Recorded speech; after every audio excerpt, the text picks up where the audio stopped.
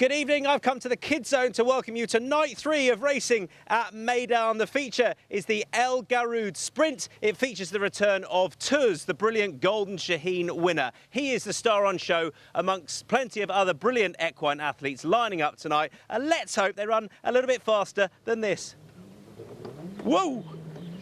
Well, we get back to Meydan for the third meeting of the season. Off the rating of 119, the Golden Shaheen winner returns in the El Garoud Sprint. Tuz looking to make his presence felt. Last start winner La Resh returns here off a fortnight to hopefully go back-to-back. He was ultra impressive under Silvestre de Souza, who joins him once again tonight. And it was almost 13 months to the day where Al Nassib was lightning fast in his maiden victory. He returns to the track off a long break. Can he pick up where he left off?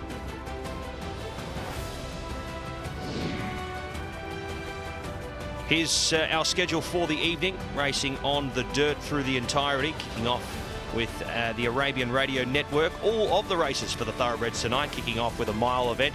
We head to the middle distances through the early part of the program. The Bugatti Developers is over the 2,200 metres, our max distance on the dirt surface. We then head to our feature, the El Garoud Listed, sponsored by PHI Advertising over the 1,200. That's sure to be a impressive race. The PHI Advertising Maiden over the mile for the 6th, the Zoho Handicap over 2,000 for the 7th, and we wrap it up with another race over 6, the Daman Markets by Daman Securities LLC. Here's who will be joining us tonight. Race 2, number 2, Cape Palace for Khalifa Al Nayedi. We do see the Orange Army lose a couple here as well. Race 2, number 9, Shanagai City. Race 2, number 13, Magnificent McCool also comes out. And Michael Costa withdraws race 7, number 1, Syed.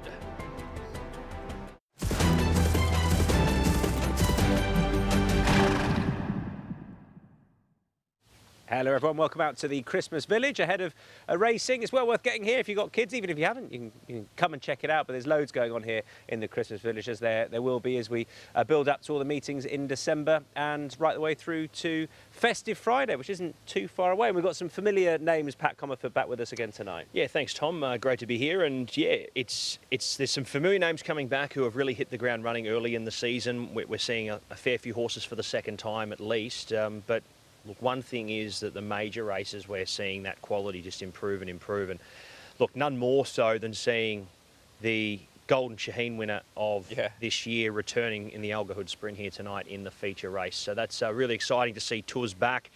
And I mean, the conditions of the race surrounding it suggest that, you know, it's a great starting point for him, because had it be a handicap, he'd be spotting them quite a bit of weight, but it looks a nice start for him. Yeah, he's rated a stone better than the best of the rest, and he's not carrying much more weight. We will get to that. That's the feature race tonight. We've got 8 races to preview. We'll hopefully be giving you the winner of each and every race between us. It's not likely, but yeah, we can dream. Between us. No, it's not like no. I've had one winner in the last 2 meetings, so hopefully we see the improvement coming off the thing. I'm coming off duck eggs 2 weeks ago, so really? Yeah, I've got to improve. I wish I'd been here. It was a graveyard. Rishi had one, I had none, so yeah, he beat me just. All right, so race number 1, that should fill you with confidence, everyone at home.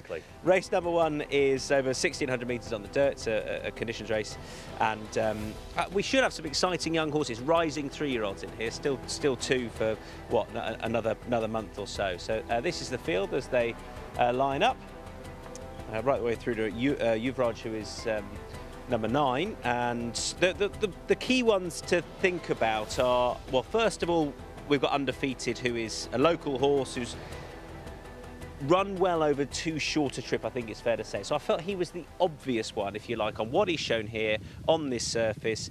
You know, the way the trainer approaches it, Bhupat Simard, I thought he'd have left a bit on him here for this first start, and notably started him off over a shorter than ideal distance. Yeah, look, that's always the case, I've found, since I've been here at least, or following, you know, Dubai racing, I think with Bhupat Simar's horses, is there's a bit of a question mark with how they'll go fresh.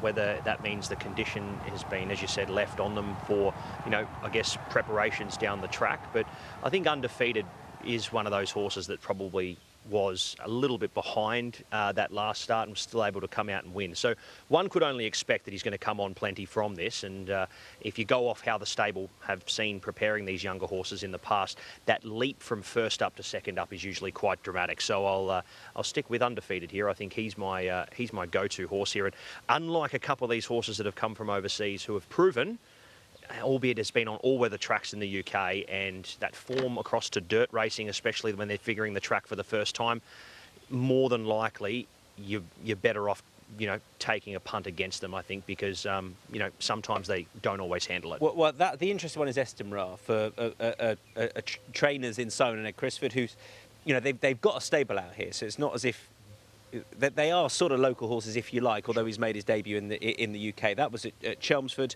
It wasn't too long ago, so it won't have been here too long. I guess it's all there. It was a good run. I don't think the step up in distance will inconvenience. There's plenty or enough stamina in the pedigree. It's just whether or not he'll actually translate it onto this surface for all he's bred for it. But for me, it was between Estimra and Undefeated. Yeah, no, I agree. I went 7, 4, 3, 5 here. So I gave Golden Vacoma a hope as well. But look, I think there's a couple of those horses that really do stick out here. But yeah, Undefeated for me, and hopefully we can kick it off with a winner. First of the handicaps is race number 2. 165,000 dirham on offer here. We're over 1,200 metres on the dirt. That's your field. And we've got another page as well. Nice big field this, as we tend to see for the handicaps out here. They're pretty hotly contested. And we've got a few notable nons that Pat brought you earlier on in the evening. We can have a look at Al Muslim finishing second, Razim Dubai and Dukedom. This was at Jebel Ali back in mid-November, over 1,000 metres. So a horse like Al Muslim will want to be improving for the extra furlong. Do you think that's likely? Yeah, look, I think the improvement will certainly be there. I mean, Salman Al Sabri's had some nice horses perform well first up at the track. Another one, I'm trying to remember the horse's name from memory. It was Bound for Profit, or can't remember the horse off the top of my head. But he's used Jebel Ali, is what I'm trying to get at, as an opportunity to improve a few of these horses, I guess, from a fitness perspective. So you can have no doubts that this horse will be fitter for that run, and hopefully comes out here and makes his presence felt. But I thought this was one of the more open races. I know we've lost 3 here. Cape Palace, Rasha Borsley's decided to remove his 2 as well. Shanagai City and Magical McCool have also come out. So we are left now with, we're only going to go with 14 for the starters. 2 of the emergencies will come into the field here now. So we still have 13 starting. But yeah, it's a nice open race. I've lent towards the 6 here, and Welcome Dream, another horse I think will improve with the fitness under the belt from that first start. I think he probably needed that run. But I mean, how close he finished at Jebel Ali, considering it was his first run in the country, that gave me a nice push of confidence here. And I think Pat Dobbs has got a really good book of rides here. I think him and also Ardri de Vries, if a couple of Fauzi Nasser's horses come to the fore, I think, if you're looking at sort of a jockey challenge and where they would finish, I mean, Pat Dobbs and Ardri de Vries would be right up the top.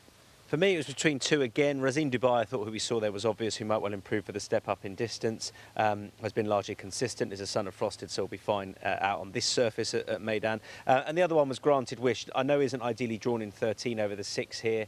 It can be hard from a wide draw, but I thought we saw it last week or 2 weeks ago, as it was, a horse in these colours just coming over and dominating. And I thought he might get away with that, and just, I'm not saying he's going to be the best of these by any stretch, but just come over and try and dominate. That was my angle in. I thought it was not the strongest race, and difficult as well. Not at all. And it's a toughie as well. Yeah. I think, if you were trying to find the winner here, if you do, you're doing quite well, but it's not one that, like a few of these races tonight, that you can really single out 1 or 2 horses in particular. We're going to have a look at more Jebel Ali form with race number 3.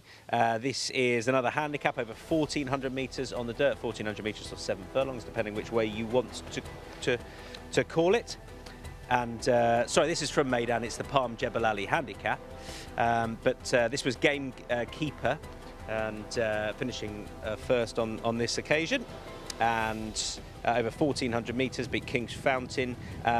Obviously, this was just 2 weeks ago. You were here that night. I thought it was a pretty smart performance. Yeah, it was. It's going to be a different kind of race. I mean, this is one of the bigger fields we've had on the dirt as long as I can remember. I mean, we We were between sort of 16 and 18 runners on that race. So he strikes a very different race here in the fact that he's got half the contenders, but it is a stronger event. He's got a mark of 82 after this victory here. We will see, hopefully, that form frank. There's a few that finished in behind him, including stablemate King's Fountain, who we'll see also later on. But look, he did everything right, Gamekeeper, and I think that winning form, he should translate that into racing here. I mean, it's an interesting race. Military Artist has got great form on the board. The stable just haven't fired early, so I was a little hesitant in that respect. And 62 kilos as well is also a little bit of a deterrent. Nayar, he was an interesting horse in the fact that when he won, he was on speed and he was very dominant because he was allowed to control the race. The moment that it didn't go to plan early and he fell out the back, he spat the dummy and that was over. So he's drawn one here. You'd expect him to hopefully lead, but I'm worried that if he doesn't find the top, where does he finish in the race? I think it's either success or complete and utter bust with Nayar. That's the only problem. Who are you with? I am with Gamekeeper. I think the winning form's going to take him a long way in this race, and hopefully we find him either on speed or just in behind, and I think he'll be presenting once again, and the fitness is obviously there. My starting point with horses that win nicely here can be to oppose them next time, or it often is, and it doesn't always work out like that, but yep. I thought he had I thought it was a dominant display, but it can be difficult to back up on the dirt, and this is a stronger race. I thought Military Artist was the one to side with. It was between Military Artist and Gamekeeper, again, between two of them, but I thought Military Artist, back in this sort of grade, with Adri on board, who can hopefully, not get too far back, and, down to a mark of 86, I think he's better than that. So Military Artist. For me, race number 4, we can have a look at a couple of bits of form. We will do shortly. For this 2,200 metre contest, it's a 65 to 85 handicap, 175,000 dirham on the line. That's your field lining up. 10 originally declared for it.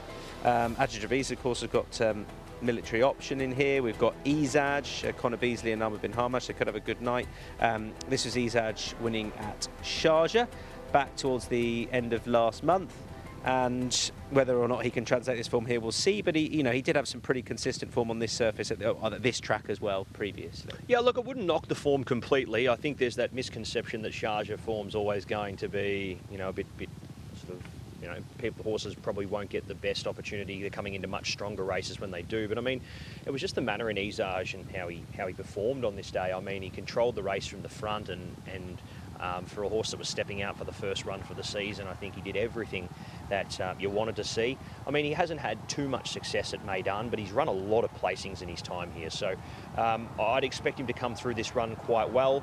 I mean, we did see Tuz go to this Sharjah for his first up run, and he came on dramatically for that second up run at Meydan. So it has been used as an avenue more so than not, and hopefully Izaj can perform that. I've got him on top from a good draw. Okay, and Izaj finished 4th behind Al Darja in 2nd in the race won by Toll Mounts last month. I thought the two key bits of form here were the race won by Lion's Mane and beating Military Option, who's obviously come out and franked that form since, and the race won by Toll Mount that we're looking at here, where Al Darja finished 2nd. So it's between Al Darja and Military Option for me. I went with Al Darja off the back of this run in the hope that it'll take a step forward for it. But that was my thought. Yeah, no, I agree. I think one of those races you could probably go a bunch of them. I mean, they've all come through different form lines. You've got Sharjah, horses have come through Sharjah, horses that have come through Jebel Ali, and even horses as well that have kicked off on the turf at Abu Dhabi. So, yeah, lots of form lines lining up here, and yeah, it's a bit of a dog's breakfast to decipher, but I can understand you could make a case for 4 or 5 runners. Is that a negative? My dog loves his breakfast. Yeah.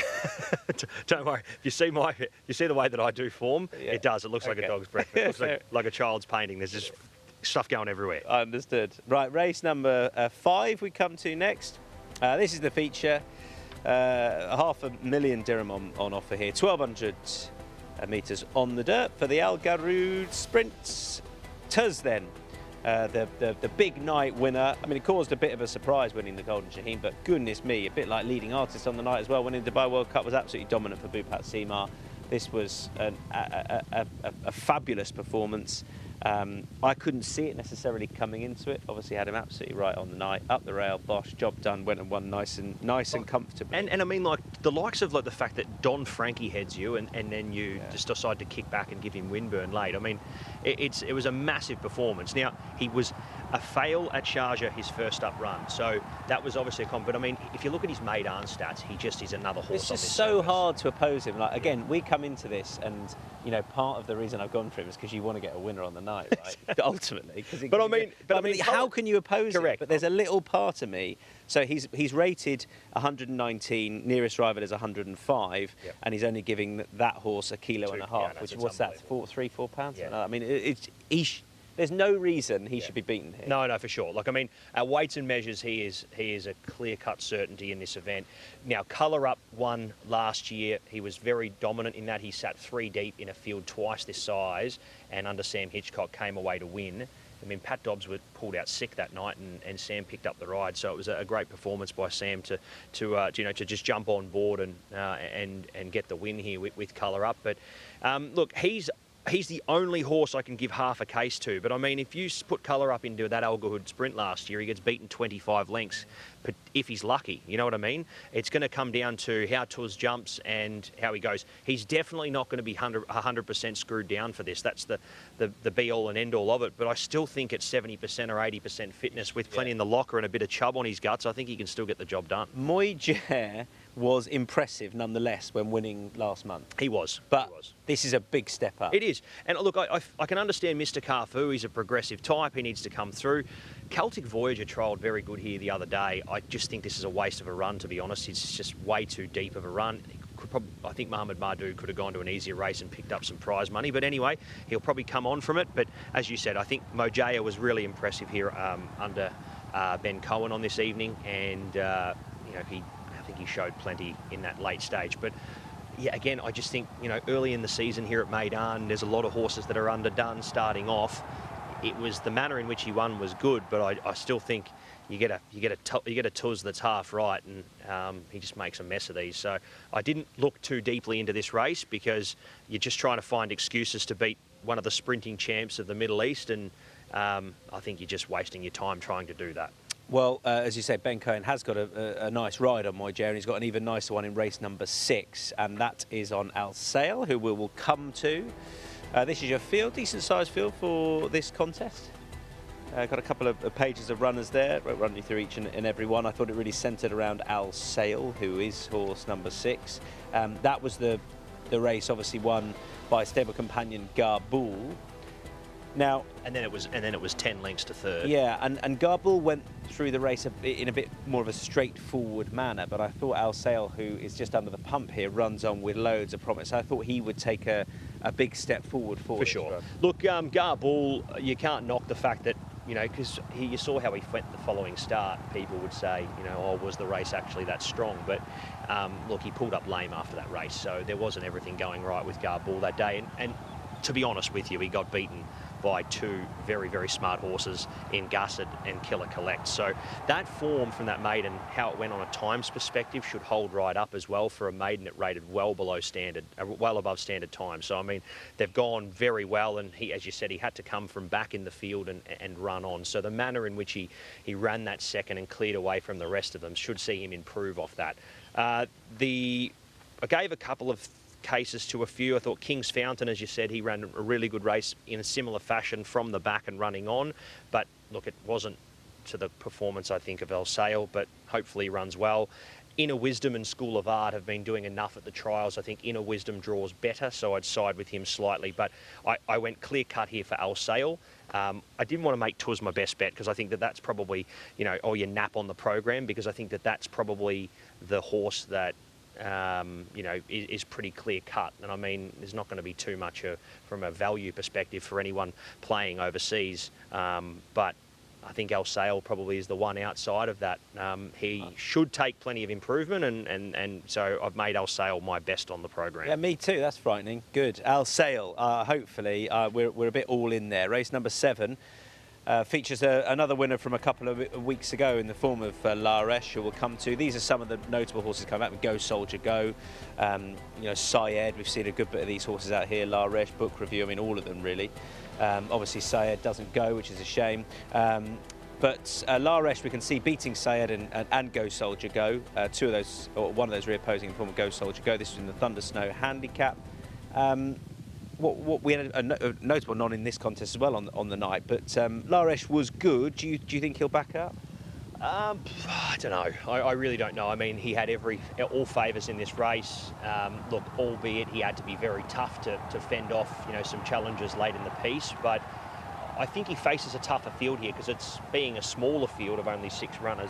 It's a much more tactical affair, and I'm looking for that horse that's probably, who's the one that can challenge La Resh? Who's the one that's probably coming into the prime time of his preparation? And I had Mount Kosciuszko there on top there from a good gate, 3rd up and fit. I mean, he started off at Abu Dhabi, needed the run. Amazing at Jebel Ali the following start. And I mean, can you translate the Jebel Ali form across to Meydan? But I mean, if he continues on the way that he did it last time out, I mean, I'd say Silvestre de Souza would be spewing that he's jumped off Mount Kosciuszko here. Obviously, he's indentured to Mr. Nasser Asker, so he has to jump on board La Resh. I'd love to ask him if he had his pick, would he jump off Mount Kosciuszko? Because I'd probably say no. Okay. I think Mount Kosciuszko is the progressive one, and I'll have to ask him in the jockey rooms as I'm coming out from dinner. All right, well, I'm with... And I'll let you know. Please let me know. I thought Arabian Tail, I'm going to give him... I selected this horse last time pretty confidently. Now, it all went wrong out the gates. He fly-leapt in the gates, was slowly away. I mean, it was an absolute dog's breakfast to a run. There you go. Yeah, there we go. New one to add to the thing. You'll use it plenty of times now. But I think he's better than that. I think he's well treated. He's that sort of typical Dubawi second full season out here who might just improve. I agree. He might not, but I thought he was my... You have to have a clever one on the night, right? Yep, no, I agree. So he's my clever one. I agree. Look, I think La Resh, international market-wise, has opened up favourite, understandable. He's got the winning form. Who do you make a case for to beat him? And I clearly could make a case for both Mount Kosciuszko and Arabian Tail. I put them on top of La Resh. And, I just think had he not missed away, he could have been much closer there, Arabian Tail. So, I think we're on the ball here with the 5 or the 6. I think they're the 2 major threats to La Resh. So, take your pick. Okay, race... We'll see who's going better at the end of the night. Yeah, we will. We'll keep each other abreast of it, definitely. Race number 8. Interesting race, this. It's a 1,200-metre conditions race. You got some horses who could be quite nice in here, or you would hope they would be amongst these 3-year-olds. One of those is El Nasib. Now, what do we make of this horse's profile? Well, he was very good when winning 392 days ago. Obviously, it hasn't gone to plan since then. He's a son of Profitable, not the first Profitable to win on this surface. Beat Garcid, the form is good, and beat him easy. It's just where he is off 392 days off. For me, it depends on the trainer, and Musaba, I think, will have him ready for this and ready to roll, and will want him to go and score. So I selected Al Nasib, but it's not massively confident because we haven't seen him for a while. Yeah, but look, at the same time, you can make the same case for Marsoom. I mean, reports are good that the horse has improved dramatically. He's matured, he's got bigger. So that is a welcoming sign, I guess, to see that Marsoom's ready to go here for this opening start. He was actually meant to start a couple of weeks ago, but unfortunately didn't take his place. So he will start here this evening. And I don't know if they really wanted to be running into Al Nasib. If he backs up how he ran there that debut performance, he surely goes on and wins this. But I think there's a lot of question marks around a horse who's been off the scene here for 13 years ago. We know that he went sore. We know that there's been issues with this horse. So how's the patch-up job been going, getting him back to the races and getting him back firing? That's what I want to know. There's a lot of unknowns with him, whereas Marsoom was purely just needed time to mature, needed time to be put back in the sheds and given a chance to sort of come back a stronger and fitter horse. Whereas with Al Nasib, we know it went wrong, and that's hopefully we can see that he comes back here and runs well. But I mean, look, I went 5 and 2. I couldn't split them. I even made a case for the 1 Atwell. He was impressive in his last start win. It's a good race, but I've gone with Marsoom just because I think we know more that he's ready to go here. Al Nasib, look, he could come out and absolutely blitz them here, but I mean, 13 months is a very, very long time off the scene, considering all things considering. So, yeah, interesting race to finish. I think there's a lot of question marks surrounding how a few of these will go, and it'll be, I think, whoever wins this race will go on with it and go pretty well. Here are Pat's selections then. 8 races for us tonight, 8 selections. Pat, Yeah, look, I'm sticking with undefeated here with the last start win. I think he'll go well second up. Welcome Dream for me in the second. I've gone with Gamekeeper to hopefully back up another win here in the third. Easage looking to break through for a nice win after that win at Sharjah last start. I've gone for Tuz, he's a clear cut. Al Sile is my nap. Mount Kosciuszko off the good gate, and Marsum to finish. Okay, and here are my 8. As I witnessed one of our cameramen taking a picture of your selections, and I was going to be furious if he didn't take a picture of mine. Genuinely, I would have been absolutely. But there is, thankfully, there's confidence in my selections as well. Honestly, there'd have been hell to pay, Pat. These are my 8 undefeated. Granted, we're shaping with our military artist. The Musaba horse, whose name I can't quite see and remember, Tuz Al Darja, Tuz Al Sail, Arabian Tail, and El Nasi. There you are. Hopefully Musaba has a couple on the night.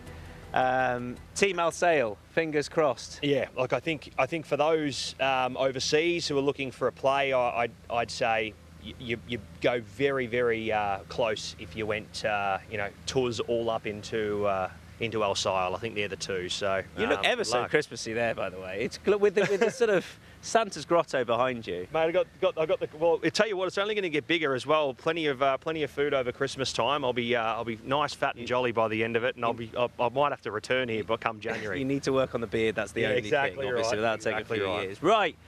2 weeks ago, we had a good night of racing. Here are some highlights now.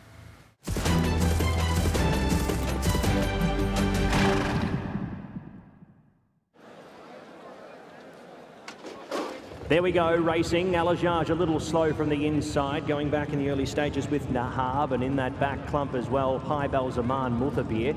Canal de Foss working back in the field also as RB Moneymaker goes up to the lead and takes over and leads clearly down the back section of the course. 3 lengths on Najamel Wathbar. Al Hajjaj recovers to third, followed there next over by Mahir. Then came to their outside in 5th was Nahab, followed there by deeper out Rams Muscat. Then came Majdi. He was just better than midfield from Gold, Silver, Haibal Zaman. Canal de Foss starting to be sooled along in the back of the field, third to last from Unleashed. He's in the worst spot possible here for a horse who likes to be up on speed. He's at the back and he's being pushed along with Muthabir. As they come past the 650, RB Moneymaker makes play, makes every post a winner here. Al Hajjaj has had to do a bit of work in the early stages, eventually gets up to second. Najamel Wathbar stalks the leader. From next in running there was Mahir, and the best of the rest was Gold, Silver as they swing the bend now. RB Moneymaker, Hamad Al Miraz had a great start to the season. Can he continue it on here as well? 2 lengths on Al Hajjaj, who boxes on. Deeper out on the course here. Mahir starts to work into the race with Najam Al Jahama. Mahir's going to make this a race here for RB Moneymaker, who looks to lead all the way. RB Moneymaker leading the way here from Mahir, who continues to etch into the margin, but he might have run out of real estate here. RB Moneymaker continuing on here. RB Moneymaker, a Group 2 winner in the Barney Yass. RB Moneymaker, gate to wire. Mahir Brave in second. Canal de Foss has flashed home into the money. Set to run. Racing. Malhoof leapt up in the air, cost himself a half. Going back in the early stages was Exculpation. He was slow out. Dark Saffron's going to go up to an early lead here. From up on the outside, Gallant Blade. Vivito tracks the leader in third. Pace is good. African Candy fourth from Undefeated, who's being nudged along here in the early stages. Malhoof second to last, and the last one was Exculpation. So the 7 make their way past the 800 metres. Dark Saffron leads them. He's racing a little bit keen up in front. Vivito up on his heels there in second. Behind him, Gallant Blade third. African Candy next. Undefeated sooled along out wider. Malhoof cuts the corner. Last of all there was Exculpation as they come into the straight. Dark Saffron's got a nice little cheeky break on them here. 3 lengths. African Candy boxes on out wider. He looks a definite threat if he decides to run straight here, but Dark Saffron getting further and further in front. Dark Saffron coming clear here in the late stages, running on into the minor placings. African Candy undefeated when it is all too late. Dark Saffron coming down to the line here, a big winner. Into the past the 16th pole, he's half a dozen clear of African Candy, who runs on well, but Dark Saffron gets the job done. Dark Saffron 4.5 on the line. African Candy from Undefeated, and fourth potentially Exculpation. And we're locked and loaded and ready to go here. Nice big field for us, the third event set to run. Racing. They broke to a very nice line. Shy May pressing forward early. Shah Baby, Tawala out fast, along with Gamekeeper. Next there was Condor Passer, Fall of Rome, and also on the inside, Trip to Rome. Then came next in running Urgent Appeal, Meydan. Deeper out on the course, El Introvertido, followed by King's Fountain, Jumeirah Bay, Atlantic Sky.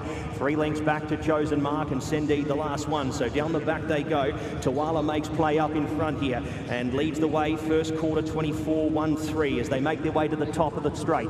Top of the back, I should say. Half a length here on next in running there was Gamekeeper. He sits second. Followed there deeper out on the course by Condor Passer, Trip to Rome, Fall of Rome up on the inside. Then came King's Fountain, followed by Shy May, Atlantic Sky, Jumeirah Bay. Urgent Appeal on the back of the first clump and dropping away now with Shah Baby along with Sendid, Chosen Mark, and out of it now is El Introvertido. They swing the men. Tawala leads a half length here. Gamekeeper the outside, third in running here. Condor Passer coming off their back now for a run at them was Fall of Rome, and deeper out Atlantic Sky taking over the running now in the late stages. Gamekeeper, Tawala beaten out the outside there, running on in the late stages. Trip to Rome and working through the late stages as well. King's Fountain, Sky Racing 1 and 2. What a start to the career here for the juveniles. It's Gamekeeper though who's going to come clear for Connor Beasley, and he's going to go on and win by 3 lengths. Beats home King's Fountain. Sky Racing, a race to remember. Third across the line there was Trip to Rome. Nice field this. Racing. Off at the mile, Lord Mountbatten broke away well. Garcet was next into stride. He's going to settle down second in running. Deeper out, Killer Collect was third from Garbull, who's happy to keep his nose up there and keep Killer Collect forcing up wide.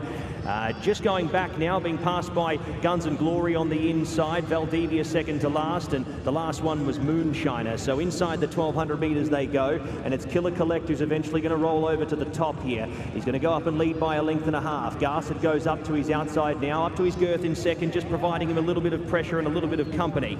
Lord Mountbatten was next, followed there by Garbull, who's being worked along. Valdivia 3 deep on the improve from Guns and Glory. Moonshiner's seen them all the entire way. Inside the 800 they go. In the fourth event, Killer Collect, well held together. 1 length and a tail on Garcet. Third, Valdivia. Garbull already worked on here in fourth position. Lord Mountbatten goes better the inside, followed by Moonshiner. Guns and Glory out to the end here as Killer Collect, though, runs into the straight, a narrow leader. Half a length on Garcet, who starts to present. Valdivia next from Garbull. Lord Mountbatten throws up the white flag. Moonshiner comes past him. Guns and Glory the last one as Killer Collect comes into the straight and extends away from them. Killer Collect showing his class here in the final 200 metres. He is drawn away 4 lengths on Garcet, who tries to make chase. Valdivia, Garbull trying to run into the minor placings here. Killer Collect from Garcet. Killer Collect, Garcet trying very, very hard here. Killer Collect, though, with enough in hand, and Killer Collect's going to go on and win by 1 length. Garcet very tough in second. They have streeted Garbull in third, fourth over Valdivia from Moonshiner. Set to go in the Dubai Creek Mile. Racing. Made in Dubai, dawdled out. Artif the same, and out the back Dahabi. Fast into stride, Altartic as expected, with Mestri, Walk of Stars 3 deep on the improve. Karib's going to get in behind the leader eventually. Here is Al Jaddaf. Here goes a miss. Oh no, he seems to be okay, but he must have got a nasty check. He's dropping back through the field, something shocking. So Mestri takes over from Altartic. Walk of Stars third from Cardiv and Desert Wisdom. Artif next from Dahabi. Made in Dubai, and Al Jaddaf is out of the race here. He does not want to go a yard. So Mestri keeps the speed on us with 5 furlongs left to travel under Ben Cohen. A length now from Altartic, who holds the fence. Walk of Stars is in closer now. He's got his ability to jump into the running line here. 1 off the fence from Desert Wisdom, who's been in the cheap seat so far.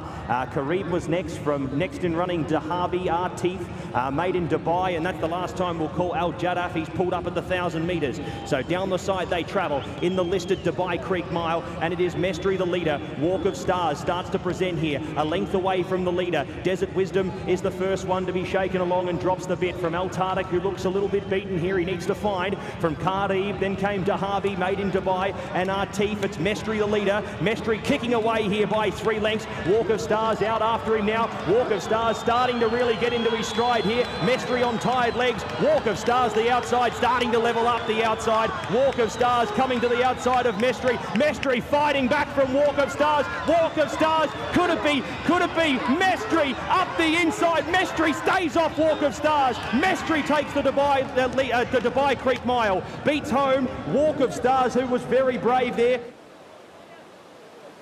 Under Shane Ryan's orders, set to go, racing.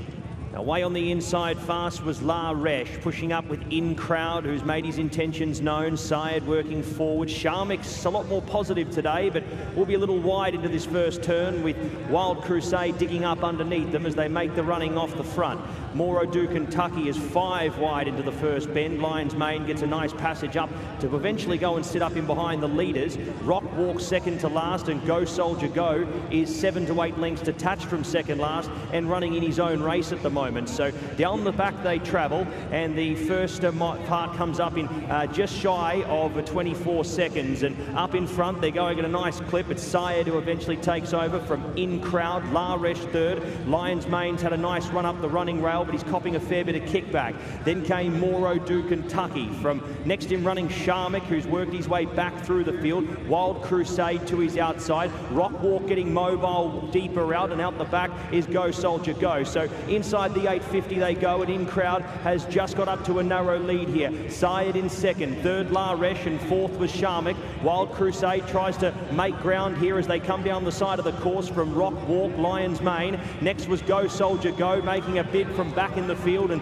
out to the end was Moro Do Kentucky. Up in front, Syed is the leader. La Resh starts to present here. In Crowd was third. Fourth was Sharmik. Go Soldier Go's making some impressions here in the final part as they get past the 400-metre peg. La Resh with the weight advantage on Syed is a narrow leader. Syed tries to continue on. La Resh from Syed as they come down inside the 250. Go Soldier Go third. It's La Resh though getting the better of Syed here in the final stages. La Resh under Silvestre de Souza with the 53 kilos. He put the riding on the wall 2 weeks ago, down in grade, and with the 53 on his back has run them ragged here tonight. La Resh by 2.5 beats home Syed. Go Soldier Go. It would have been the best part of 15 lengths to fourth, who was Lion's Mane, crossing over just ahead of In Crowd. Set to go, away. Breaking fast in the run, middle of the line, Flame of Sunshine going up there with Arigato Gozai Masu, and in the middle of the line, Taz Wahine. They make the first three. Ruby Hamilton's going to drop back into the second division, heads them up. From next in running there was Parisian Beauty and Reina Rosso in between. So they race in 2 sets of 3, where up in front it is Arigato Gozai Masu, who leads the way by 1.5 lengths. Riding a patient race is Connor Beasley on Taz Wahine in second. Third was Flame of Sunshine, followed there by Parisian Beauty, Reina Rosso, Ruby Hamilton back out to the end. So it is Arigato Gozai Masu who's going to extend away here with 650 metres left to go. Bernardo Pinheiro not leaving this up to chance. He's 4 lengths clear here of Taz Wahine. Flame of Sunshine starts to get on its bike and is closing in very, very fast. Ruby Hamilton next from Reina Rosso, and out to last Parisian Beauty. It's Arigato Gozai Masu from Flame of Sunshine, who's really trying to close the margin now, just wants to lay in the straight.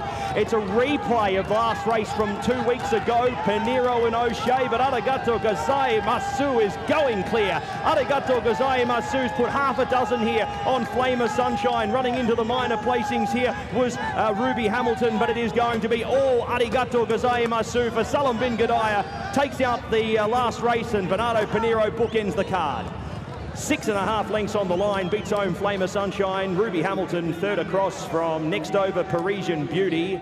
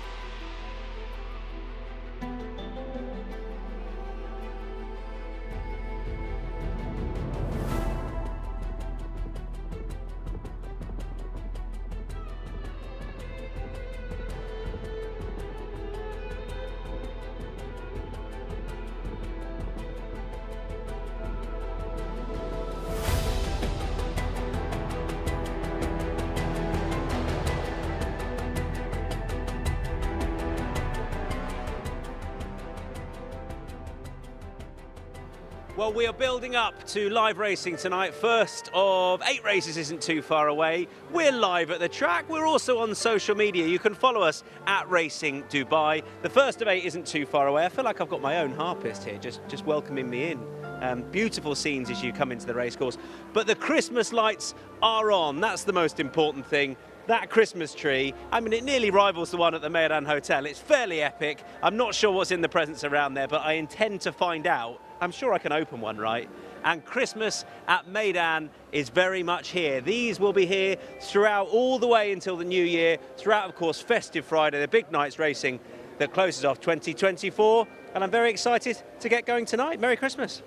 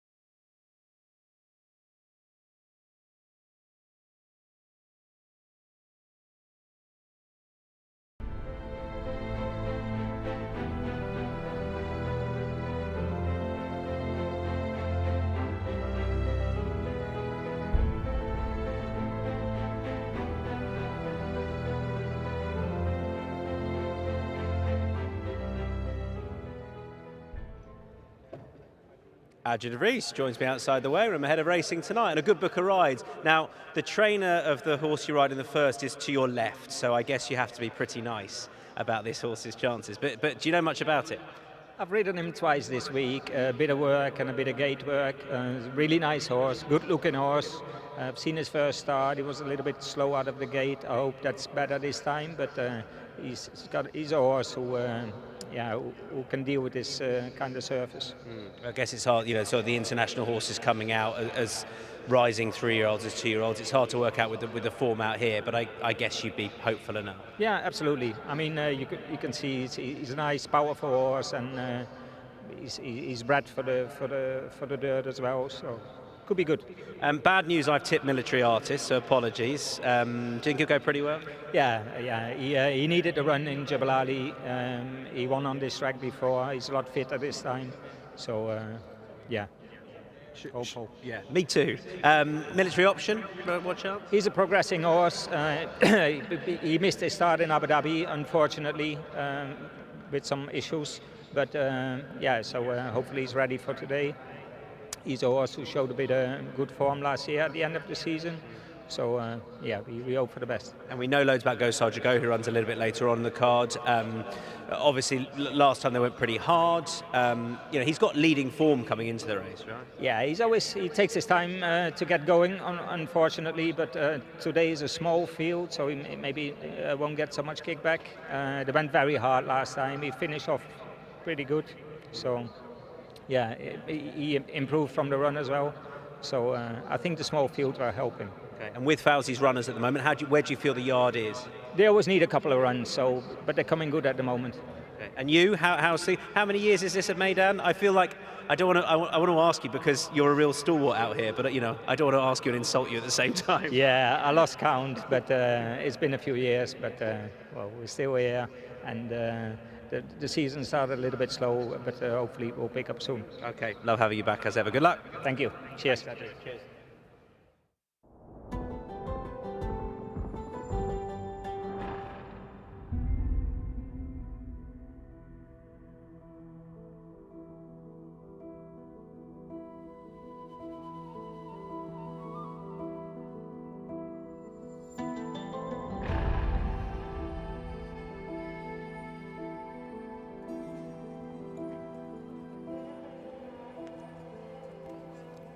Well, hello everyone and welcome along to Meydan for this wonderful 8-race program, and the 5th race will be underway sooner rather than later with the Algahood Sprint.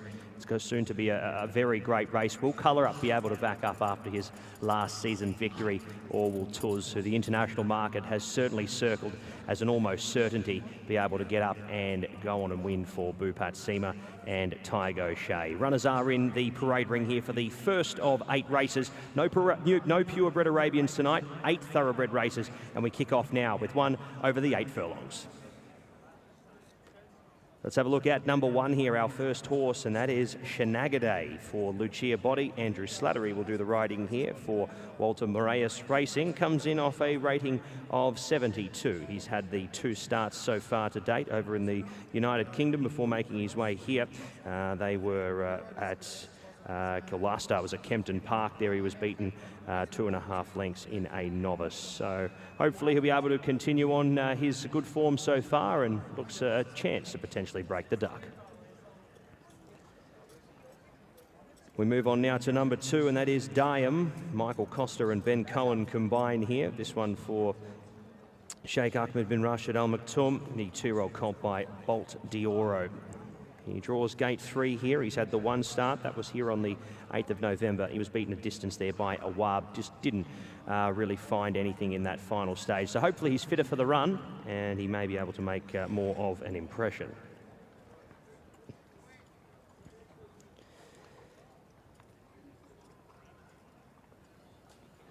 Well, of the international horses here that have got form overseas, Estamra probably strikes as probably the main hope of them. The 2-year-old colt by Global Campaign, narrowly defeated at Chelmsford City back on the 9th of November.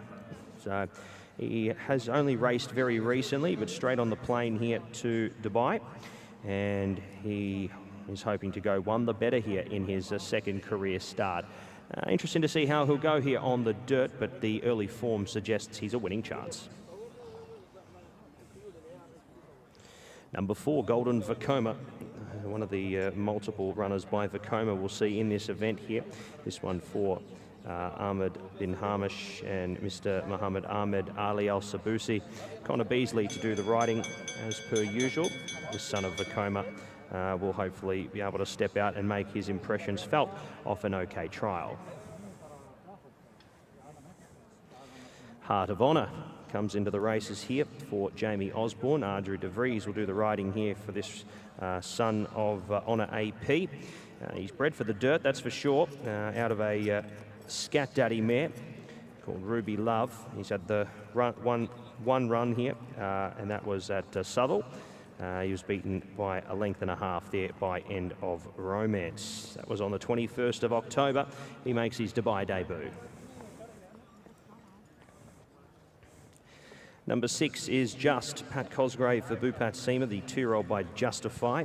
He's out of a Tappet mare in Unrivaled Princess, off a rating of 83 here. And hopefully can make his presence felt here for a Curl Aimer Zing team. He's got one of the rated horses, he's got the highest rated rating in the race. And he's had 2 starts over the mile as well already, so familiar with the distance. Undefeated was a 3rd place getter in behind Dark Saffron, where he was able to run a solid race on that occasion, with the leader just getting away from them. He'll be fitter for the run. I'd like to see him come on from that event for Mr. Saeed Sahal. Bupat Seema and Tiger Shea combine here with the Colt. Certainly one of the major players in the race. Salam bin Gudaya saddles up for Vito here for His Highness Sheikh Hamdan. He's had the one start. He was down the track in that same race as undefeated, getting beaten at distance. But I think the race experience will bring him on plenty. And Mr. Vaibhav Shah with Lucia Body, who has 2 runners in the race, has the 2-year-old colt by Union Rags in Yuvraj in the race as well, who comes through 2 runs over in the UK. He's at novice grade, and he makes his Dubai debut also. Daniel Tudhope to do the riding here in this event. Runners are making their way through the tunnel here for race 1 of 8. This one, the Arabian Radio Network. And this one is over the 1,600 metres. We race for 175,000 dirhams.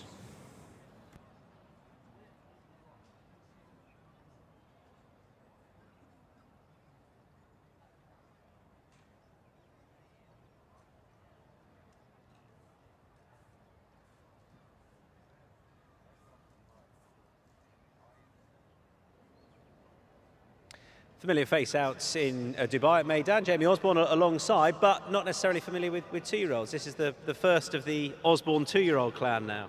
Yeah, not very familiar with the dirt either. So you've rolled the dice before on it, haven't you? Not properly. Okay. Consolation prizes. We attempted a couple of those last year, but no, it's the first year we set out to actually have some dirt horses, and obviously, you know, the first time we've brought 2-year-olds out here. So. It'll be interesting to see where they lie with the locals. And of all of them that you've brought out here, how many are coming out or are out? Well, we're going to bring 9. We've got 3 out here at the moment. Another 6 are going to come, of which there will be 5 2-year-olds. Okay. And have the 2-year-olds all run already in the UK? Yes, okay. They have. Right. Yeah. But obviously dirt-bred horses. Yeah, and you know, we have we've had very little adaptation time here. You know, they've been trained on UK surfaces. We have a sand track, which I think slightly resembles it, but it's only a slight resemblance.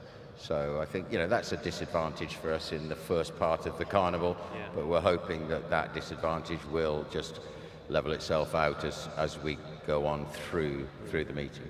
And as far as some of the horses we may have seen last year, any of those coming back out? Yep. Sean, good old Sean, he's already here. He's going to run on the 20th.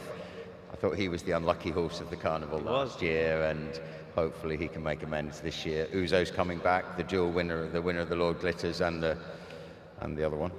Yeah, but 2 races. Yeah. It was brilliant for 2 different riders. And then Safi got back on one on him. So that was great. I'm not certain about Emiratiana yet. He may well come. But yes, so 3 of the same ones from last year, plus 6 new ones. Good luck. Thank you.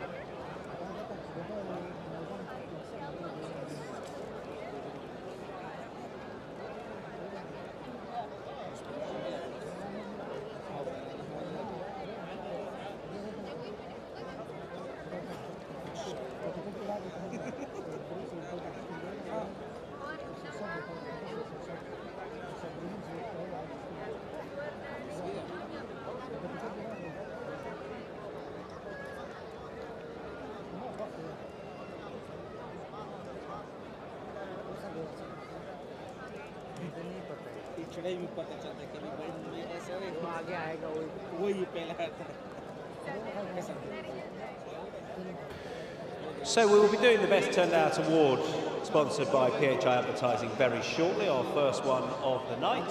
But first of all, we're going to have a look at these horses. The winning groom makes his way back to us. This is horse number 3. It's Estimra, who made a good debut at Chelmsford. That was just under a month ago. Sylvester de Souza takes over from Harry Davis for Simon and Ed Crisford. Carries the colours of Sheikh Day, Salman Al Khalifa, who has a host of good horses with this yard. And Estimra could well be one of those. It's a bit of a bunch finish at Chelmsford last time, but a good performance nonetheless. Just got a little tired perhaps late on last time, but I don't think the step up in distance will be a problem. There's a lot of stamina in that, or enough stamina in that pedigree, I think, to suggest a mile will be absolutely fine at this still early stage of his career. It's just whether or not he can translate that form onto this surface here. It's obviously very different. He won't have been out here too long, but he's bred for the surface, so that would give you encouragement. Looks as though he wants to get going as well. This is Undefeated in the colours of Mr. Syed Sahel. Number 7, Undefeated, who ran well on debut out here, over 1,200 metres. So that 6 furlong distance was too short, and this mile should suit a bit better. The winning groom, incidentally, is here, so we'll get in position for our Best Turned Out Award as I finish up talking about Undefeated, who is defeated, but may well take a bit of beating here. That was my view anyway, given that he's handled the surface fine. Okay, we'll do the Best Turned Out Award.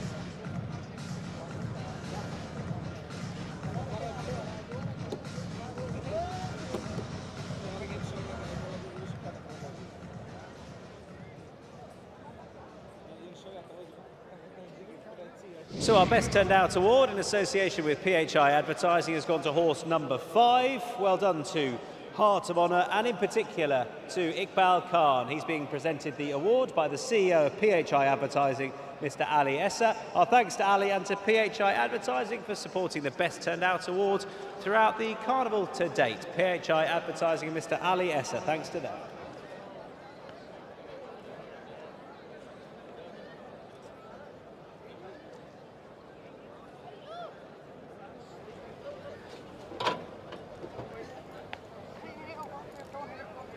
Right, they are loading up there. There's Undefeated going forward. He'll come out of stall number 6. The horse coming out of 1 is Just, who has got experience, but he'll want to get away well, you would imagine, out of 1. Another possible pace angle going in there is Vivido. The yards horses tend to be ridden that way. Hopefully we get a nice 2-year-old here. Here's Pat. Thank you very much there, Tom. Looking forward to this first opening event. It looks a nice little race here for the 2-year-olds. There's 4 still yet to load away, but they'll be coming up here right now with Yuvraj loading in for Daniel Tudhope. We've got Shenagade, who will be one of the last ones to be brought forward. And the last one will be Estamra for Simon and Ed Crisford, who will complete the line. Just not wanting to play ball at the moment here. Barrier attendants linking arms to get the 2-year-old by a global campaign up into the stalls. So Just is lashing out the inside. A few of these getting a little restless. He's halfway in. And all the way in now. 1,600 metres here, the first of 8 from Meydan. Away, Heart of Honour was a half a stride slow, just musters as well here to get into the forward half. Shenagade goes back with Yuvraj and Dayam. It's Vivido out fast here from Undefeated. Golden Vacoma probably was the best away and has had to do the most little amount of work here as they come onto the course proper. Just digs up underneath him.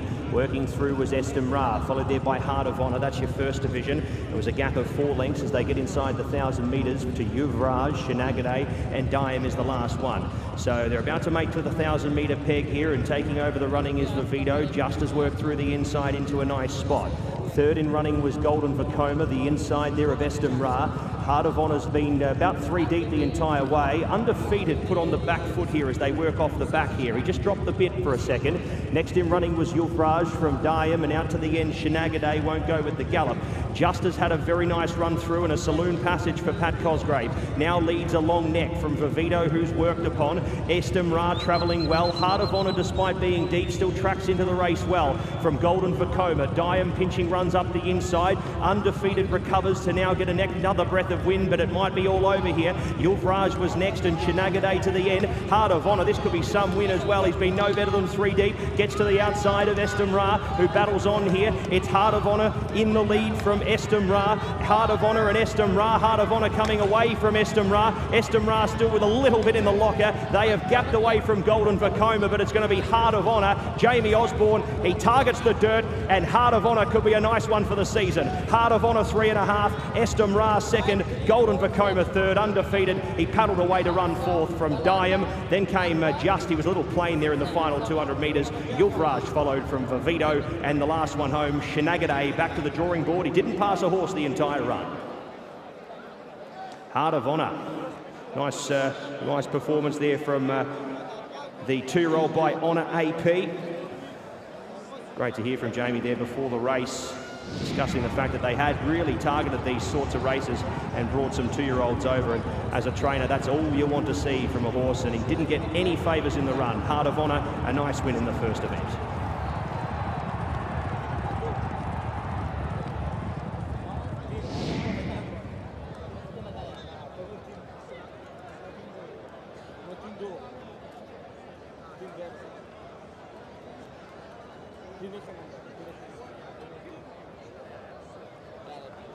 Well, we heard from the jockey pre-race, who was, confident enough. We heard from the trainer, who said he wasn't sure what to expect, but that was a really good performance from Heart of Honour.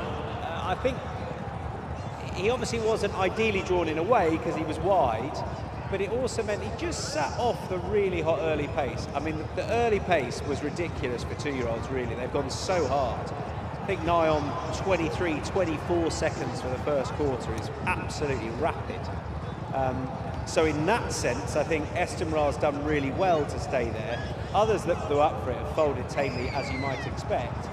But this horse, you know, didn't have to face any kickback, so in some ways the draw maybe was a good thing on that front. He's got a really experienced rider in Adrian de Vries on board, and he just travelled through the race like a really nice horse. First, Jamie Osborne, 2-year-old runner out here. They wanted to target these sorts of races. Well, they've picked up over 100,000 dirham for that success. So what's that?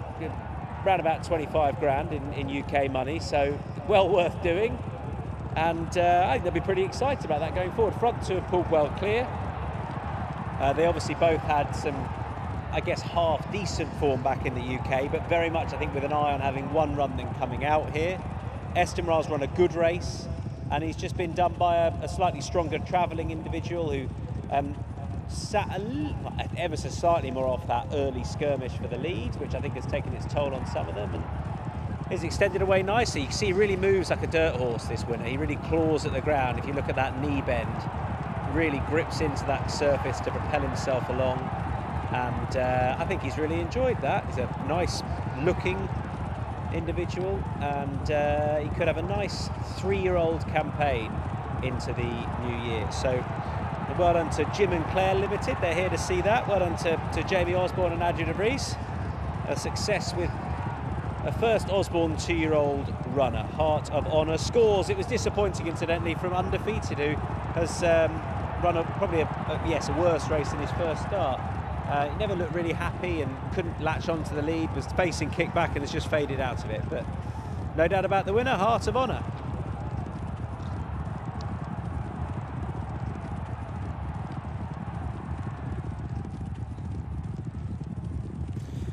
Numbers for the Arabian Radio Network over the mile. Race 1 on the program, 5, 3, 4, 7. 5, 3, 4, 7. Heart of Honour, your winner. 1:37.96 the winner's time. Margin 4.5 by 5 3/4. 5, 3, 4, 7. Race 1.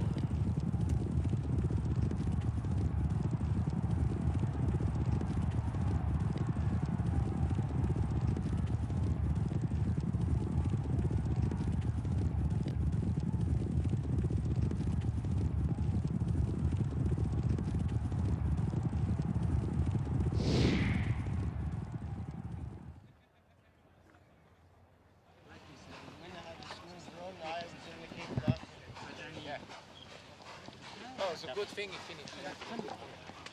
Okay. Because he, you know, not jumping, but just to keep him to stand. Yes, absolutely. Happy? Yes.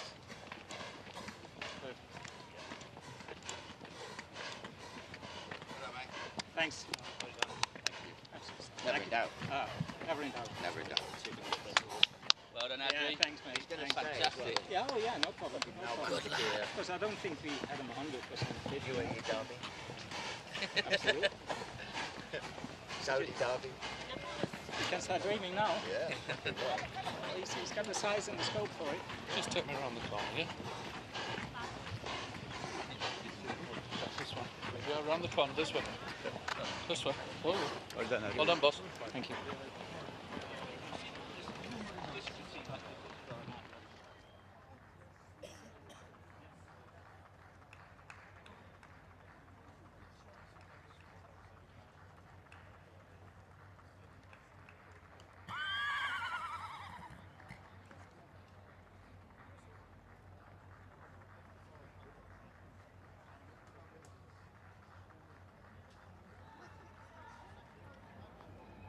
Well, some decent applause. You can give it another go, please, as we welcome back into the winner's enclosure. The winner of race number 1, Heart of Honour.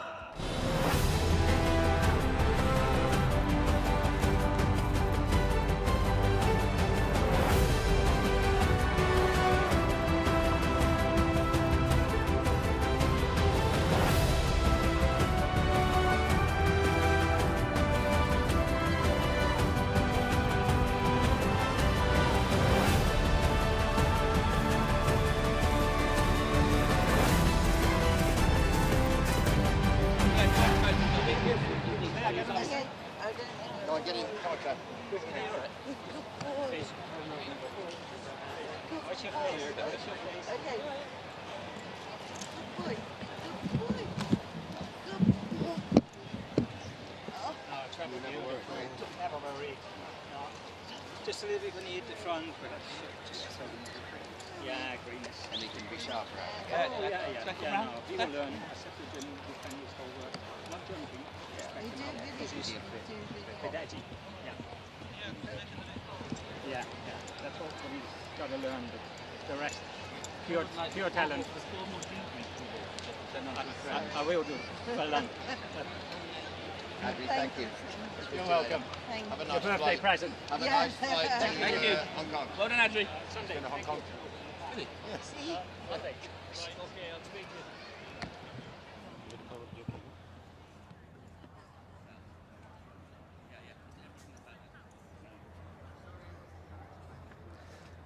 Well, obviously it wasn't by accident we interviewed Adri de Vries before racing. We just knew.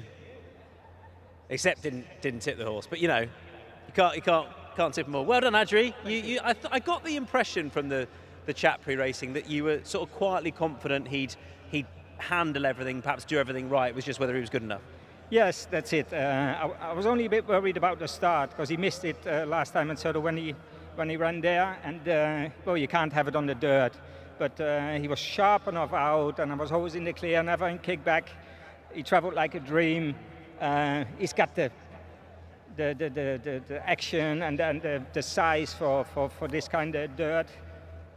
And yeah, I was very hopeful when I rode him this week. Went hard early as well. They went hard, then they came back pretty early, and I was confident early in the straight. Yeah.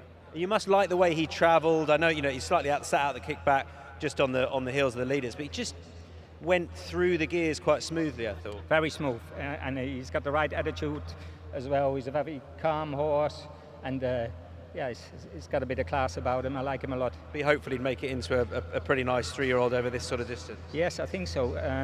He can even get a bit further, I think, because he's pretty laid back, and I'm sure we didn't have him 100% fit, so he should come on from it. Okay. Well done, good start. Yeah, definitely. Thanks, Adrian. And correct weight's been given in the Arabian Radio Network over the 1600. Correct weight, race 1, 5.347. 5.34 and 7 correct weight. Heart of Honour, winner's time 1:37.96. Official margins 4.5 by 5 3/4. Correct weight, race 1.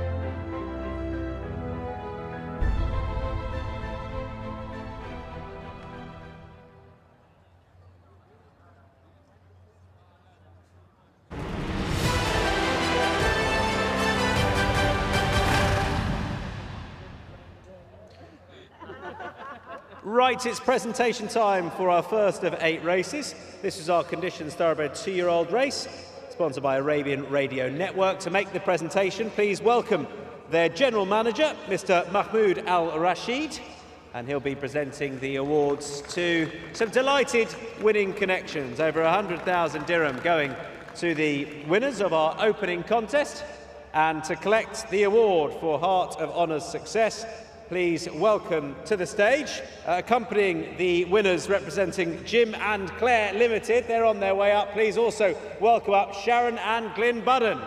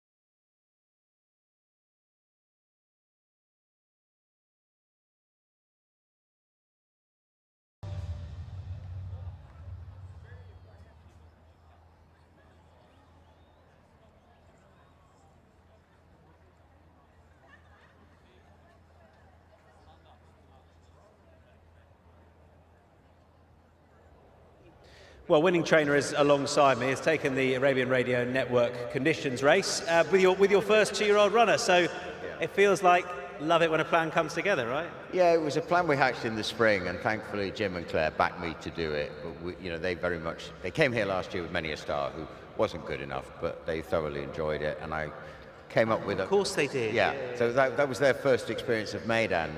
Did you run that horse on the dirt as well? Yeah, we tried him on the dirt. He wasn't a good enough horse to be here, really. But they enjoyed it very much, so we came up with a plan. How could we come back here with some better horses to compete without going down the obvious route? So thankfully they backed me to go and buy some US dirt horses in the spring at Tattersalls and at Arcana, and I think look, having one good one is a great start. I think we've got some other nice ones as well. Okay. In those colours or different colours? No, they're all Jim and Claire's. Oh my goodness, all right. Yeah. This could be the start of something beautiful. You've also given Claire a near-on birthday winner 2 days out from the birthday, so that's extra kudos to you. My brief was to win a race at Meydan 2 days before her birthday. It's rare that those things work out, isn't it? Yeah, that should have earned you 10 years worth of horses going back to Meydan. So look, huge congratulations, well done. Thank you very much. Thanks.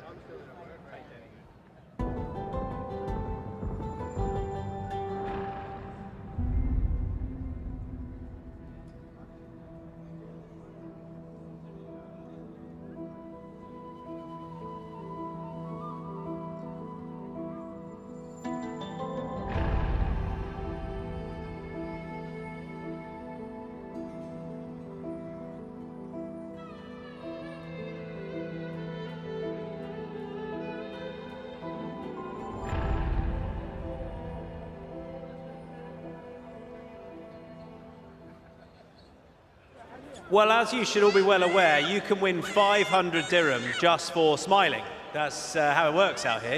You get cash for looking happy. It doesn't even have to be real. You can fake it if you want. Just smile for us and you could win 500 dirham. You need to go to the rewards centre in the main stand to collect your prize when we have chosen tonight's first winning face at the races. And our first winner is... Yeah, we're staying on you. Congratulations, you've won 500 dirham, just like that. Don't hide the smile, that's not how it works. There you go, you've won 500 dirham, the first winner of tonight's faces at the races. Well done. Okay, fine.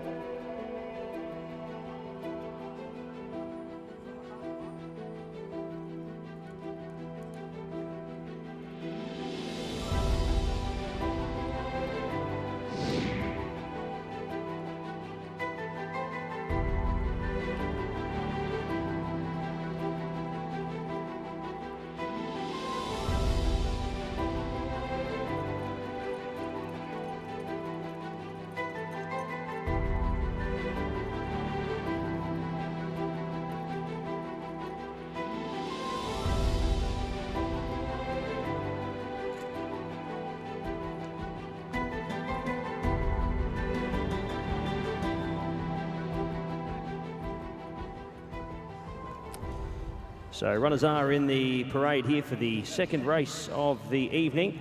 We head to our first horse, Al Muzan, Daniel Tudhope for Salman Al Sabri. He's had the 2 runs so far this season. Both have been at Jebel Ali. He comes into this 4th up, and you'd say fit off the rating of 75. This one, his 15th career start. He's so far the 2 wins and 3 minors to his name. 2 is out, Cape Palace. We head to the 4 now, Mutani. Invincible Spirit gelding for John Hyde. And my apologies, we head to the 3 here, Granted Wish. He's had the 2 runs at Jebel Ali and Meydan company. Steps out here to Meydan for the first time in his career. He's got that 2nd to his name on debut. That was in behind Atwal, who we'll see a little bit later on in the program. He's with a hope. As we mentioned before, number 4, Mutani, the Invincible Spirit gelding, 2-time winner, 4 seconds. He has had quite a bit of time spent in the top 2. He's got to lug the 62 kilos here as well, also off that rating of 75. He has to go from a little sticky draw of 9.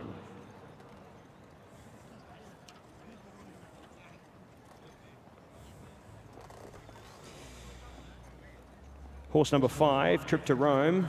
He's drawn 12 here, which makes it very hard. 12 and beyond, you almost kiss your chances goodbye. The son of Holy Roman Emperor, he's drawn wide here. Case Albacete will assist slightly with a drop here of 1.5 kilograms of the apprentice claim, but the draw will make it tough.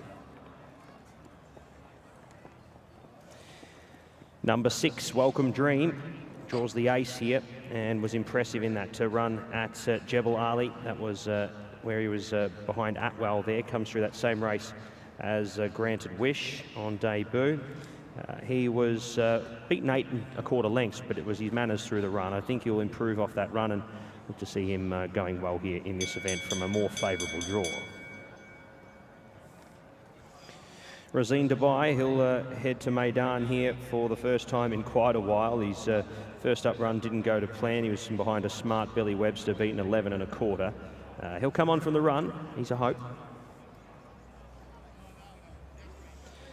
Barker Emirat will have to improve quite severely. We haven't seen the best of him for a while. Sylvester de Souza for Ismail Mohammed off the 72 rating here.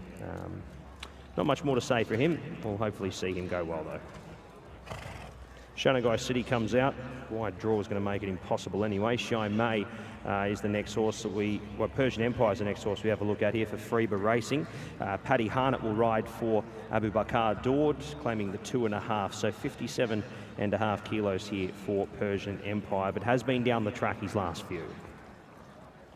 12's Dukedom. 2 runners here for Akbar Ashur. This one will wear the red cap, the son of Dabawi. He was beaten a distance behind Billy Webster in that first run at Jebel Ali.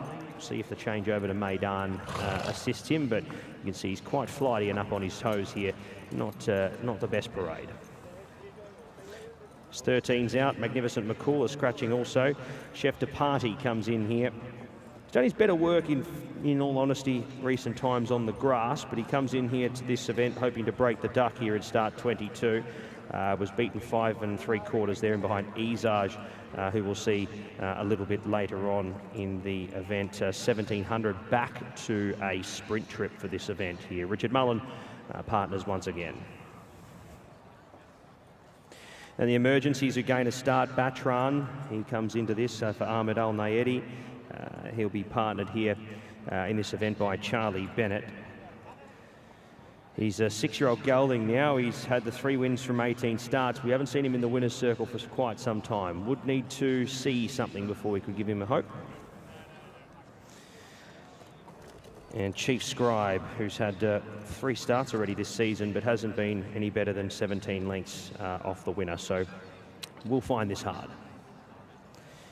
10 is Shy May. Ardrew de Vries looking for an early double here. He's probably the best of the 2 for the Akbar Ashur camp, but I think the gate is the only thing we can push positively for him here. Shy May, the 7-year-old mare by Meydan, by her I should say, my apologies. So let's look at our runners here for race number 2. They make their way to the tunnel.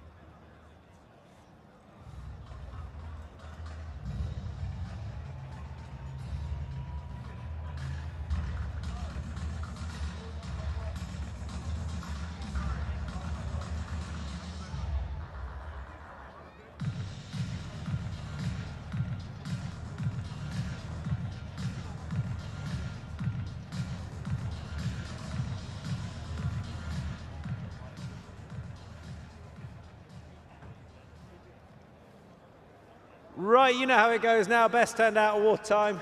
And it's horse number 7, Razin Dubai. There's Shell Singh leading the horse around. He's going to take home 650 dirham. That is being presented by the CEO of PHI Advertising, Mr. Ali Esser. Our thanks to Ali and to PHI Advertising for their support of the Best Turned Out Award. Well done to Shell Singh, the groom of Razin Dubai.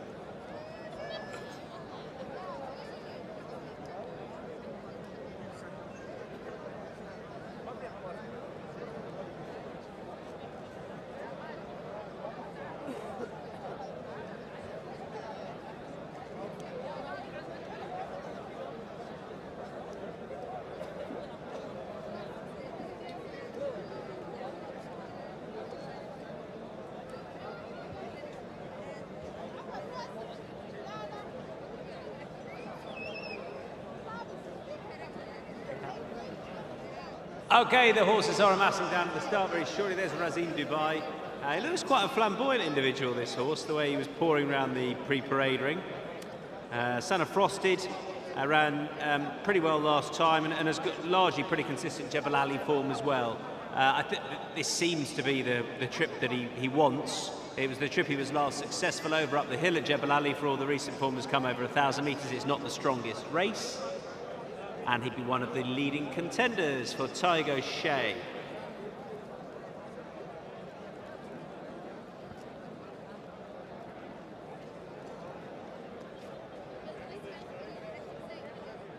Saeed Ashish has, I think, 5 runners this evening. This one in co-partnership with Hannah Rafai, trained by Osama Rafai. Trip to Rome.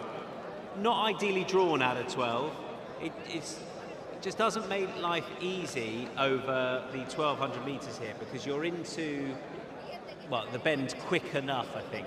You often see that over the 1,200 as opposed to, say, the 1,400, where you have the whole length of the back straight to get a position. You can just be a bit rushed to get a posse early here. Obviously, the winner of our last race came out of 8 and was drawn, I think, widest of all. That was over the mile. Again, a bit longer to sort yourself out there, for all that you come out into a little bend straight away. But if you're not in a good position going into the turn here, you can find yourself in a bit of trouble. So 12 not ideal, but that run behind Gamekeeper last time 2 weeks ago wasn't bad at all. So on all known form, must have a half decent chance, up a pound for that run, finishing 3rd. A Welcome Dream will come out of stall number 1 for Doug Watson and Pat Dobbs. It's still early days over here, just second start in the UAE, and it wasn't a bad effort on first go. We'll want to take a step forward for that run. As far as the pace goes, I thought Granted Wish, horse number 3, was worth chancing if he can get on the lead. Now, he isn't well drawn in 13, Granted Wish, horse number 3, but he has shown a bit of early pace before, and probably didn't see it out. There he is at the top. That horse number 3 at the top. He probably didn't see it out over 1400 last time, but dropping back to 1200 and being able to dominate, I thought he'd go pretty well. Granted Wish, who's a son of Into Mischief. And Al Muzan is off the back of a good run behind Billy Webster last time, where he finished a position ahead of Razin Dubai. So if that form works out, both he and Razin Dubai should have a pretty good chance. That was at Jebel Ali over 1,000 metres. I do think that trip is a bit short as well, so stepping up in distance will probably suit. And he's a son of Oasis Dream, who knows how to produce a horse to win on this surface. Plenty of his offspring do win on the dirt here. So loading process is well underway. Nice big field, and probably one of the hardest races of the night to solve, but we'll give it a go. Pat. And Tom, you've gone with a horse in gate 13. There's been one winner from 13 on 1200 from dirt, on the 1200 over dirt since October 2017, according to the race book. So if you're looking far and wide. The market does seem to agree overseas, though. It is right in the mix here, Granted Wish. She's going to need all urgings, though, here from Bernardo Pinheiro early in the race, though, to get into a position, because it can be costly here, wide draws.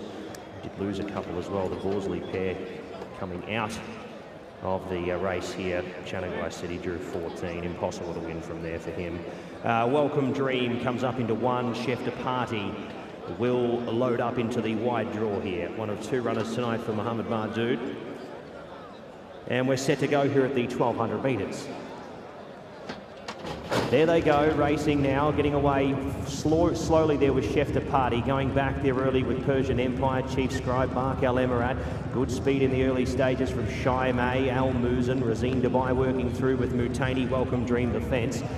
Deeper out on the course, Trip to Rome, working up, coursing deep with Granted Wish. He's 6 or 7 deep down the back here as they make their way inside the 800 metres from Bark Al Emirat, Dukedom Batran. Then came Chief Scribe from Chef de Party, back out to the end now. In running was Persian Empire as they start to swing the bend. Welcome Dream from 1 comes through and hits the lead. He's done very little work compared to a few of these. Razin Dubai was next from Al Muzan, deeper out Granted Wish. He's going to be 5 deep into the bend here. Bark Al Emirat shoots up the inside. Followed there next, then running there by Dukedom. Then came Mutani, and best of the rest was Chief Scribe wanting to lug in. Welcome Dream. He's gone the shortest way home down the fence here and set sail for the judge here under Patrick Dobbs.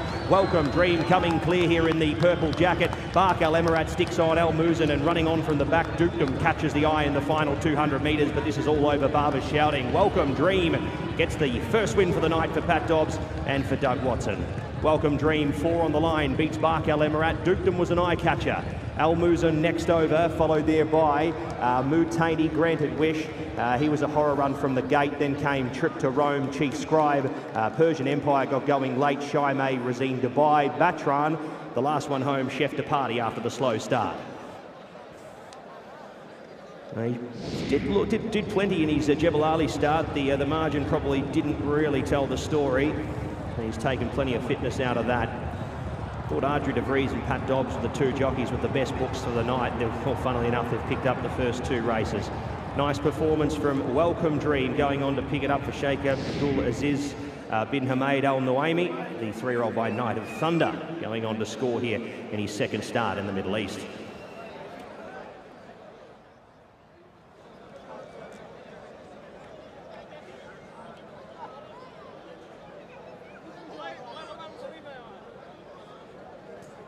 Yeah, Welcome Dream has scored for Pat Dobbs and Doug Watson. Had 1 go 20 days ago. Nice draw here to go and attack, and that's what he's done. And you can see if you can get into a rhythm on the front end, particularly in a race where there's not a lot of depth to it, and you've got a fit horse who hits the lids and goes at a nice pace, can just stay there, and that's what's happened. And that's quite exciting for this son of Night of Thunder. I don't know how many Night of Thunders have run on the dirt. He's a very versatile stallion, but he was fine on it here. First go at Meydan and has won, having made his debut out here at Jebel Ali just inside a month ago. Had a nice position. You can see them fanning out in the straight. Those that were off it didn't really make up a huge amount of ground. I think Trip to Rome is a horse he just couldn't tuck in. He's run okay he just couldn't really get a position out of that draw, and that's what can happen. Barak Al Emirates has finished second. He came out at 6. Dukedom came out at stall number 3. So, you know, we've talked about it being a distance where being very wide does make life pretty hard. Al Muslim was drawn in 5 in 4th, and they all got nice enough position. But this horse is just doing it easy on the front end. When you swing in like that, and the rider, in this case Pat Dobbs, is still sat still enough. He's not having to do too much, and the horse has faced no kickbacks, controlled the race, and he's ping clear to go and score. Nice big field, yes, but a good draw, plenty of gate speed, and he was far too good for them there. Welcome Dream, and a winner for Sheikh Abdulaziz bin Humayd Al Nuaimi, and for Doug Watson and Patrick Dobbs.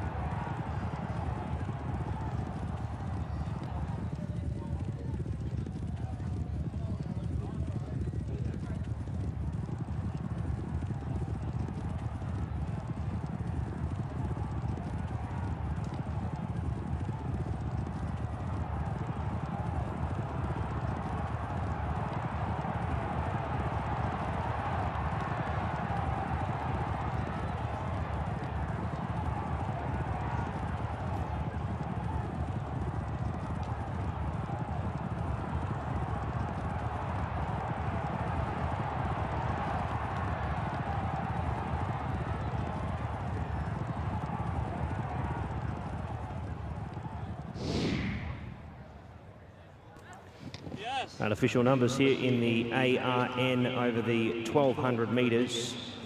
6, 8, 12, 1. 6, 8, 12 and 1. Welcome Dream, your winner. Winner's time 1:11.59. Margins 5 by 2 1/4 lengths. 6, 8, 12, 1. Race 2.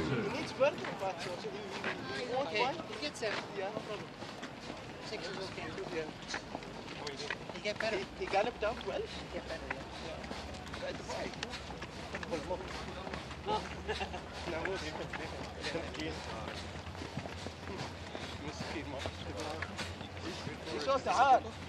Just let him guess. Got plenty of The whole is causing young. Well done, sir. Come back. He galloped out well. Thank you. Well done, Mr. Dobbs. Thank you very much. Good job.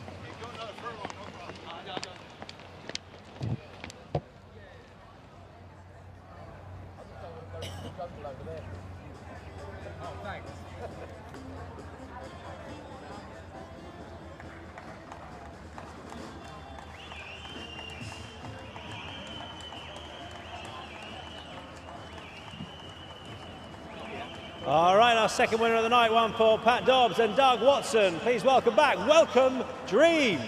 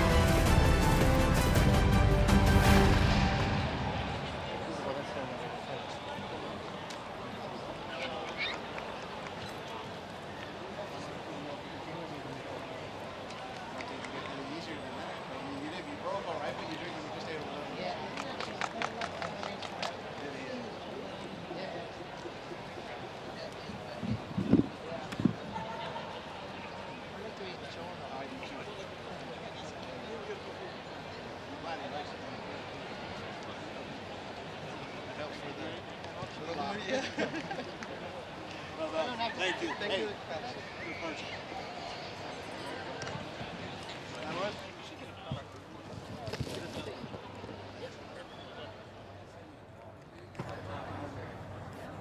Pat's last race meeting saw him have a ride at Abu Dhabi, and he won with Dara Mythos in these colours. Back in the winners' enclosure at Meydan here. Of course, rides colour up a little bit later on. Just snacking on his helmet there. All right, well done. Good to see you. Take me through that. One draw was very important, I thought. But I had plenty of horse to hold my position, which is a massive help. Sometimes the one is not a good draw if you can't hold your position, but he showed plenty of speed. Could have went quicker if I needed to stay early, and he stayed well to the line. I'd struggled to pull him up, so he'll get further. Did he not necessarily need that last time? I know, but he's taken a step forward for Jebel Ali. He would have improved, yeah. He travelled well at Jebel Ali, he just got tired. I think he hadn't ran since June, maybe, was it? So, no, normally Dukes do improve a little bit for a run, so there was always a little bit of improvement in him from the first to second run. And how do you think the season, or how would you hope the season develops with him? Obviously improving, but distance-wise as well? Yeah, I was very happy the way he behaved today. Jebel Ali was a little bit flighty, not in a bad way, just a bit babyish still. I think he's improving mentally, and obviously physically he's done well too. What are you expecting from colour up in the big one? Very happy with him. Obviously Tuz will be hard to beat if he's on song. But I'm happy with the draw. Small field will help. He's working super, so if he jumps, I just want him to jump well and get a nice positive, and then we'll see. Okay. Good luck. Thank you. Cheers. And correct weights given in the Arabian.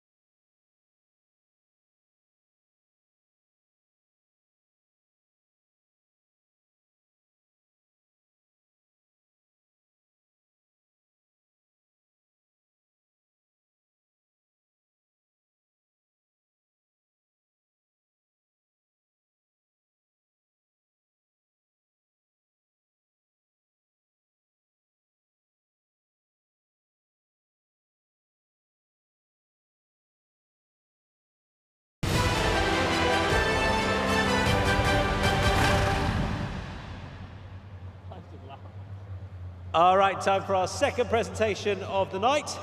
Race number 2, the Arabian Radio Network handicap. First of the handicaps tonight. And it went to Welcome Dream once again to make the presentation. Please welcome to the stage the General Manager, Mr. Mahmoud Al-Rashid of the Arabian Radio Network. Our thanks to Mahmoud. He'll be presenting the award to our winning connections. Welcome Dream carrying the colours of Sheikh Abdul Aziz bin Hamad Al Nuaimi. Please welcome to the stage Abdullah Essa Mohammed.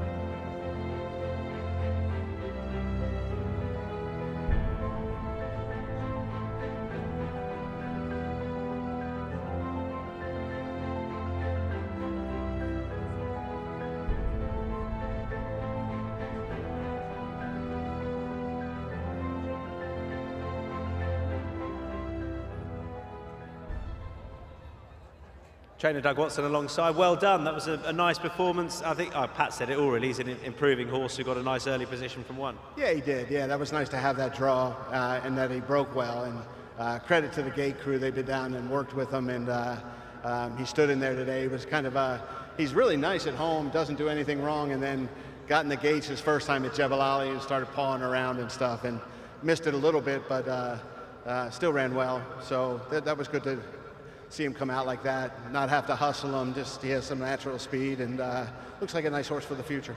Where might you go next? What might you do? Don't know. I mean, I haven't looked that far ahead. I can barely keep up with today. So, you know, we'll look for, see what they do with them in the handicap, and then I think 6 or 7. You know, obviously 6 I'm not too worried about, but you know, if the race comes up 7, we don't have a lot of choice. We can't go to Redcar and Catterick and all those places. We just have to come here. So. Well, you could, but it might be a bit of a trick. Yeah. We'd love to have you there. Redcar's beautiful this time of year. Well, I just mean, you know, we just have what we have, and so we'll find out where that is and kind of point that direction. He needs to come in his coat a little bit. He came in looking great, turned a little bit, and is coming back around, still a little bit hairy. So a lot against him tonight, and the way he did it, I was really pleased. And Nayar in the next going to try and do the same from 1? I bet, you know, again, we're not going to rush him to, you know, sometimes they go too fast here. So we're going to let him get into his own stride. If that takes him to the front, that's great. He doesn't like the big kickback behind, so we'll be in behind somewhere or in front, I would say. In the big one, would you be surprised if Colour Up could beat Tours?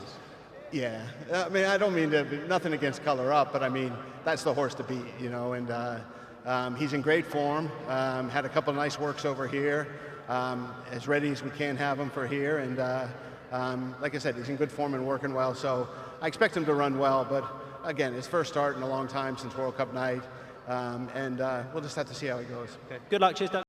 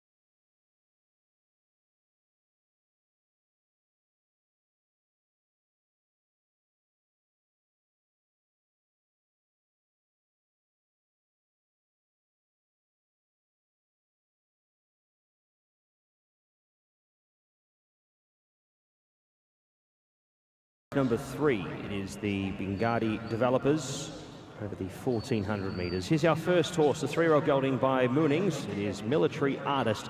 Valzina, Sandra de Vries looking for an early double on the card. This one for Victorious Stables off the rating of 86. So he comes in as the highest rated horse, and hopefully will be able to improve on his first up performance. That was at Jebel Ali. He was down the track, beaten a distance behind Street Mood. Should appreciate the switch back to Meydan.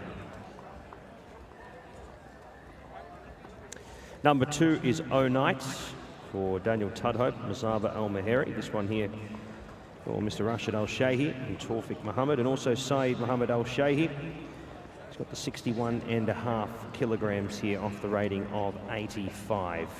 Hoping to improve on his performances in the later part of last season. He was beaten 18.75 lengths over a mile. See if the shorter trip may aid. He was a winner over 1400 metres, albeit at Lingfield on the all-weather track.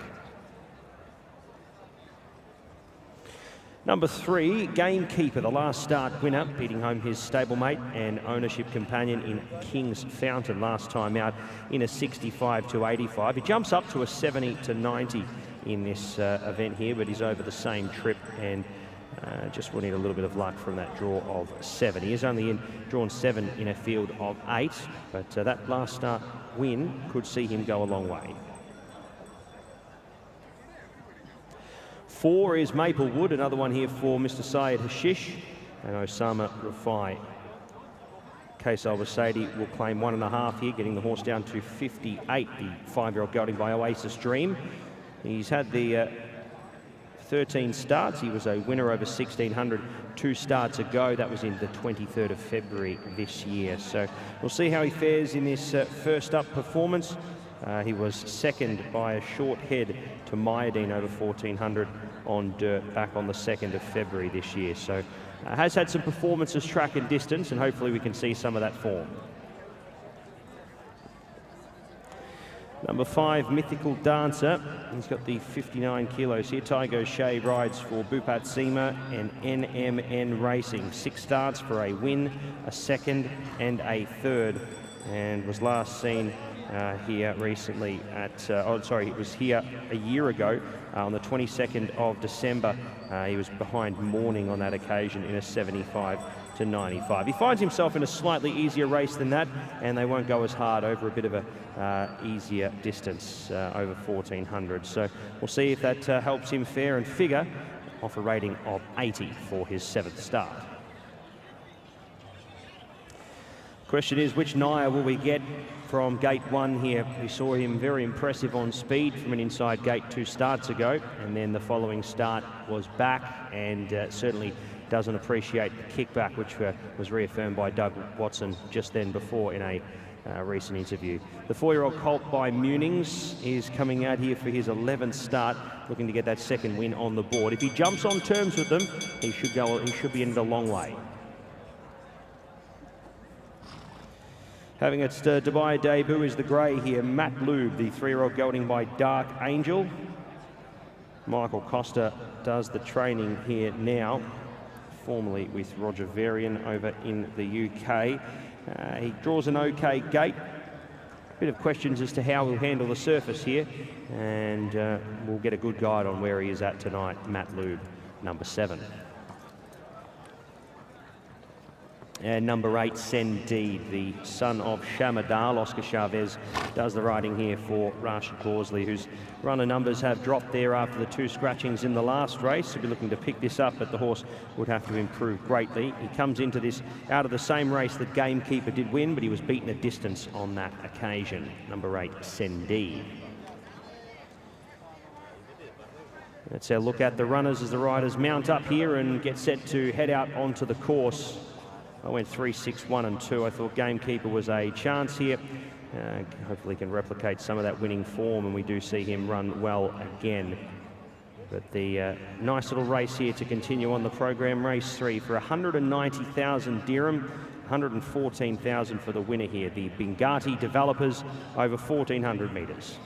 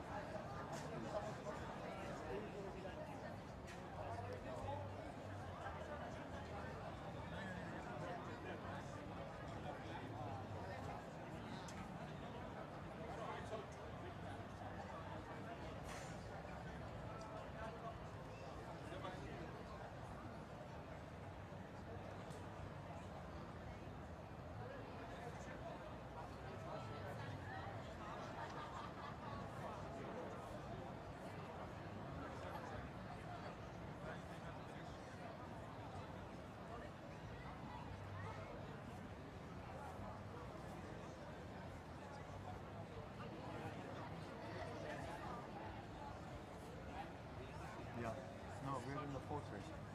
Third.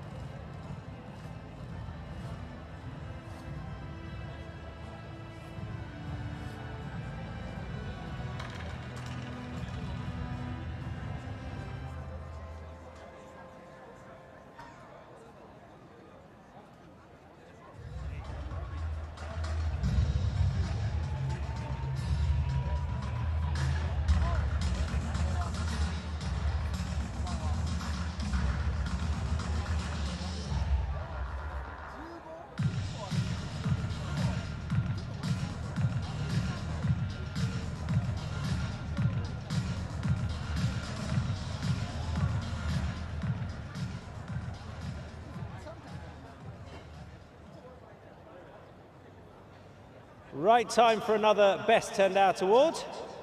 And it's gone to Bhagwan Singh, the groom of Matt Lou. Well done to Bhagwan. He takes home 650 dirham, or at least he will if I give this to Carlo and Romulo. That's the important thing. There we are. It's a very important process. Don't forget that. These guys make it happen. They're then going to give it to Mr. Aliesa, who is genuinely wondering where on earth the check is. Nobody knows. There it is. Look at that. I thought that went really well. And he's presenting it to Bhagwan Singh. Great stuff. Well done to PHI Advertising for their continued support of the Best Turned Out award. And Mr. Aliesa has nailed that handshake that he's just given to Bhagwan Singh.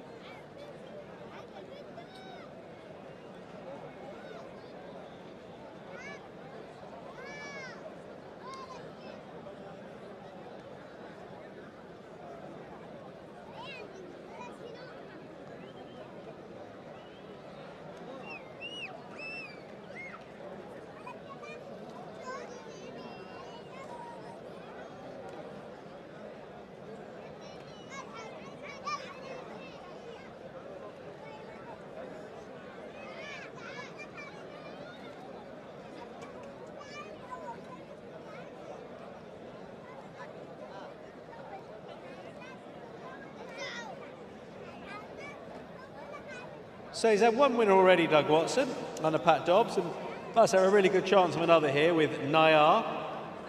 Got some good course form when beating Izaj a couple of starts ago, and obviously last seen back on the 8th of March, back in distance over 1400. I don't think the trip was the problem there. It just didn't work out then. He's pretty versatile distance-wise, really between 1200 and a mile. I know that Doug said, we'll look to break and see where we are, but surely they'll just make use of one, you would have thought, and try and dominate and blitz them here. And yeah, obviously it's his first start of the season, but he held his form really well last year, and one of the likely ones here, Nayar, and just the start of his 4/5-year-old campaign. Talked about Gamekeeper already, who won 2 weeks ago, won nicely as well. Every chance he'll pick up where he left off and kick on. I was saying in the preview that, if you put in a really good performance on this surface, it can take more out of you than it originally looks. Don't know whether it has with Gamekeeper. It worries me, horses backing up sometimes. He's only a young horse off the back of a good run.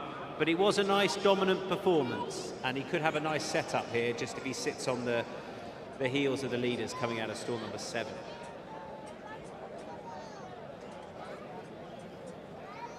This is the horse I think will go pretty well, Military Artist.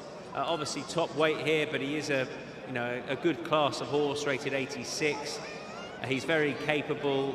He was a bit disappointing last time. I think he really needed that run, and he knows his way around here as well. He's 3 from 9 on the surface. He's probably going to, again, just sit off slightly out of 8.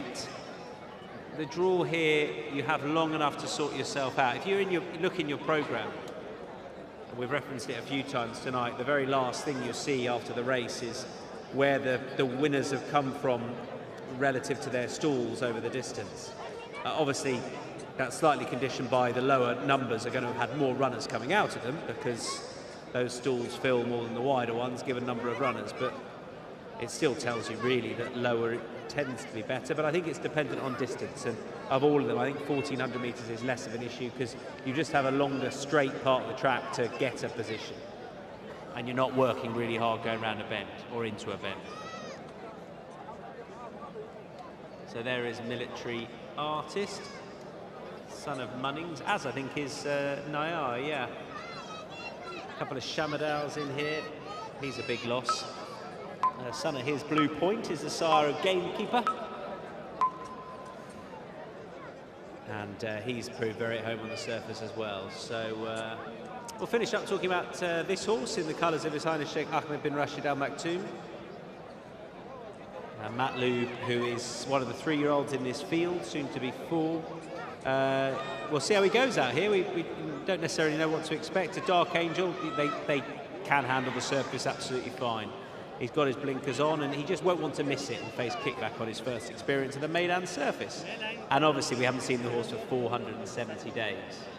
So, loading process is going to start very shortly. Must be a good spot for Nayar here out of 1, but cases definitely could be made for Military Artist down into this sort of company, and down to a mark of 86, and also Gamekeeper, who was very impressive 14 nights ago when called home by Pat Comerford.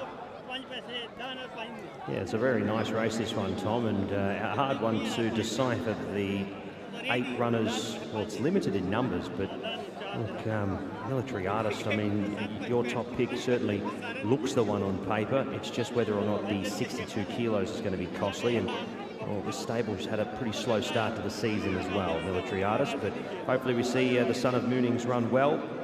The sire represented by 2 runners here, with Naya also hoping to get a nice start here from 1. We'll be hoping to see him jump well, so all eyes will be on gate 1 there with Naya. Pat Dobbs and Doug Watson looking for a race-to-race double. Here's Matloob coming up for Ben Cohen. Sendeed's been loaded away with O Night. Gamekeeper coming up into line here. And Maplewood has joined them. Only 2 to load away, and they will be the Moonings progeny in Naya and Military Artist. 1400 metres here for race number 3 on the program, the Bingadi Developers. Away. O Night was first to show, going up there with Sendeed, also their Gamekeeper. Nayar jumped with them. Matloob Saloons through the middle. Then came next in running there was Maplewood, followed by Military Artist, who drops back to second last, and Mythical Dancer is the last one. So as they make their way down the back, Matloob's going to work through to assume control. From in second, O Night, and Nayar gets the box seat in third. 3 deep now, Gamekeeper. He provides Military Artist a back. Sendeed in between them from Maplewood, and next in running Mythical Dancer. So they've gone the first few sections there quite fast here. Matloob the leader as they work off the back from O Night. Gamekeeper travelling 3 deep. Then came next in running their Military Artist, who now pops off 4 wide to work into the race. Nayar just needing a little luck on the inside. Sendeed was next from Maplewood and Mythical Dancer. Matloob the leader, 500 metres left to go. O Night given a shake-up. Deeper out, Maplewood. Military Artist close enough. Nayar's got the drop on them too, just needs the runs to appear. Sendeed next from Maplewood, Mythical Dancer. Matloob still looking to hold on strong here, but Gamekeeper starting to present the outside and level up, drops the neck down and really fights hard here. Matloob sticking on from Gamekeeper. Gamekeeper the outside with the advantage. Matloob under Cohen trying to fight back. Cohen lifting him underneath it. There it is, Gamekeeper from Matloob, and O Night late. Gamekeeper Gamekeeper just thrilling finished. O'Knight got the head down as well to make it interesting. Matt Lubes ended up running third from Naya, Sendeed, Maplewood, Mythical Dancer, and the last one home there in running was Military Artist. Toughy, that one. O'Knight's thrown the head down, but I think it could be Gamekeeper. He made it very interesting. He looked like he was all out there. As they come down to the line, oh, it's tighter than I thought. There you go. We wait for the number.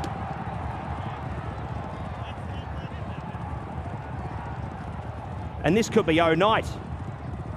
2376 unofficial numbers, a nose on the line. O'Knight has got there in the last bound. 2376, O'Knight your winner. 125.26, O'Knight has got there by the skin of his teeth. 237 and 6, those numbers there. He has come from nowhere. Daniel Tudhope picks up another winner for the season, having a great start to the year so far.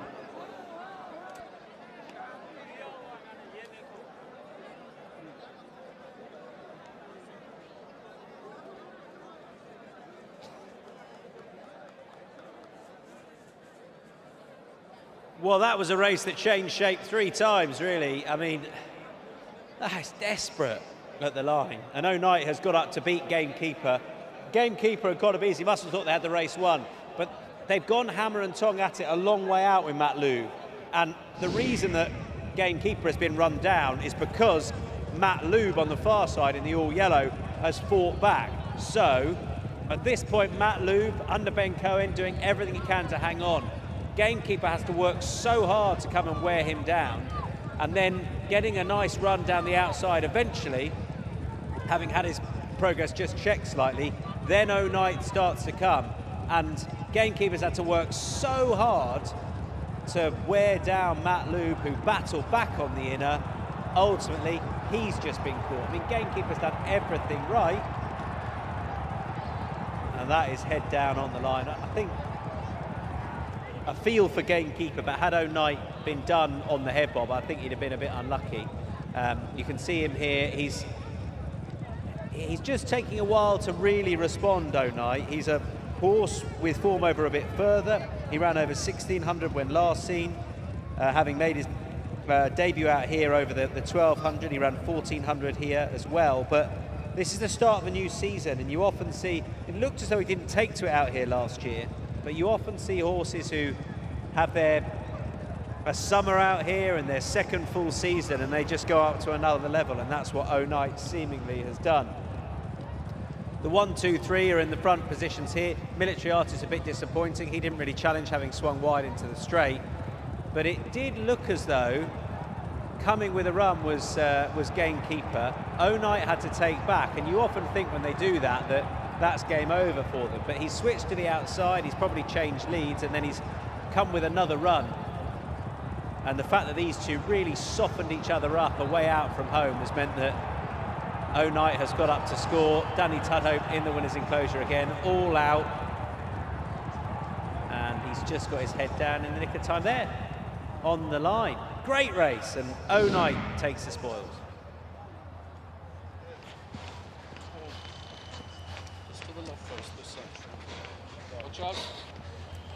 Numbers there in the third event, the Bingani developers, 237 and 6, 2376. O'Knight the winner, 125.26 winner's time. He's run the same time as the second place getter Gamekeeper. The margins there, a nose on the line. A nose by a neck, 237 and 6.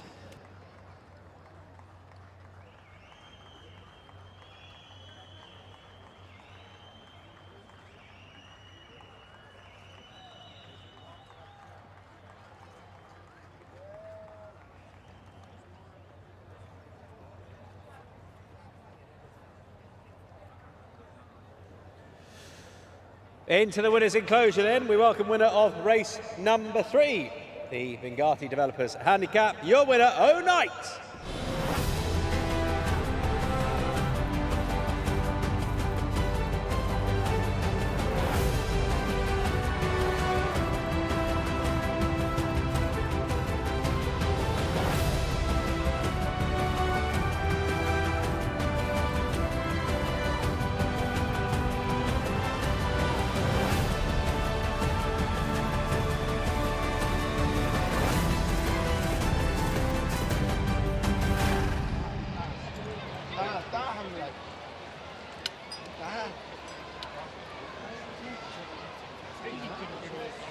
I don't know.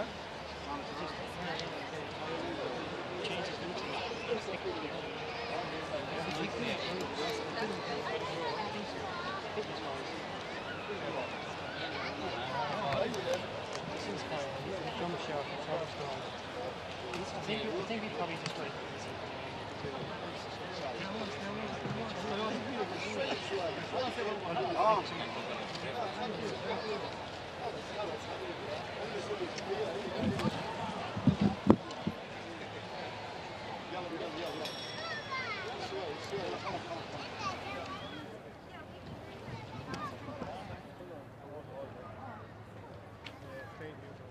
Danny Tudhope then weighing in after that success on O'Night,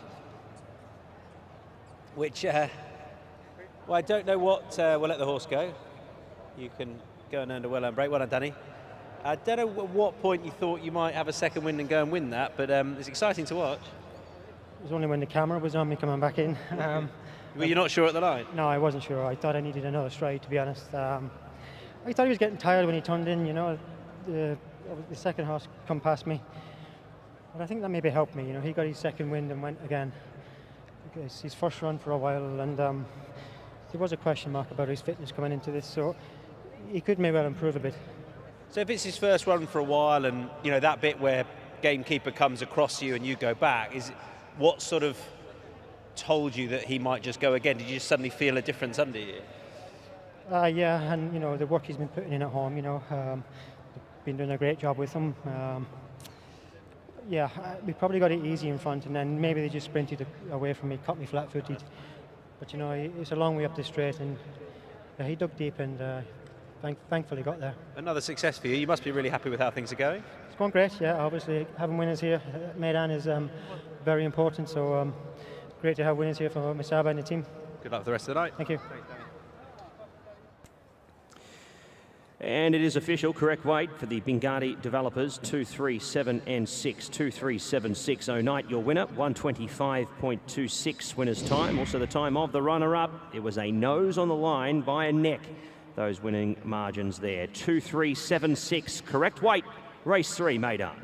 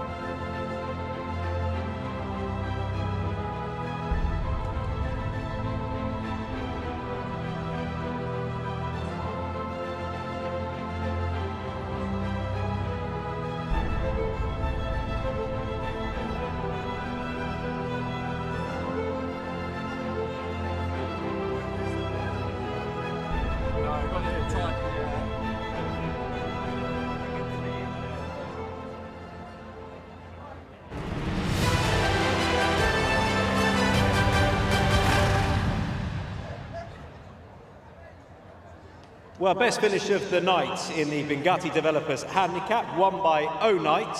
And to make the presentation, please welcome the chairman at Bengati Developers, that is Mohammed Bengati, who will have a quick word with following the presentation. He'll be presenting the award, just one award, but we'll see a couple of the owners and the winning trainer of O'Night as well. Mohammed, thank you. Welcome to the stage. And receiving the award, please welcome the trainer Musaba Al-Meri alongside two of the winning owners, Mr. Rashid Al-Shehi and Tawfiq Mohammed.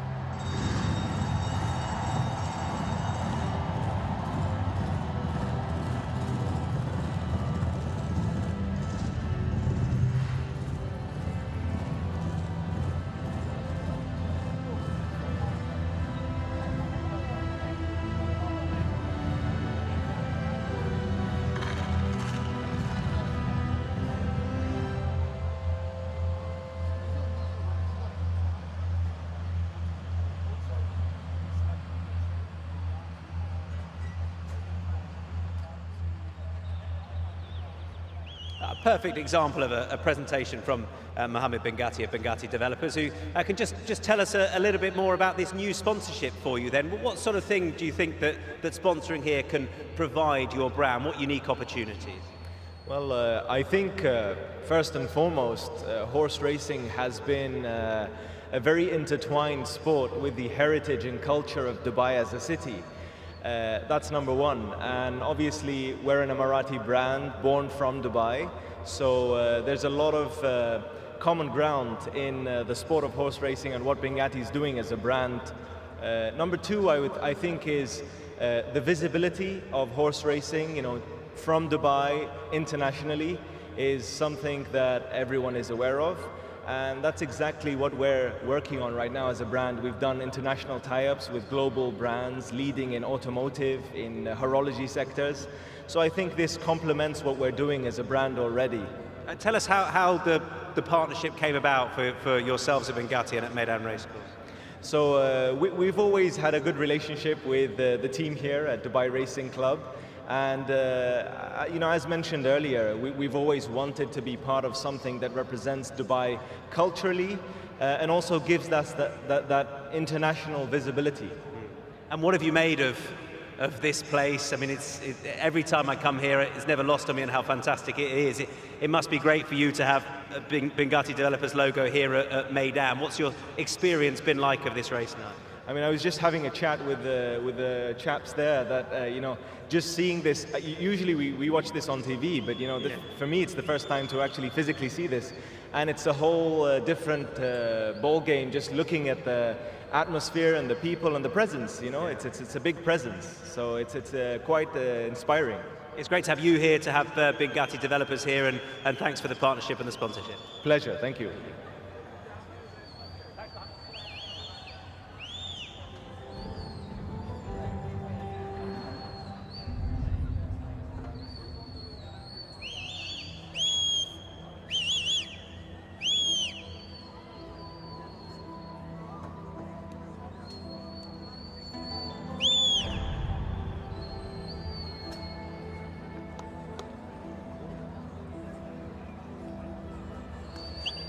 All right, time again to put you through your paces with Faces at the Races.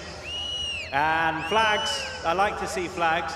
That captures our attention, but remember, it is all about the smile. The smile ultimately wins. Lion Mask is again another... Why? Hang on, I quite want that to win.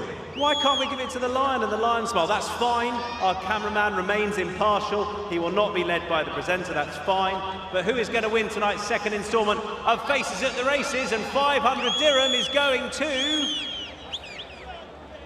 You, sir, once again, excellent use of offspring. Quite often we see offspring means that you win faces at the races, and 500 dirham is coming your way. Put it away for your youngest. Well done to you, sir. Great use of a child.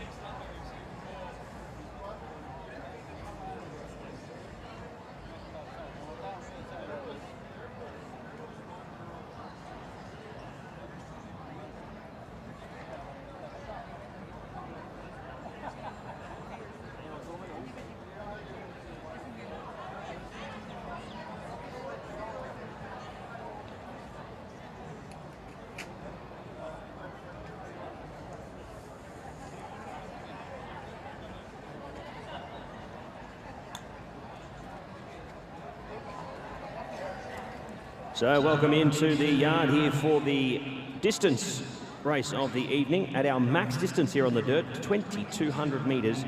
And we first start with our son of Dubawi in Dubai. Welcome. Ray Dawson does the riding here for Mohammed Al Marouki.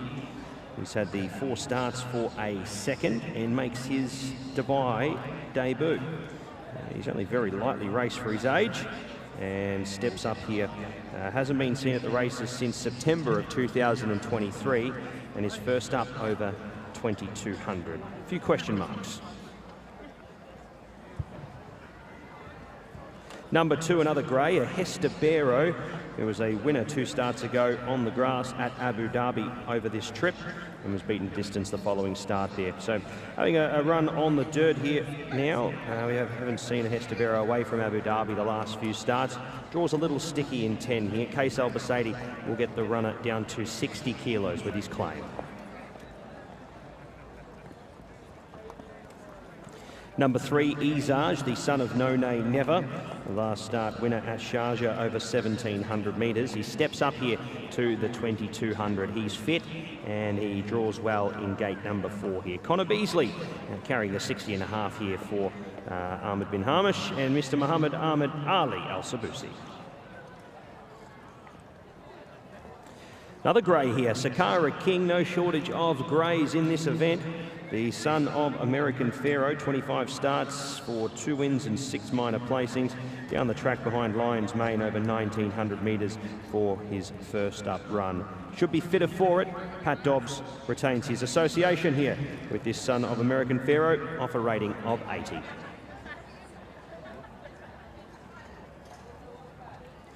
Number 5 is our next horse, Poster Paint, who we saw last start at Abu Dhabi. He's had the 2 runs so far this campaign, much like a Hestabero on the grass. Dropped back to the mile last time out, was down the track.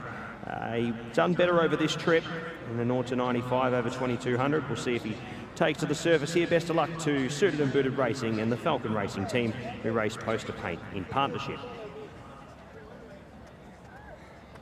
Adele Resort saddles up Yerman for Akbar Ashore. Tygo Shea to do the riding here. 3 lengths off Desert Snake at Abu Dhabi over 2,200 metres last time out to the races. This looks a little tougher, and his form on the dirt has not been as flash as his turf form in recent times. Silvestre de Souza partners Aldasia here for Masaba Al Maheri, looking for another early winner on the program. This one for Mr. Nasser Asker, beaten by Tollmount over 1,600 metres here at Meydan on the 8th of November. The season opener for Meydan. He looks to return here up in distance, hoping to get another win. He was last a winner over 2,400 on the grass at Abu Dhabi, so this looks a much more suitable distance. We'll see how he goes here on the track once again after that last start. Here's Military Option, another one for Fauzi Nas and Adri de Vries. He was second to Lion's Mane, beaten a length and a quarter. That was in a 56 to 75. He steps up to a 65 to 85 for this upcoming race. That race there was back in February of this year. So he is first up over 2,200 metres. Let's see if he's fit enough. A horse that'll get back and eat up every bit of the 2,200 is Al Warith. We saw him go on to victory at Jebel Ali over 1,952 starts ago. He does spot them a start. Another grey in the field, would you imagine? He's got we've got quite a few here, and he gives them quite a bit of a start. Well, that's going to aid his chances here of being able to get into the race, having the last couple of weeks favoured horses more on speed. He is a son of Arrogate, and that will take him a long way. And his stablemate number 10, State of Desire, beaten 2 lengths by Desert Snake, caught the eye over 2,200. He'll get the trip. The question mark is the surface here at Meydan. He's had the 9 starts for 4 minor placings and is yet to break the duck. Runners are about to make their way out to the tunnel for our distance race over 2,200 metres.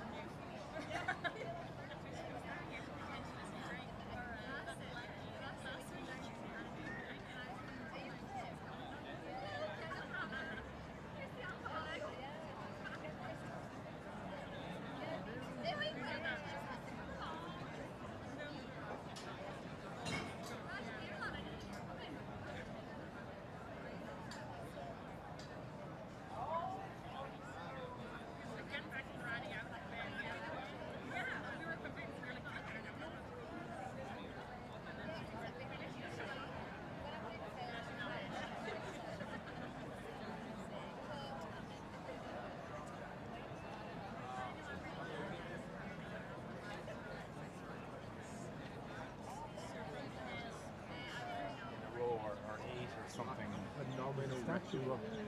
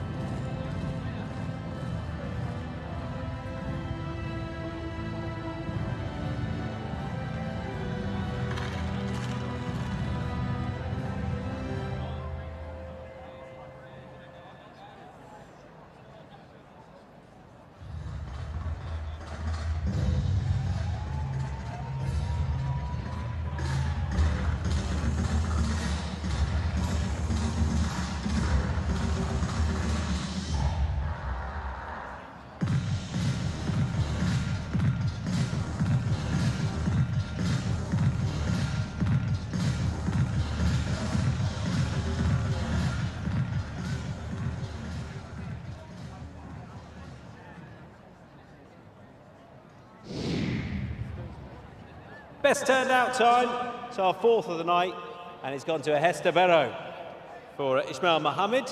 And the winning groom, Rafula Khan, well done to him. And welcome to Apollo racing tonight. Hi, Apollo. Come on, Mum. He's dragging Mum off, quite right. Now, you just got to listen to him. Where they want to go, you go.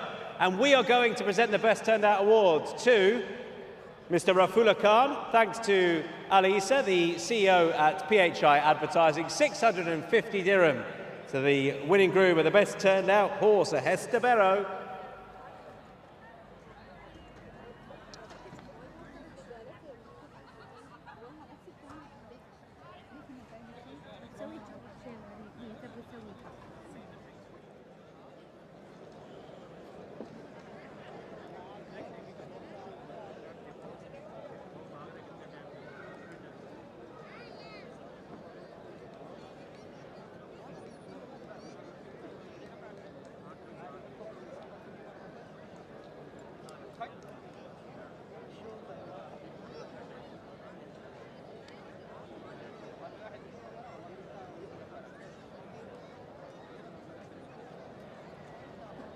Has been nice to see plenty of families in tonight. Don't forget the Kids Village and the Christmas Village, which you can head down to.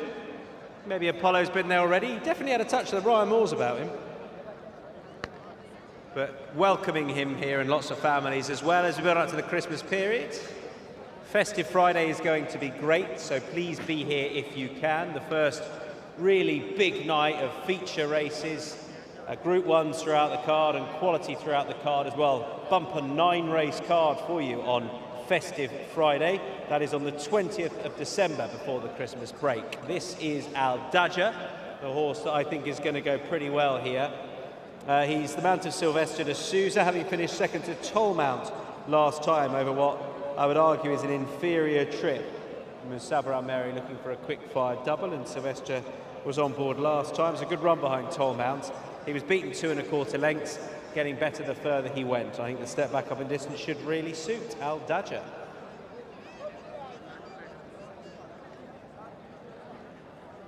A military option is another one in the Victorious Racing colours. He's the son of Mitoli.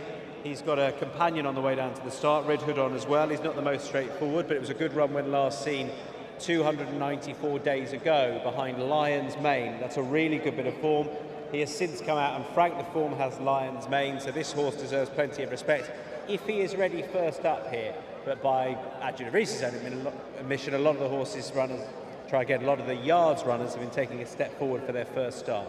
So he might need it, but on form, he's one of the leading contenders.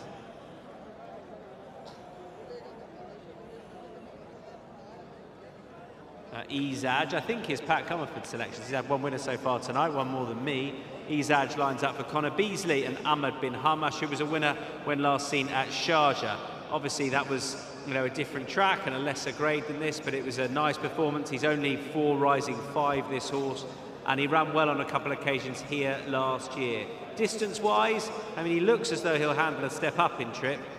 Whether he'll get this far, we will see. Son of No Nay Never.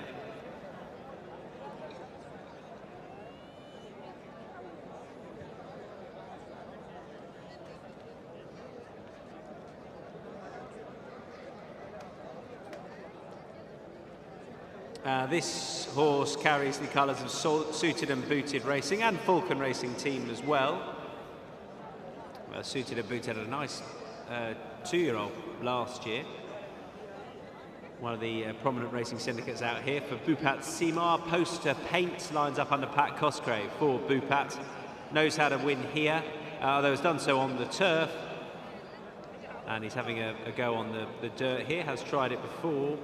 As a son postponed. And he's had a couple of goes so far this year. So I think he'll probably want to improve on what we've seen. But it's still relatively early days surface-wise. Not easy. It's not the biggest field, but they're pretty tightly bunched, I think, as far as chances go. A Hester Barrow, who is the best turned out winner, is the horse in shot, mainly campaigned of late on the turf. But you know, the distance is the plus for him because we know he handles it. He's won at Abu Dhabi over this distance, and he should be versatile surface-wise as well, being in Dubai. I think he has handled the dirt. But he comes out of 10, not ideal. You can see the stalls are, we don't have many starts over this distance really, but the stalls are right back to your left at the top of the home straight. So they go round past the winning post twice over this furlong further than the Dubai World Cup start. So an extra couple of 100 metres, over 2,200 or 11 furlongs. And the loading process will begin very shortly as they're making their way around before the start. They've got a lot of time to sort themselves out and get a nice position should they want it. Not the biggest field here. We'll finish up with Yerman for Tygo Shea and Ogba Ashur. The horse was last seen at Abu Dhabi over 2,200. He's going in now. Distance is fine. He's the son of Asiatic boy, brilliant 3-year-old out here all those years ago for Mike de Kock. And Yerman is a rising 8-year-old who will probably want to improve on what he's been capable of doing of late. So that's the start. The loading process is underway. Here's Pat. Well, thank you, Tom. It's a race, as you said, a distance we don't see all too often. Going off the data statistics that we've seen, they've taken races since October 2017, and there's only been 23 runnings at the distance. Funnily enough, the inside gates have been popular. Gate number 8 has had 6 winners from this distance, and that is Poster Paint for Pat Cosgrave, who takes that distance. Hester Barrow just saw something then, and he did not want a bar of going in. Military Option getting a little restless.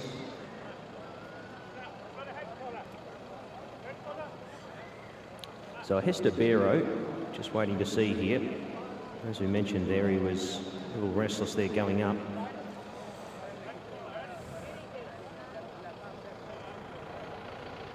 Seemed to be just applying a head collar here, but Case Albacete has dislodged. The rest of these wait patiently.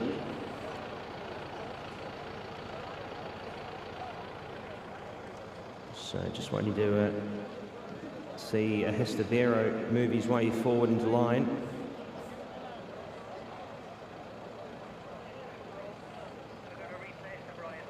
Yeah, okay, so the bridle snapped here on...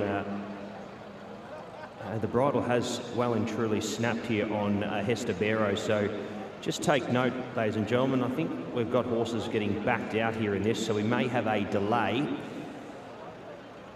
Yeah, so the bridle has broken here on Hester Barrow number 2. So, ladies and gentlemen, just expect a delay here. We're waiting to hear more from this, but as you can see, the runners are being dislodged here at the moment and brought back out. Military Option, as you can see, has come back out here. So we're in a holding pattern here at the moment. Runners getting taken out of the gates here, Tom Stanley, so we'll head back down to you. But just a slight delay here. Hopefully we'll be back in and all sorted. And thankfully, we're dealing with stayers and not sprinters because all seem to be handling it quite well.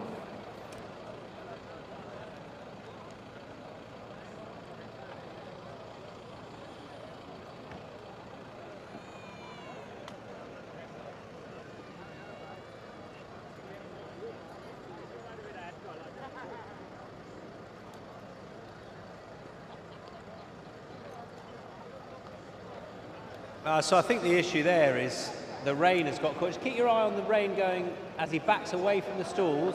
There you go. And that is game over, I'm afraid. That's just, he spooked at something and backed out. And that means the rein got caught and went there. Whether it's completely snapped, I don't know. But that's what's caused the issue, I'm afraid.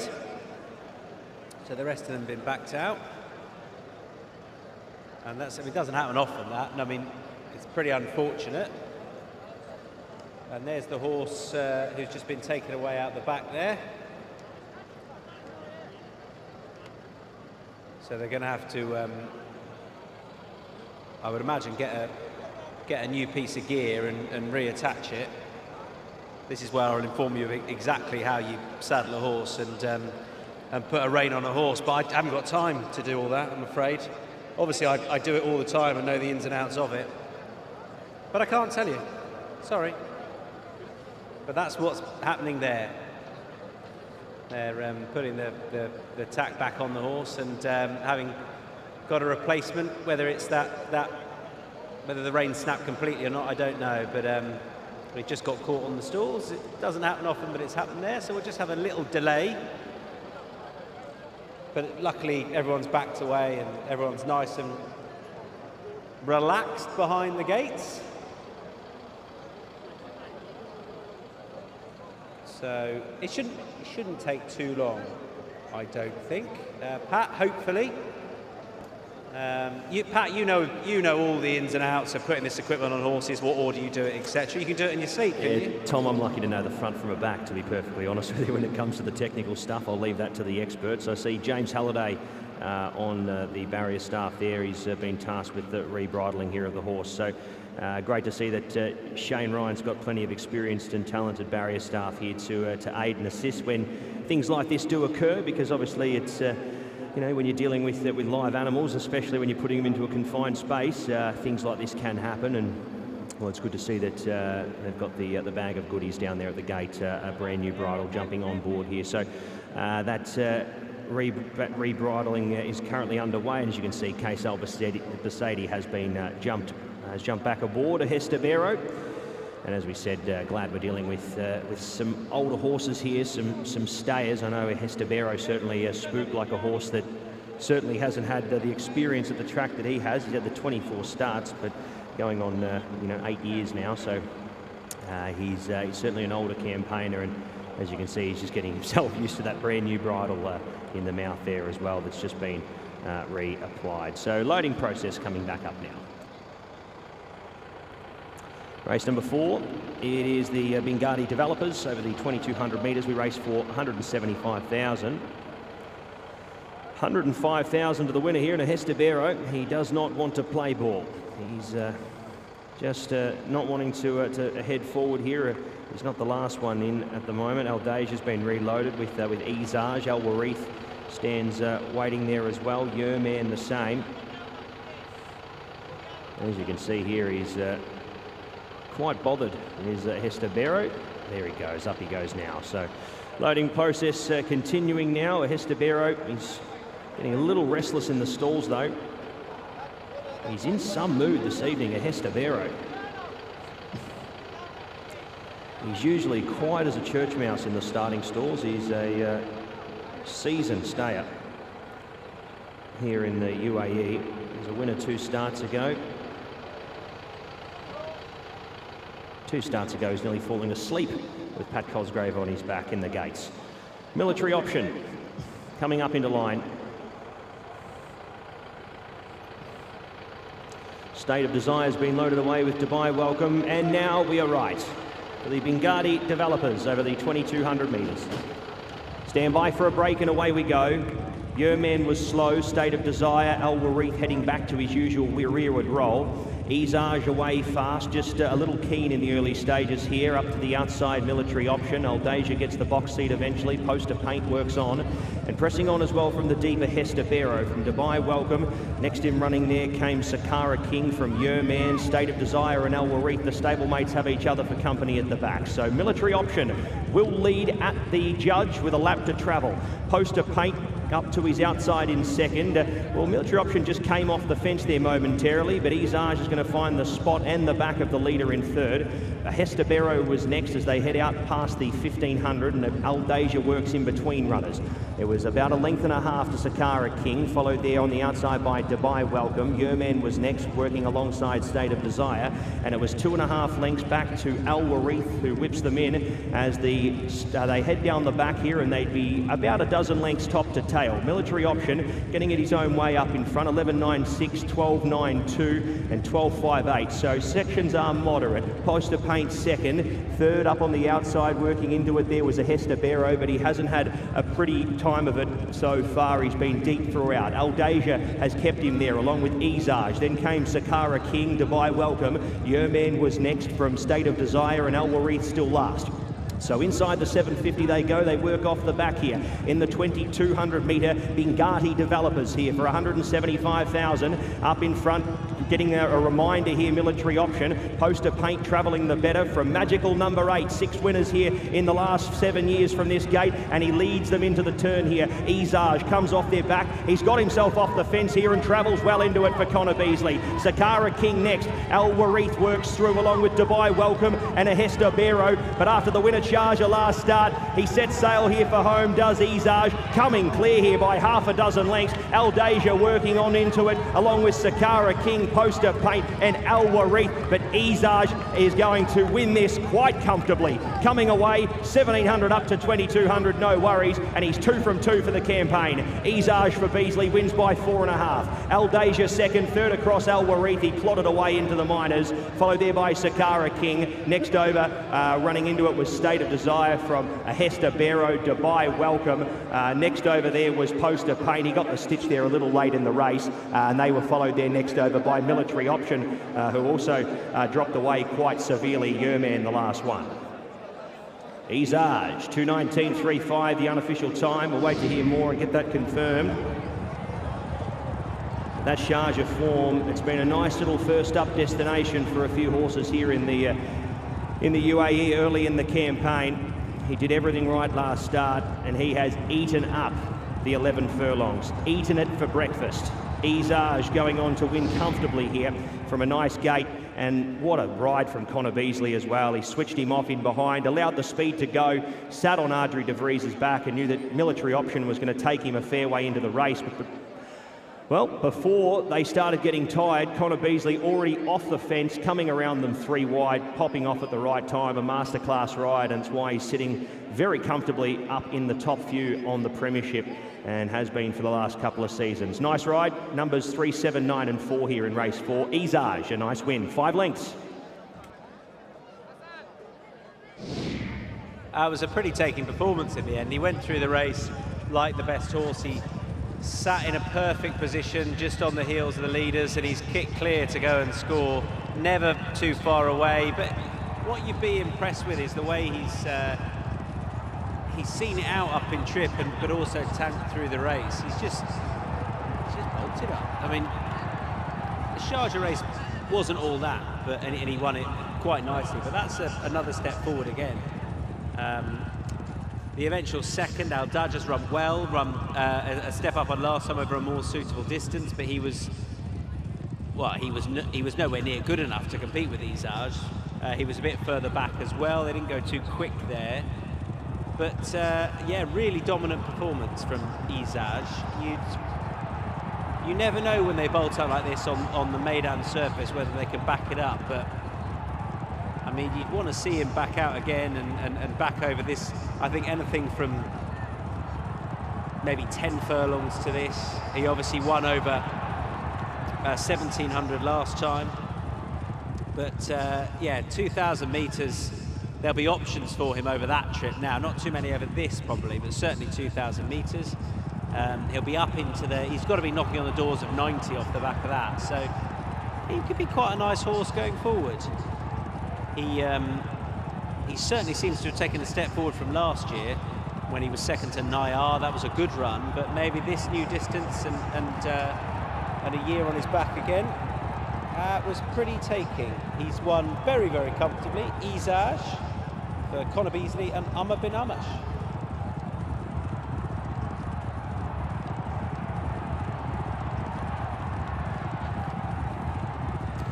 And those numbers there in the Bengadi developers over 2200, 3, 7, 9 and 4. 3, 7, 9 and 4.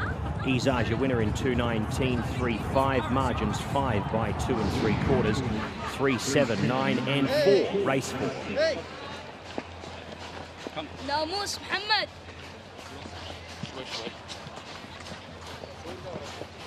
Well done, boss. Well done. Good training. Oh, big boy. Whoa, steady, boy. Steady, steady. Oh, that's the girl. Yeah, she's keen. Yeah. Good job, Connor. Well done, mate.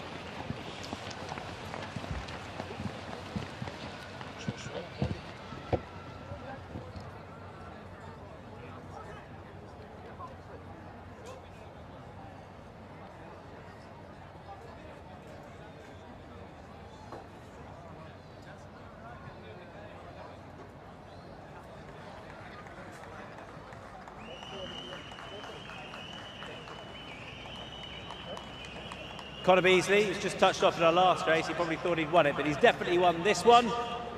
Well done to him and Amr bin Amash. The winner of race number 4, Izaj.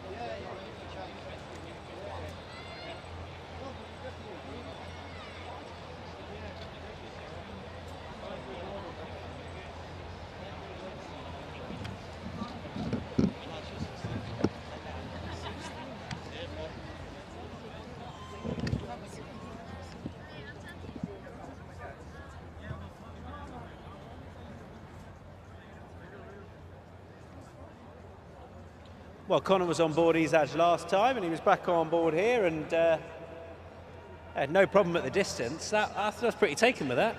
Yeah, definitely. Yeah, to be fair, he's a horse that, you know, he puts everything in the morning. You can see him there just before he runs there. You know, he gets himself worked up and ready for the job. But to be fair, done him the world of good at Sardia the last time when he got his head in front and, you know, give him plenty of confidence. And, you know, we always knew he would get a trip. It was just a matter of trying to get his head in front before we went that direction. But, you know, he's backed that up pretty well there tonight. And, you know, he could be a horse that going forward. For all it was a low-grade race to this standard, but at least he's had his head in front again and backed up his last run.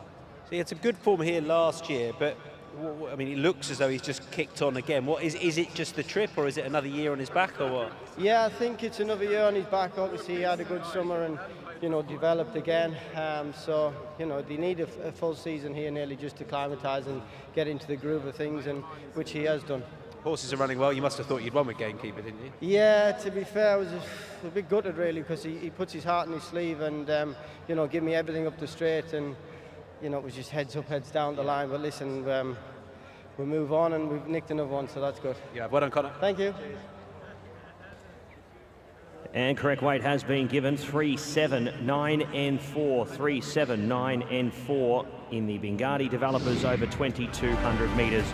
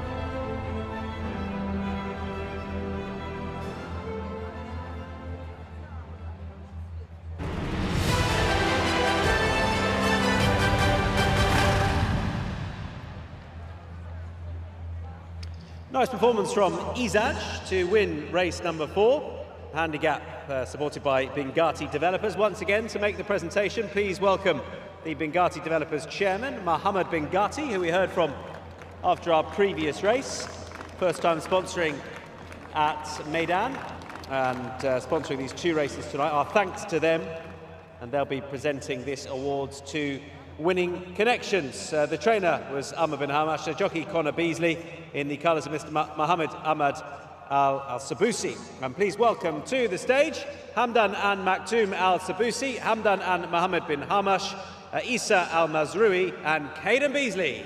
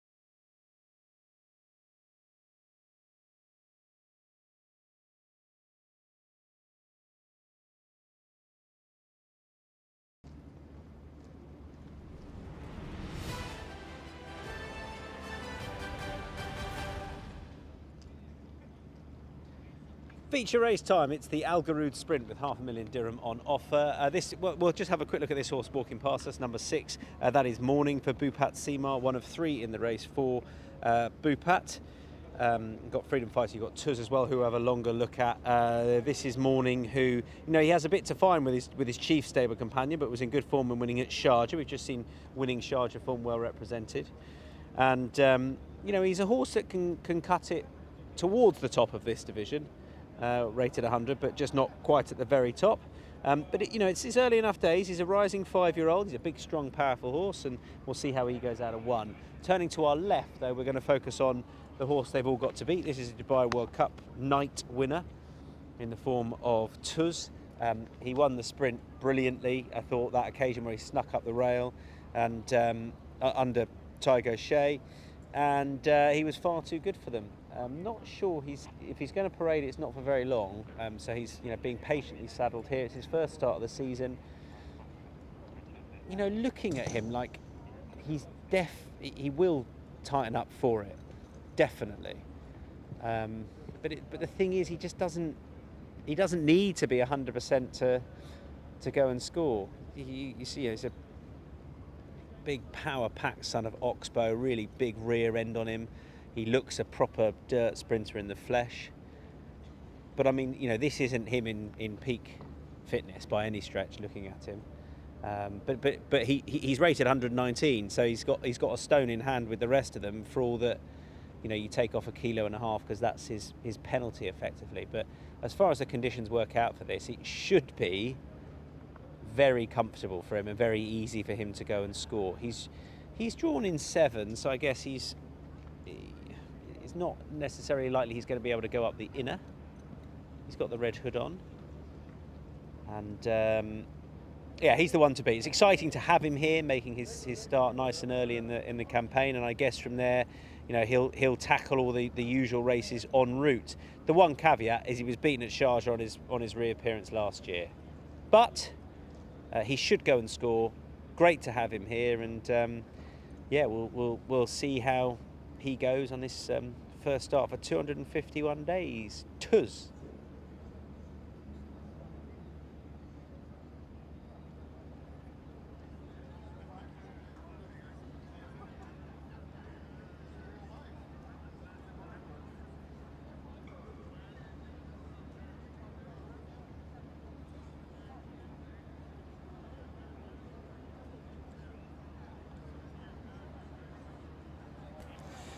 Welcome back to the parade here for race number 5, our feature for the evening, the Al Garood Sprint, sponsored by Phil Advertising. We go to our first horse here in the ring, number 3, Celtic Voyager, the 8-year-old gelding here by Versing Thorax.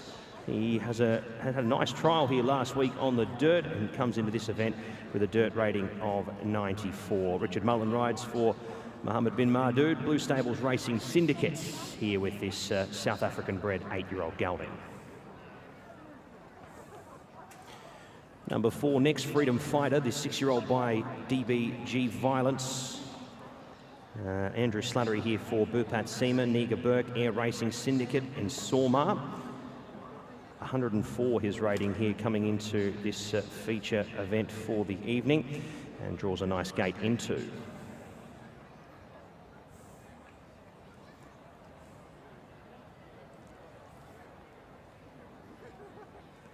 Next runner to look at, the 4-year-old son of Profitable. Michael Costa and Ben Cohen combine here for His Highness Sheikh Ahmed bin Rashid Al Maktoum Mojaya, the last start winner. He's drawn 5 here in this small field, but was able to come to the lead and come clear to win in a easier race than this. He does step up quite a bit in company here for the 500,000 dirham feature. Number 6, Morning, is also a winner. We saw a Sharjah winner in the last race in Izaj. Morning did the same, taking out the first leg of the Emirates Sprint Series at Sharjah. This is a much tougher assignment here, smaller field. He comes into this for Mr. Nasser Asker off a rating of 100.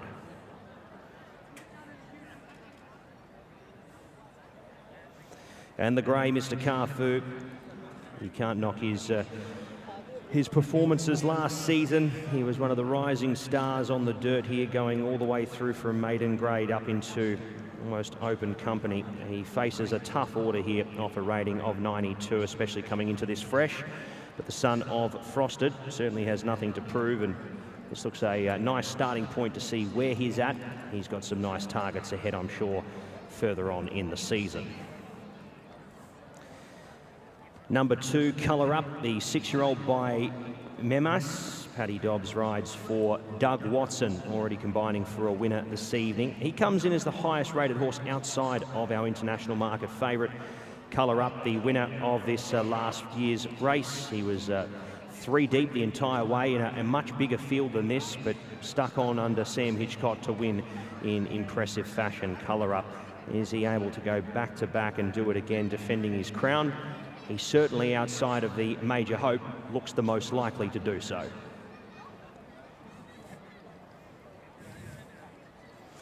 And last but not least, he is supported as if unbeatable on the international market, the son of Oxbow, former Russian runner, now here in the UAE. He has been a wonderful addition to the racing ranks here over the journey. Number 1 Tours, Bhupat Seema and Tygo Shea combine here for the Ducky stable off a rating of 119. He sits 14 rating points clear of the next horse and is only spotting them around 1.5 to 2 kilos. So this race at scales and measures is right up his alley, and a nice starting point for the Golden Shaheen winner. Number 1 Tuz, our favourite and our final horse to have a look at as he makes his way into the parade ring here late. Runners are heading down the tunnel for the 5th and feature race, the 500,000 dirham Al Gahood Sprint, sponsored by Phil Advertising, the second leg of the Emirates Sprint Series.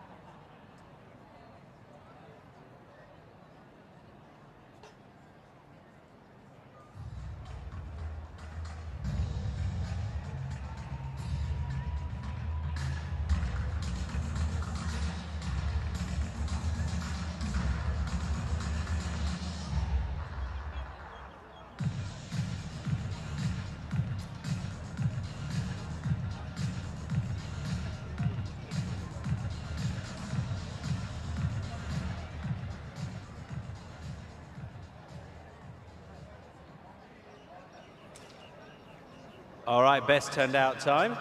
It's gone to Hilal Ahmed and Freedom Fighter. Hilal is the man, Freedom Fighter is the horse, and Hilal is going to take home 650 dirham. Well done to him. And that's being supported by PHI Advertising. Yet again, our thanks to them. There's Freedom Fighter in the race card. It'll go well to catch Tuz here. Our thanks to Mr. Ali Essa, who is shaking the hand of Hilal, the CEO of PHI Advertising. Our thanks to them for supporting the Best Turned Out award throughout the evening tonight. Well done, Hilal.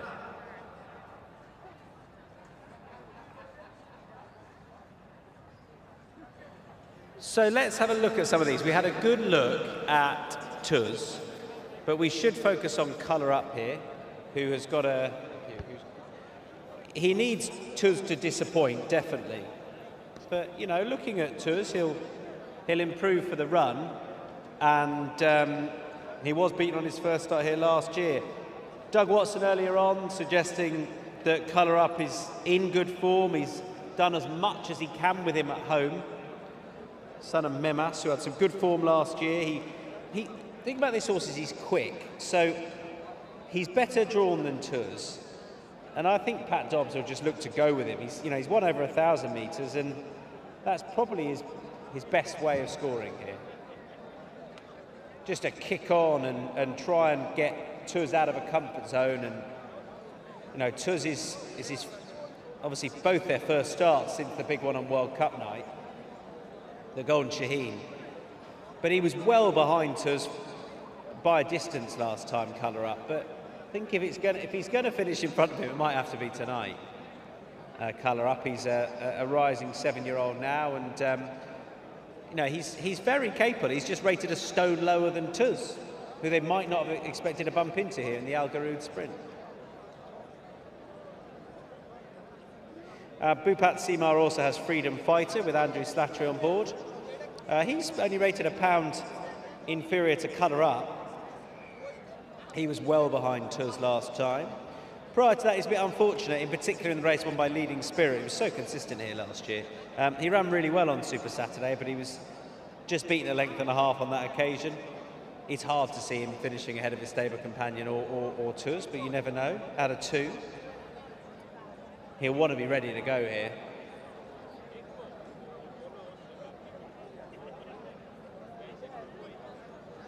This horse, Meydan, is interesting. I mean, he's got loads to find. Sure, rated 97, but I was pretty impressed with last time, albeit in a handicap company. It was a good race, and he was pretty dominant as well. Again, if you didn't have a Tuz in here, I mean, this is the right race for him. It's the right sort of natural progression for him to run in.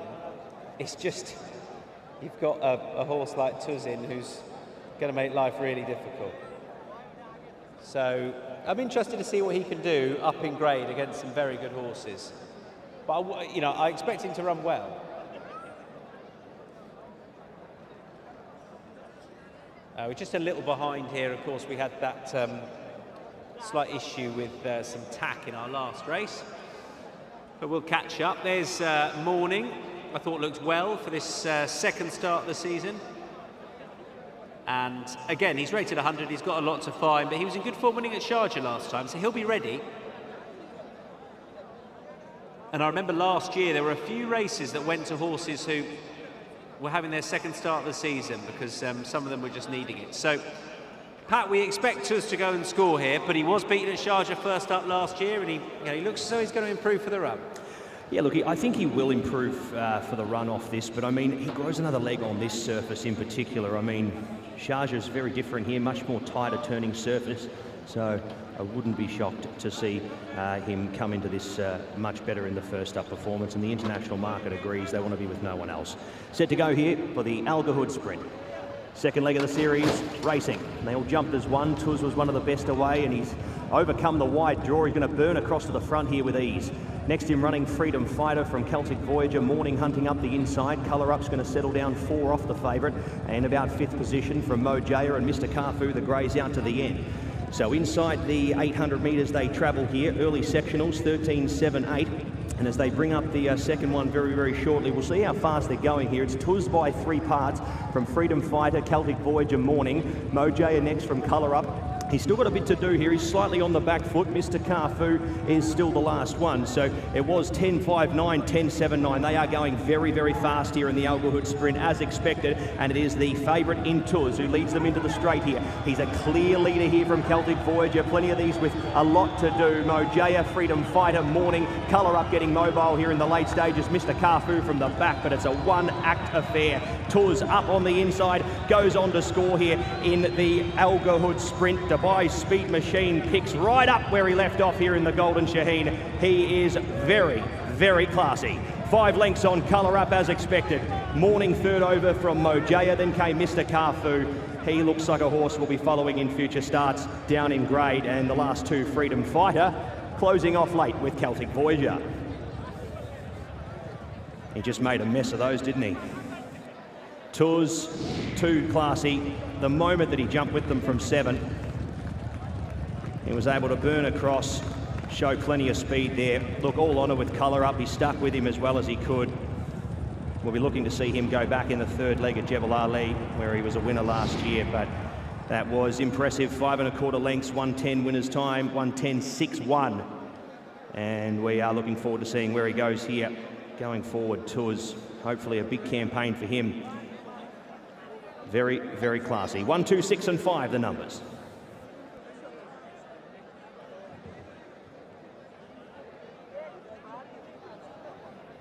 So Bhupat Seymour is alongside me. Just watch this back in full, and well done, Bhupat, first of all. Obviously, Tig wanted to be handy, and you didn't have an ideal draw, not the biggest field, but he did it pretty effortlessly getting on the speed.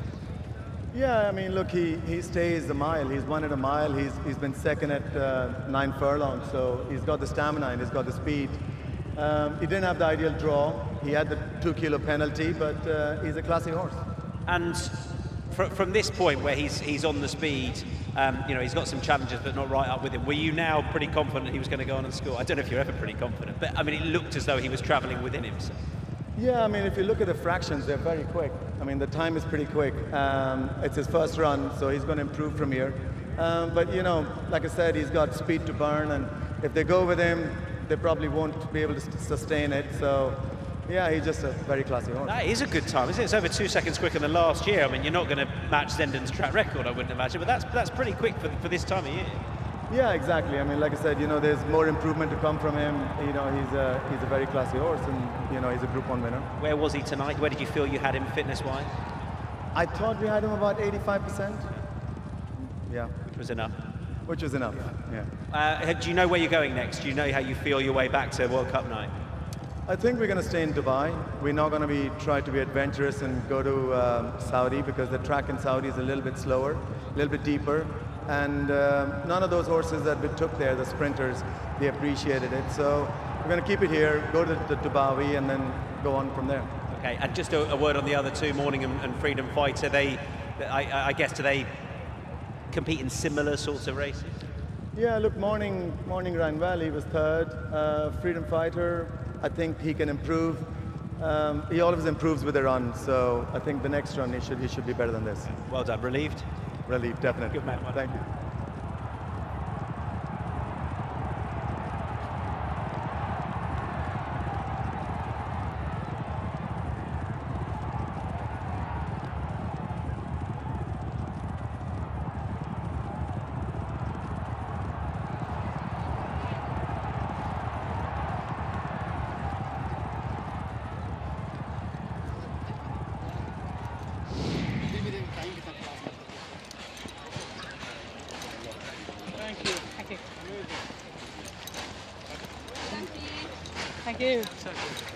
And the unofficial numbers here for the Elderwood Sprint, sponsored by PHI Advertising. 1, 2, 6 and 5. 1, 2, 6 and 5. Tuz victorious in 1:10.61. Margins 5 3/4 by 4. 1, 2, 6 and 5. Race 5.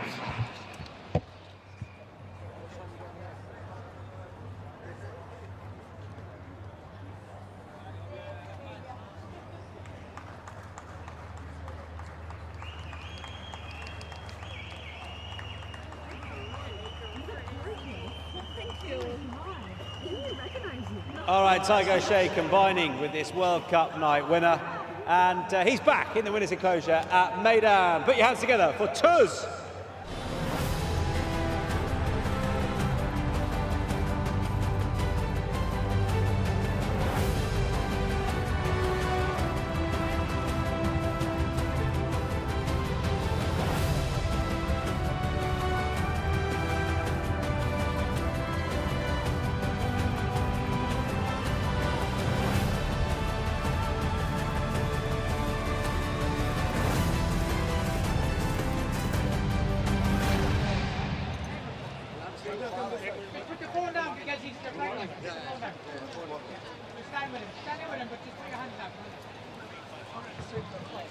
I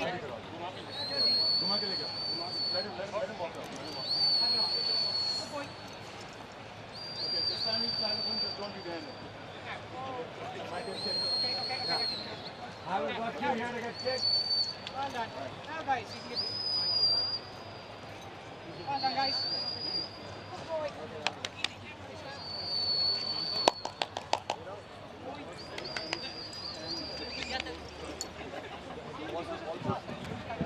Yeah.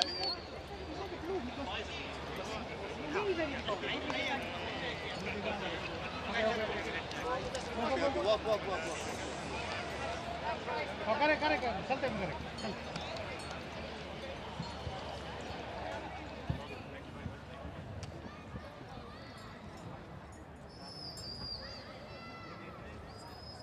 Tiger Shea weighing in after that success on Tuz. And Tuz is going to make his way behind us, and then we'll see what Tig made of that. Tig, well done. Come and find you. All pretty straightforward. Yeah, look, best horse in the race. He had a penalty to carry, but look, he's high class, as he proved in March, and you know, he's a horse with a lot of speed, a lot of gate speed. Makes my job easy, and just had to keep him up. You know, just waved at him. I never. He didn't need that tap behind the back of the saddle, but look, he's very, very good, and what more can I say about him?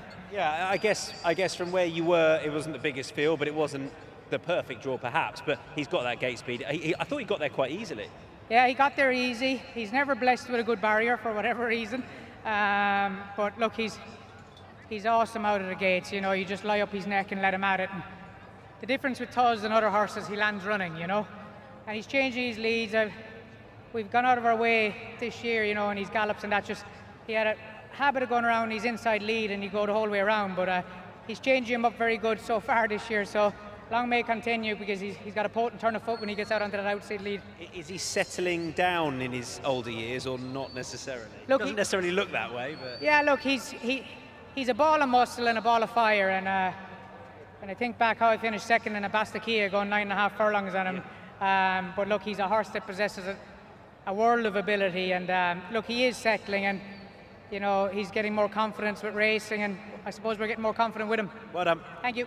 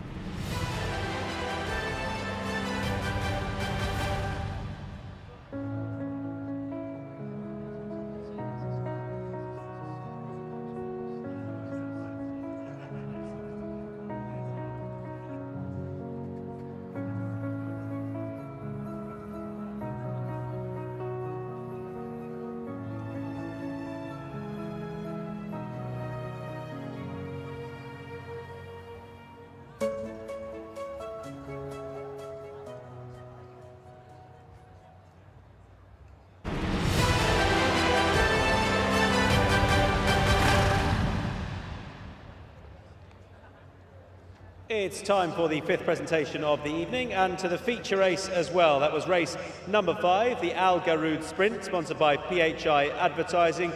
A huge pot of £500,000 dirham on offer here. Our thanks to PHI, and please welcome to the stage the man we've seen presenting the Best Turned Out award throughout the season and the back end of last season here at Meydan. That is the CEO of PHI Advertising. Our thanks to him, Mr. Ali Essa. Thank you to Ali. He'll be presenting 3 awards. First of all, please welcome to the stage, collecting on behalf of the winning owners, the winning trainer. I'm going to call her the assistant trainer, if that's all right. Please welcome to the stage, Caroline Joyce Seymour.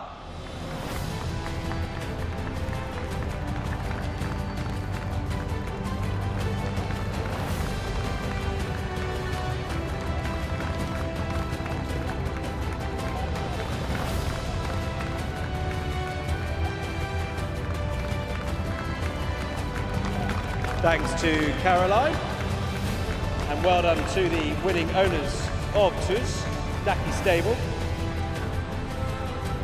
And now please welcome the winning trainer who we've heard from already. Congratulations to him on winning the Al Garood Sprint with Tuz, Bhupat Sima.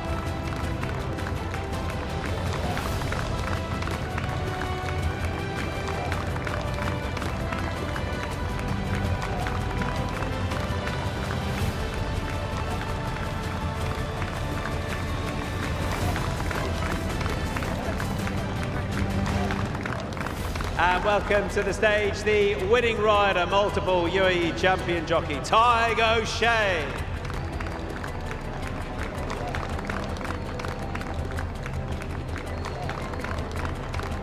Well done to Tai.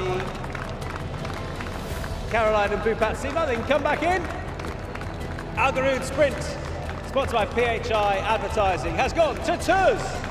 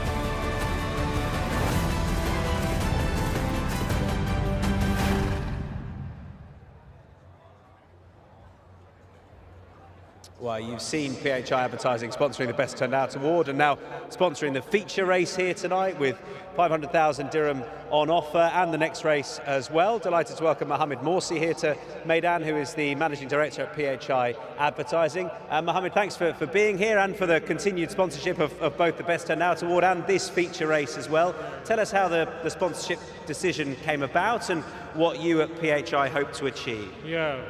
We decided to have a sponsorship with Dubai Racing Carnival because that aligns our value and our goals, and also it's visibility for our brand, and this thing gives us to be as a trusted organization in UAE, and also to have spotlighted our name with the Carnival as a Dubai Racing Club.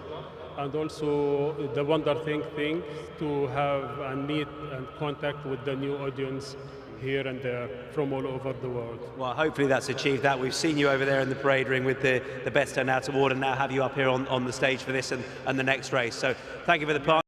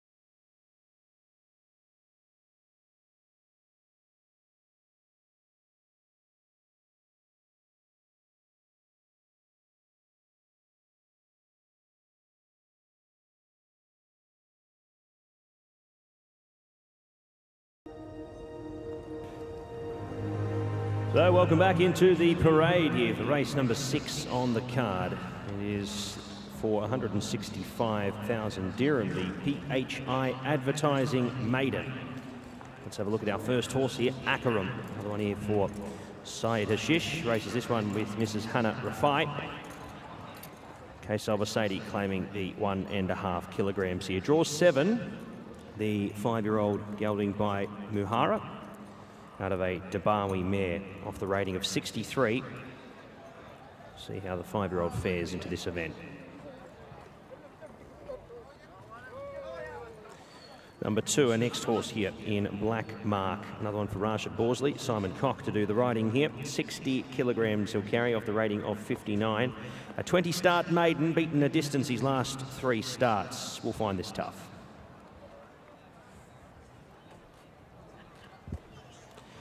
Number 3, our next horse in Bozan. Kaysabud does the training here.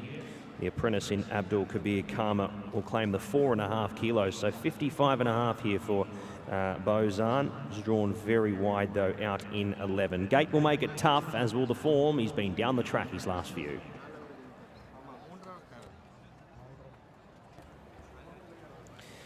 Number 4 for Andrew Slattery and Lucia Body. It is Age of Baroque. 3-year-old gelding by Lope de Vega for Khalifa A. Dasmal and partner. So best of luck to them here. 2 runs at Kempton Park for a 3rd and a 4th placing, both at Novice Company, and not beaten far on either of those occasions. Provided that he handles the track, he should be going close in this.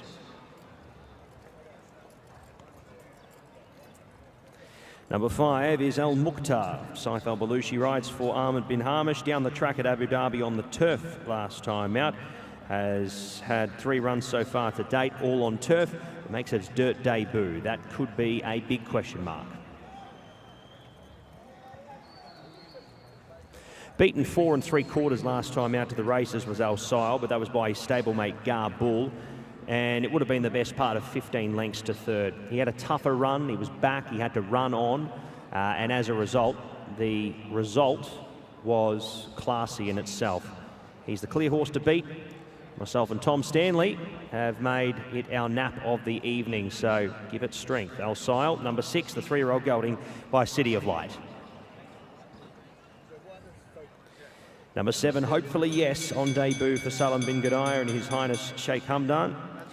Bernardo Pinheiro rides here with a 59.5. Well, interesting to see how Hopefully Yes fares here. Coming out of the trials, this will be a big question mark and will tell us a fair bit more about the son of No Nay Never.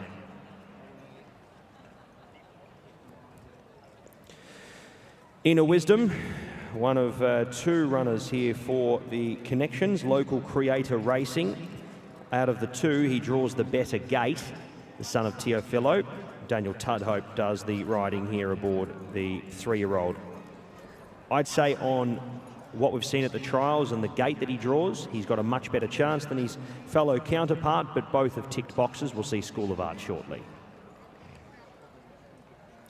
King's Fountain, gamekeeper ran well. That holds him in good stead. He gets back and runs on. He'll need the luck late in the race, the son of Too Darn Hot, but did enough in his previous start to suggest that he's a main player in this event.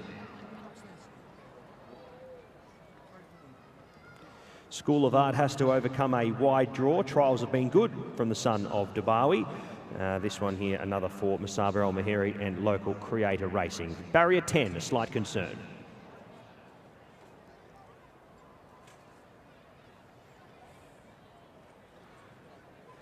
Serena's Fame drops in distance. Sandro Paiva rides for Omar Darag. And Mr. Amin Al Noor would have to improve on those last 2 starts, has yet to bring it to race day, so we'll have to wait and see. 4-year-old filly by Klimt. She's having her 3rd run here. Another filly joins the field, Regal Gallery, the daughter of Frankel. Gate number 12 makes it awfully hard. This one here, another one for His Highness Sheikh Hamdan bin Mohammed Al Maktoum and Salam bin Gadaya.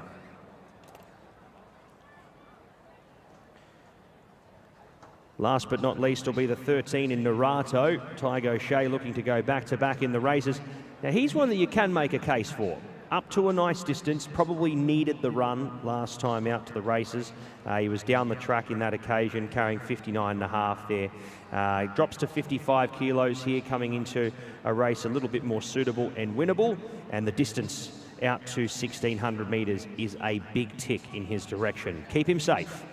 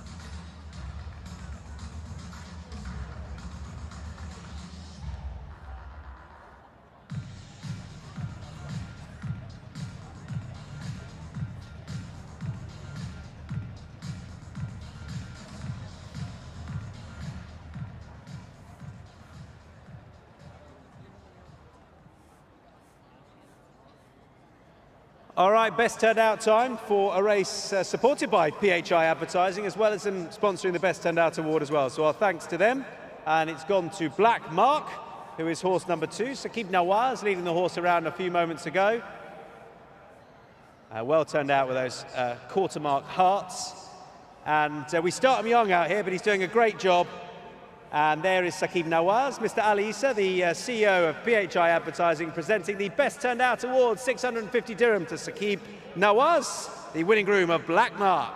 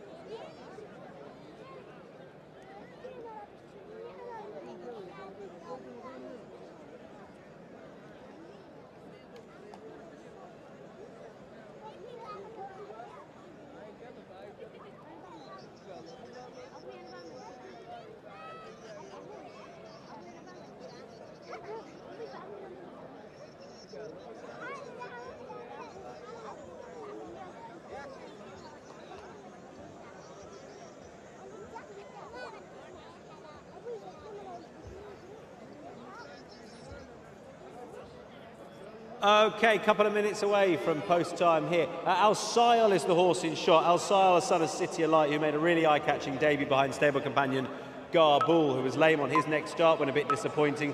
Front two pulled well clear. He ran to a mark, high 80s, I thought, on that debut. Really encouraging. He should win this if he's in the same sort of form, I would have thought. Al Sayal. For Ben Cohen, he was on board Garbul last time. Jimmy Orman was on board this horse, but he ran really well, and he should win this, I thought. Having a go over a bit further, he ran on with promise. A horse with a lot more experience, another 3-year-old King's Fountain, Connor Beasley riding for Ahmed bin Hamash. He's a 2 darn hot. I wouldn't have thought many of those have run on the dirt, but this horse ran well behind Gamekeeper on his first start, only over 1400. And so too should improve for that run 2 weeks ago. Gamekeeper has franked the form today when all but winning that second race. He'll come out of stall number 8.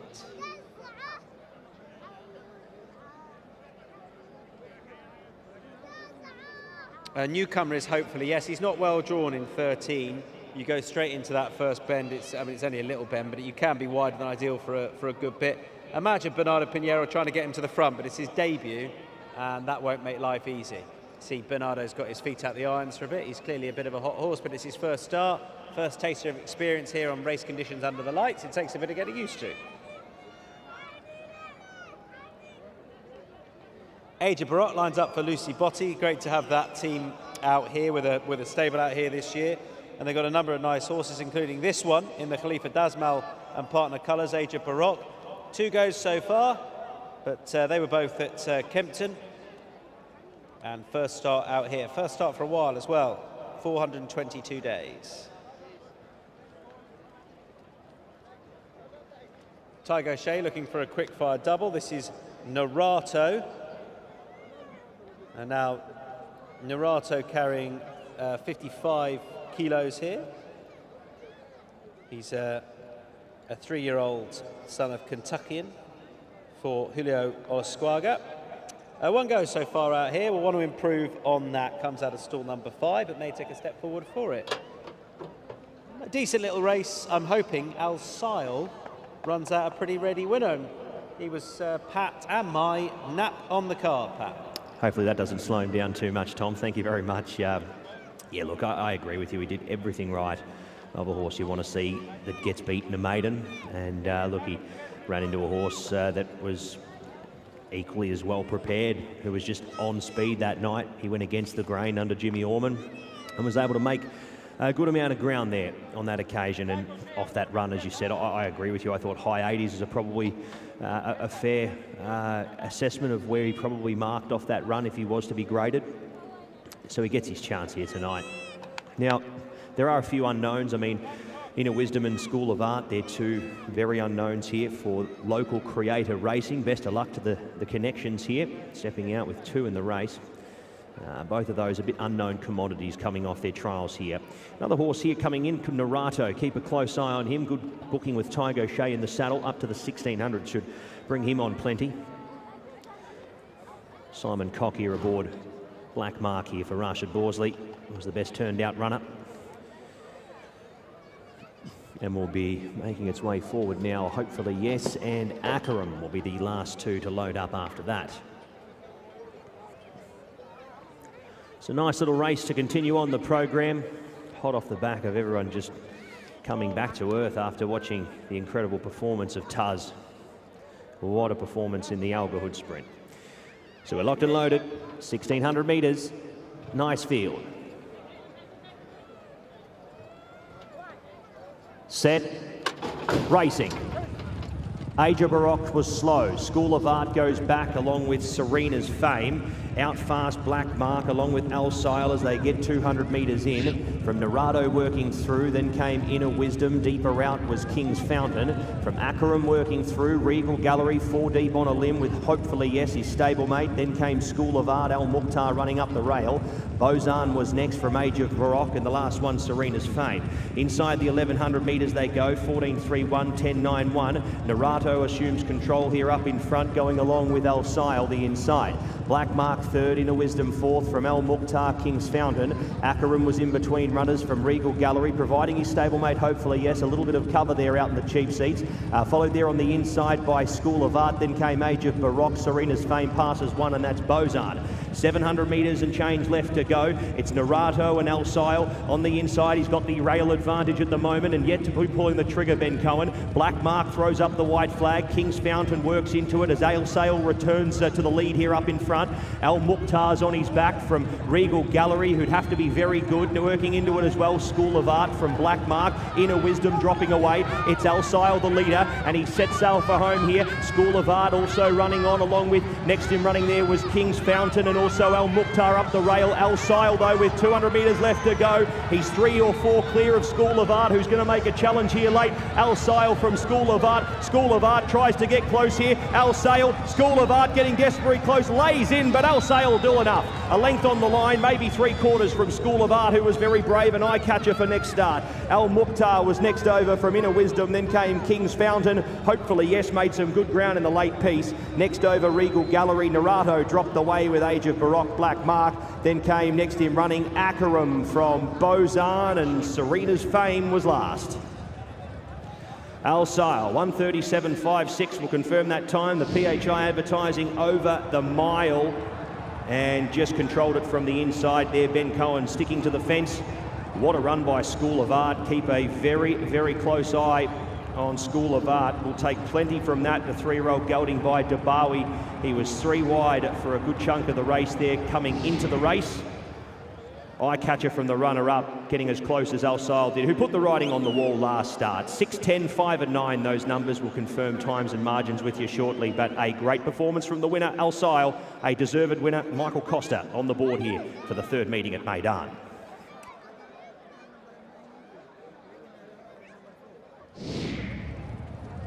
Yeah, nice performance. Got off to a good start from a draw in 2. Got a nice position. Ben Cohen didn't rush him. He just held his position. Not necessarily leading, but not giving up the rail. Travelling nicely. He's got a bit tired late on, but I think Ben was pretty comfortable in the end. The second's run well on first start. School of Art, pretty encouraging out of 10. And Al Mukhtar back in 3rd, who's come out of a nice draw in 1, but that was better than his first couple of goes here, or certainly his first start of the season, and switching to this surface. So, yeah, I wouldn't get carried away with the winner at this stage, but second start, I think it's a bit cosier than the winning distance would suggest. I don't think they'll rush over any further necessarily, and they might even consider coming back. He's definitely been fading a little later. To be fair, he's not being asked serious questions. He's fine, I think.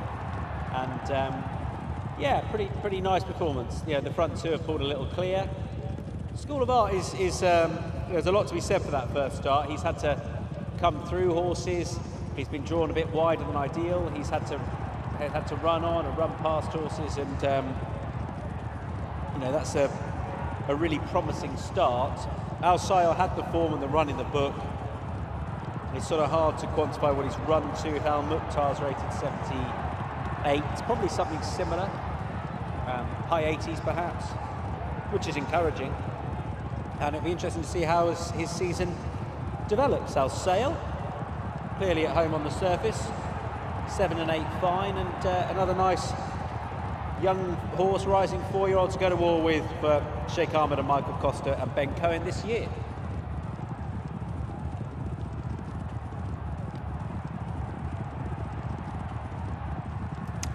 Numbers in the PHI advertising over the 1,600 metres. 6:10, 5 and 9. 6:10, 5 and 9. Winner's time 1:37.56.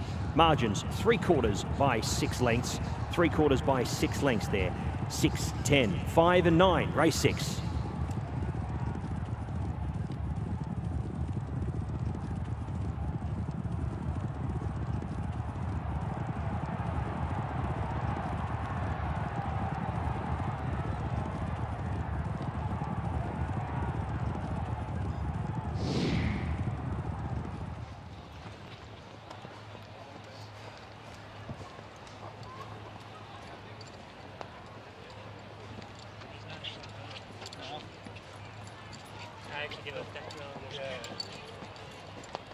controlling all the race, and he was a better horse. He didn't travel as well as I thought. Yeah.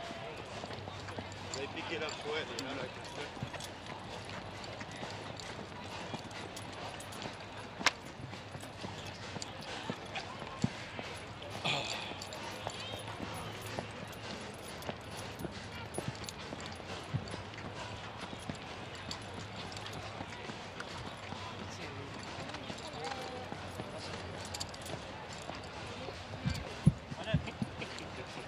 Don't know where I'm going.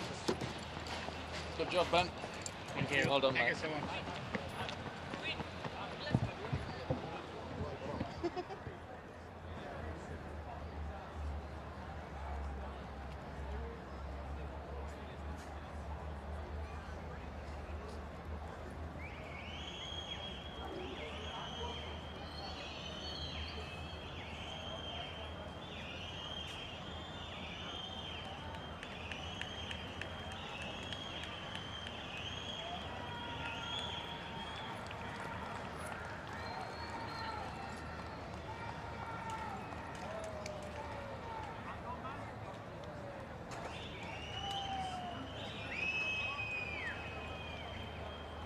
Back in the winner's enclosure then.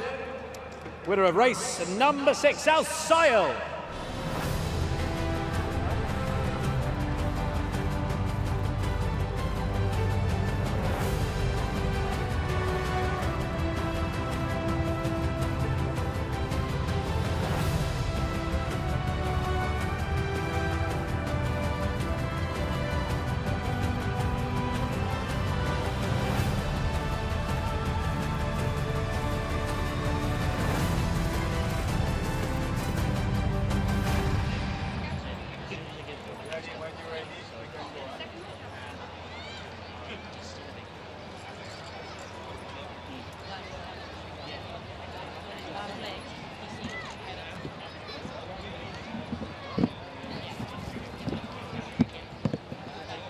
Thank you very much.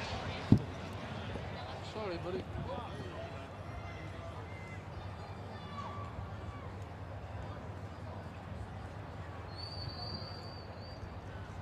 First win of the night for Ben Cohen on Al Sayal.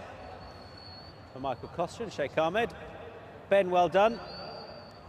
I guess on the run on debut, when I know you're on the winner Gabul, he was sort of entitled to go and do that tonight. Did everything right? Yeah, no, I suppose he was the farm horse coming into tonight. His work has been very good since that run. And yeah, look, I kept it simple. He's probably not he's not a ready-made leader, but it was hard to give up that draw when you get it. Yeah, so I mean, it looked as though you weren't keen to force anything on the front end, but just not give up the rail, crucially. Yeah, no, look, I half thought about it halfway down the back, and I said as soon as I do it, I'd be caught in the pocket, so I just kept it simple, and yeah, he done it well. I wasn't over hard on him. Yeah, so late on you were sort of being closed down to the line, but looking back at it, it seemed as though you were comfortable. Yeah, no, I felt I always had the race won. I thought he galloped out good and strong too, so yeah, he's still a big baby, but I think he's an improving horse. And between he and Garbul, who were first and second and pulled clear on debut, is there much between them? Are they very different? Similar enough, I suppose. Gabul might be a little bit stronger. Look, obviously he didn't show up the last day, but there was reasons for it. But I think this lad could probably drop back to 7 if you needed him to. Gabul could probably step out and trip. Okay, good stuff, well done. Thank you. Cheers.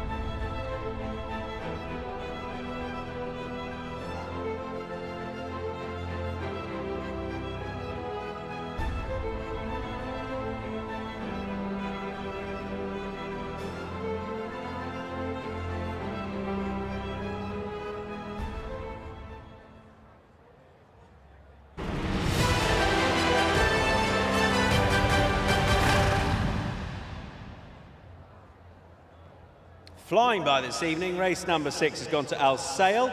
Once again, that race supported by PHI Advertising. Our thanks to them, and welcome once again to their CEO, Mr. Ali Esser, who is going to present the award. Welcome to the stage, Ali. Thanks to all of your commitments tonight between Best Turned Out Awards and these 2 trophy presentations, including for our feature race, the Al Garood Sprint, and here presenting the award to this maiden for thoroughbreds, sponsored by PHI Advertising. Please welcome, collecting on behalf of His Highness Sheikh Ahmed bin Rashid Al Maktoum, Joe Taylor.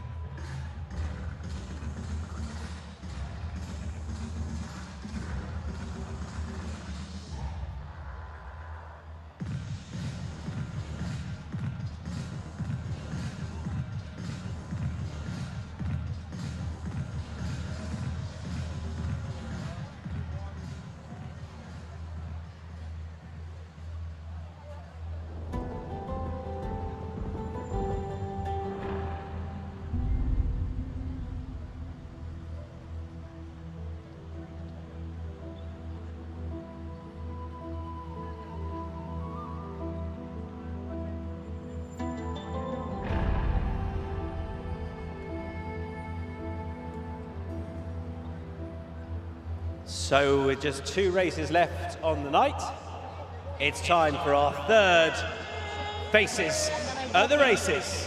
Lots of waves, lots of smiles, a few whoops. Where are we there? We're in just outside the kids' village. I can see where you are. But who are we going to pick to win 500 dirham? Who's it going to be? Tonight's winning, yes, it's you. A lovely smile. And great use of the gloves and the hat. Fantastic. Beautiful smile as well. That's how you do a Faces at the Races, madam. Well done to you. You've won 500 dirham.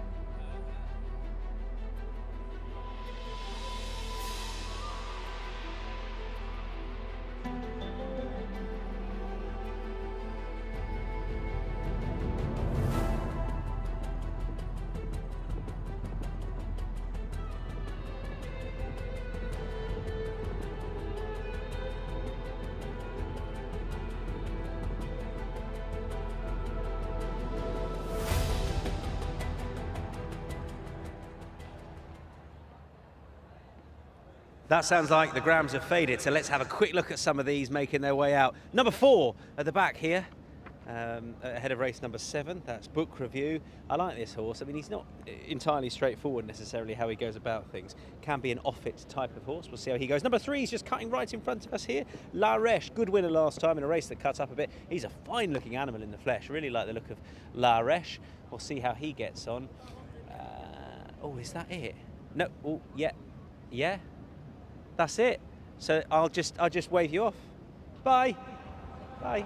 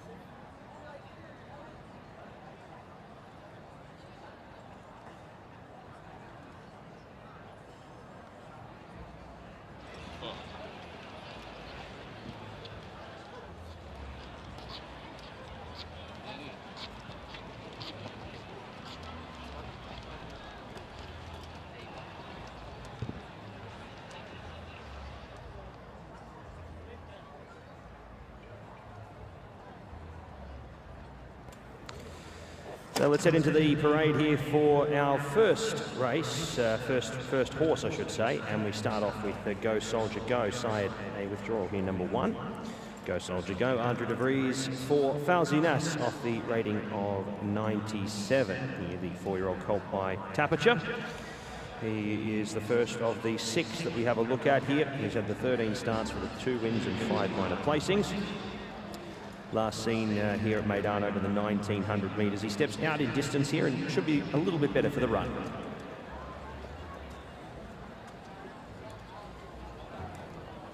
Number 3, La Reche, the last start winner over 1900 metres. So a few of those coming through that event. He was the winner. He draws an inside gate once again. He was gone on to win that 85 to 105. So interesting to see if he can back it up. Form would suggest that he's a big chance to take out this race and pick up his 3rd career win at start number 16. Certainly a winning hope.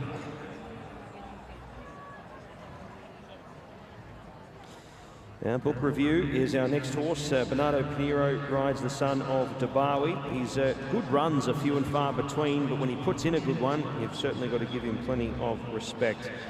He ran in a 75 to 95 first up. Beaten 16.75 lengths. He should improve off that. This one is a sort of a similar grade of race, and the more distance, the better. Distance shouldn't be too much of a query for Mount Kosciuszko fitness either. He is 3rd up heading into this event here. Just felt wanting a little bit late there at the back end of Jebel Ali, the Jebel Ali performance, and well, he only won by a casual 10.5 lengths. So hopefully he can back up that performance there at Jebel Ali. He was probably needing the run a little bit first up. He was able to improve dramatically second up, and we'll see if whether or not he can translate that form here to Meydan. Certainly a winning chance, the son of National Defence. Well, Arabian Tales race was all over at the start, where he bucked up and missed away. Provided he jumps with them, he is very much in this event. Don't take any notice of the last start performance, put a line through it.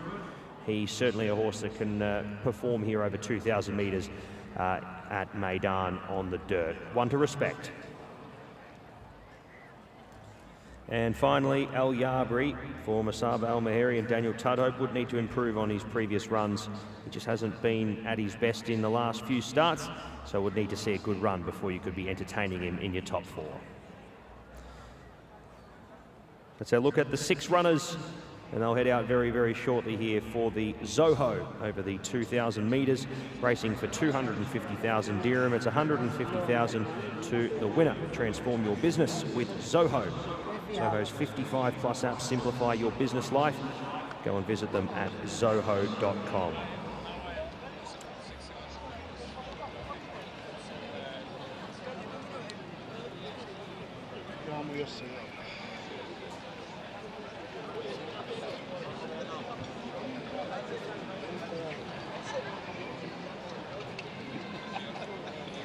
Don't photograph me, he says. Oh, you all there, man? Don't photograph me, he says.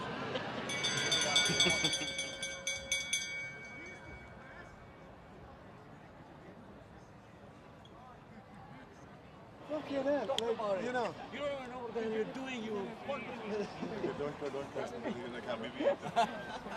You're on the screen. Have a look. Wave, guys. Give a little wave to the camera here.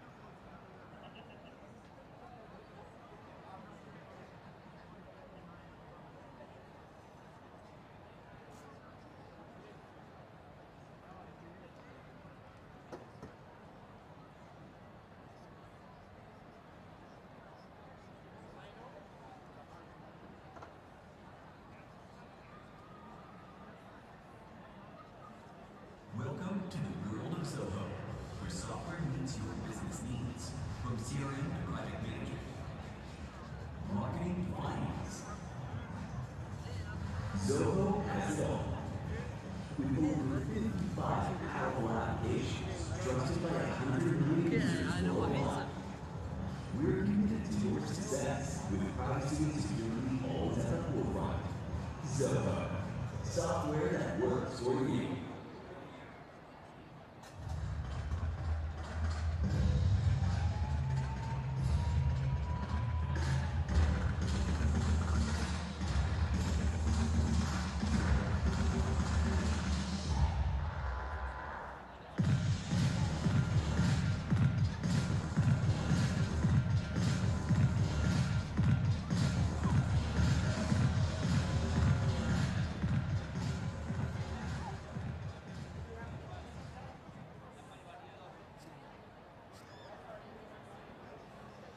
Right, that's our best turned out winner. That is El Yabri, and the winning groom, Ijaz Ahmed. There he is. You can recognise Ijaz from his distinctive walk, and he is again a winner of the Best Turned Out Award. I think he won one a month ago. Well done to Ijaz. Works really hard with these horses at Subbers, and he's done it again here. And he's being presented the award once again by Mr. Ali Essa, the CEO at PHI Advertising. Thank you to Ali. Sterling work throughout the evening, lots of presentations, and well done to Ijaz, the winning groom.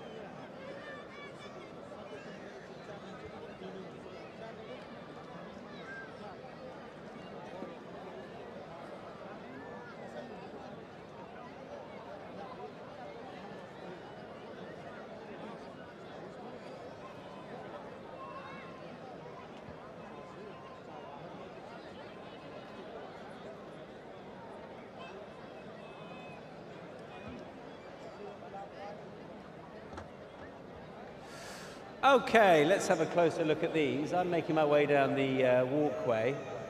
I'm actually looking for trainer Julio Olascuaga. I'm hunting Julio, but I might have missed him. I think I can see him. Anyway, we'll get there. Number 3, first of all, La Reche touched upon that performance last time. Good performance on second start of the season. He'd run well on his first start in the race won by Lion's Mane. I think that's a pretty strong bit of form. This is going to be tougher. You know, there's plenty of depth to this. Obviously, Syed doesn't line up, and Go Soldier Go on that occasion probably got a bit far back. They went really hard. But I do think this is a bit stronger. But he's one of the leading contenders here, this rising 5-year-old, who could keep on improving this year. Mount Kosciuszko is trained by Julio Olascuaga. I found him. Sorry, Julio. Just thought it more interesting for you to talk about your horse than me. So tell us a little bit about him and what you're expecting. Well, it's a really nice horse. He won well in Juvenile last time out, so decided to step him up here a little bit in trip and rank him here in Meydan. He works really well here, so I'm confident on him. What's he like as a horse? We can see him with the red hood on there, but he looks okay at this stage. Yeah, it's just as a precaution only, because he's actually really calm. But on race day I was a little bit worried that he might be a little bit hot, but he's fine. And where would he have been for that start a month ago? Do you expect him to, did you leave a bit to work on for that first go? Well, actually he impressed me a little bit that day in Juvenile, so And where are you drawn in 2? I guess that, it's not the biggest field, but do you look for Dobbsy to keep it pretty simple from there? Well, we give it for him to decide whatever he thinks the best. It's up to him. But small field, it's fine. Everybody's fine. Wish you all the best. Thanks for your time. Thank you very much. Thanks to Julio. As the red hood comes off this horse, Mount Kosciuszko, which is I should never have doubted your pronunciation, Pat Comerford, because it's in Australia. Have you been? I certainly have. It was actually a mountain named by Paul Edmund Strzelecki. The Strzelecki track is a very well-known a track that people go and explore in Australia, and Mount Kosciuszko is one on there, but a very exciting mountain, and also a name for another horse in the world who was a 12-time Group 1 winner in Lims Kosciuszko over in Singapore. So it's a name that holds quite a bit of strength in Asia, especially in the horse racing scene. So hopefully Mount Kosciuszko can live up to the same heights.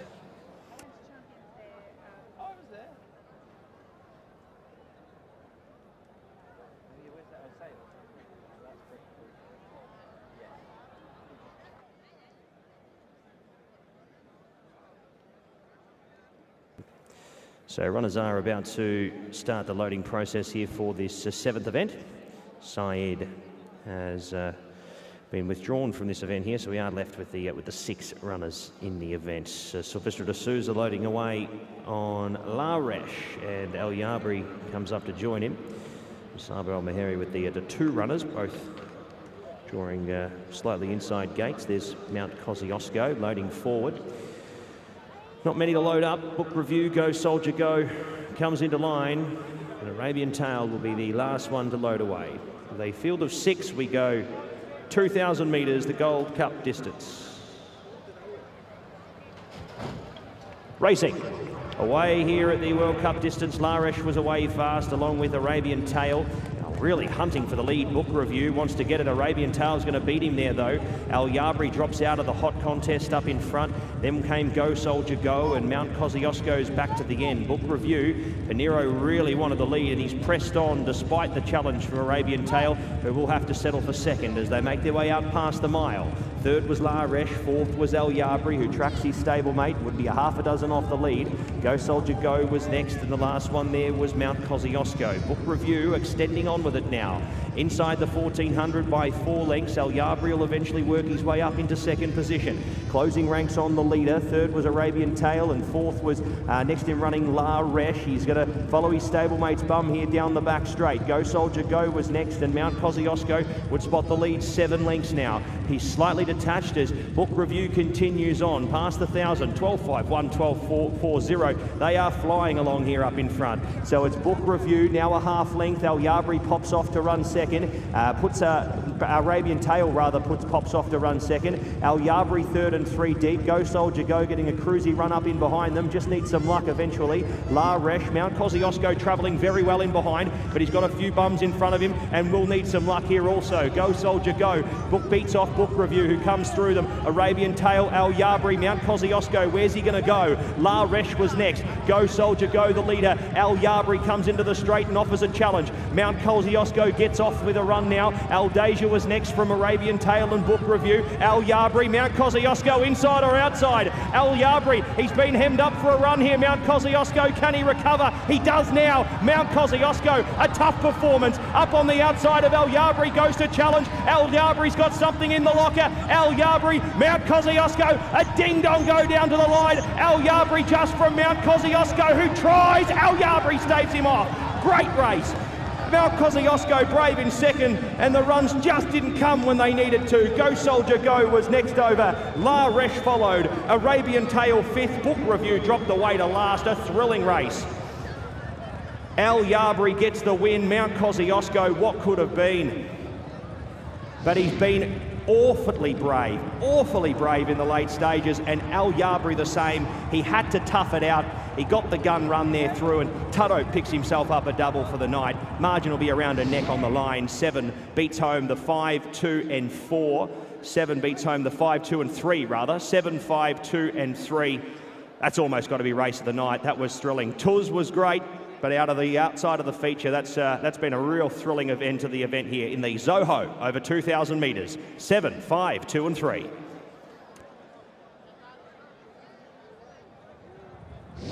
Well, a really good race, but Mount Kosciuszko, he's definitely unfortunate here, because I get why he's had to go up the inner, why Pat's had to go up the inner, because he had La Resh looming up on his outside.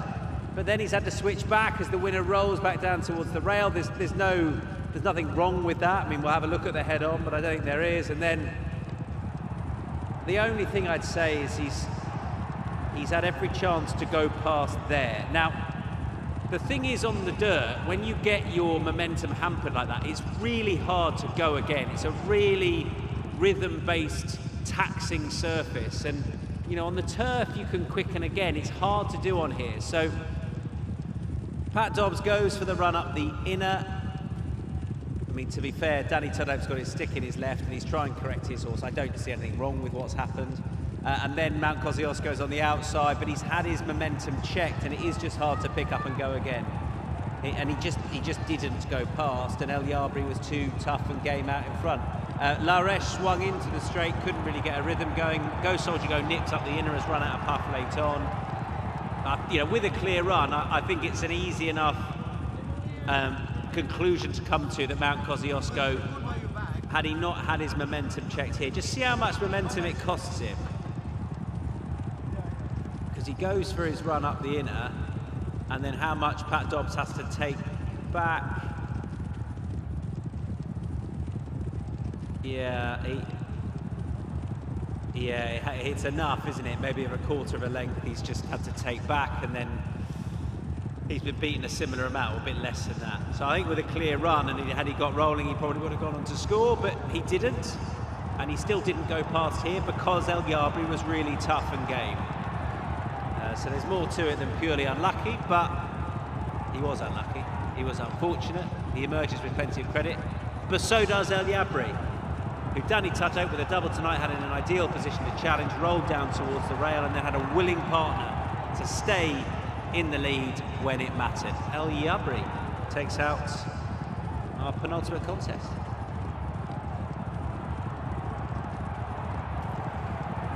Numbers in race number 7, 7, 5, 2 and 3. 7, 5, 2 and 3. El Yabri, your winner in the Zoho over 2,000 metres. Goes on to get the win there. And we'll get correct weight to follow very shortly. Here's a photo finish for you. Good job. Okay, baby.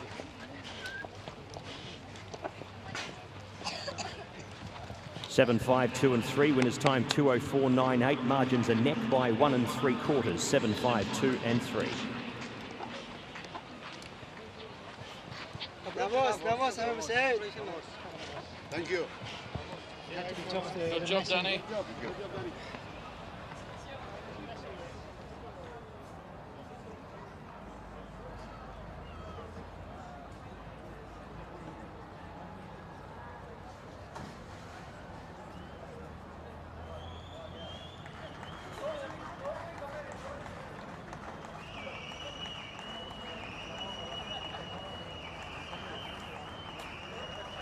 Danny Tudhope on board, double for him. He's got a good chance of a three-timer tonight with El Nasib in the last. He's won here on El Yabri.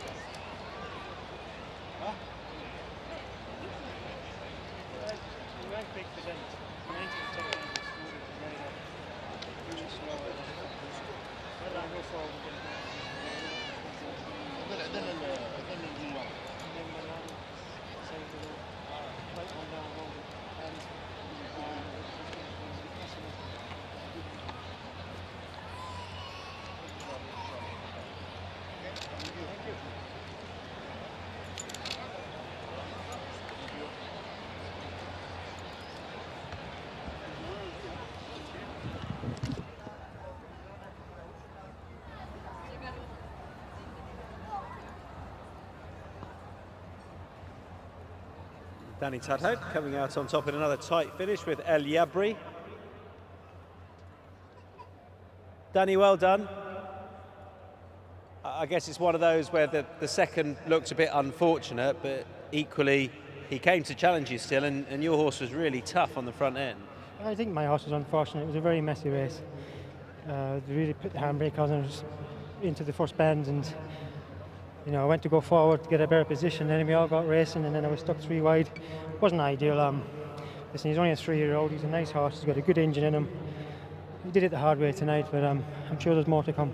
What did you think when Mount Kosciuszko came to challenge you last sort of couple of 100 metres or so? Did you feel you had enough left? Yeah, my lad, he showed a nice attitude. He battled back. The lad that rides him out every day, Hamza, does a great job with him. He's a handful and big, strong horse. But yeah, no, he's a lot of credit goes to him. Chance of a treble, obviously, with El Nasib in the last. He's got quite an exciting profile based upon that debut. What are you expecting? Yeah, look, he won very well on debut last year, a long time ago. He doesn't light us up at home, but I'm sure there's an engine there. If he can do that on the track like he did the last day, he must be okay. Well done. Thanks.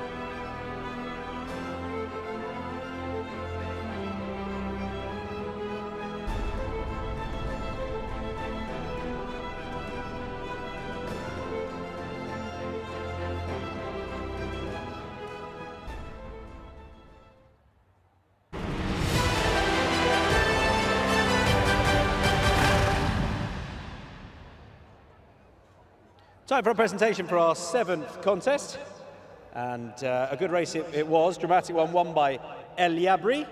To make the presentation, please welcome to the stage Mr. Haitham Nizam, the President, Middle East and Africa, and Mr. Prem Anand, the Associate Director, Middle East and Africa at Zoho. Our thanks to them for sponsoring this handicap for thoroughbreds, the Zoho handicap over 2,000 metres. And both gentlemen, Haitham and Prem, will be presenting the awards to our winning connections. Great to have our winning owner here, Mr. Juma Al-Junabi, accompanied by Zayad Al-Junabi and the winning trainer also, Musaba Al-Meri.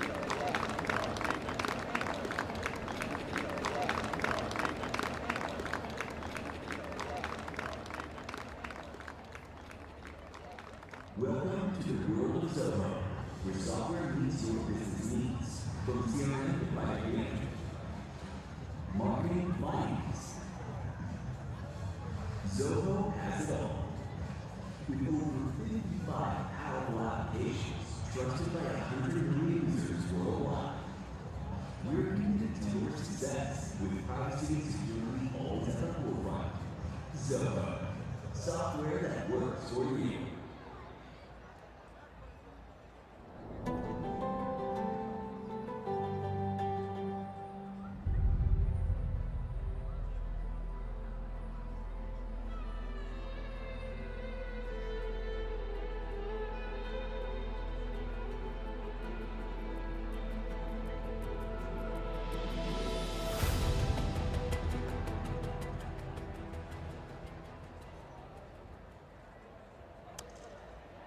Well, Haitham Nizam has stayed alongside to have a quick chat about Zoho and about the sponsorship here. So Haitham, thank you for your time, and great to have you partnering up here with Dubai Racing Club at Meydan.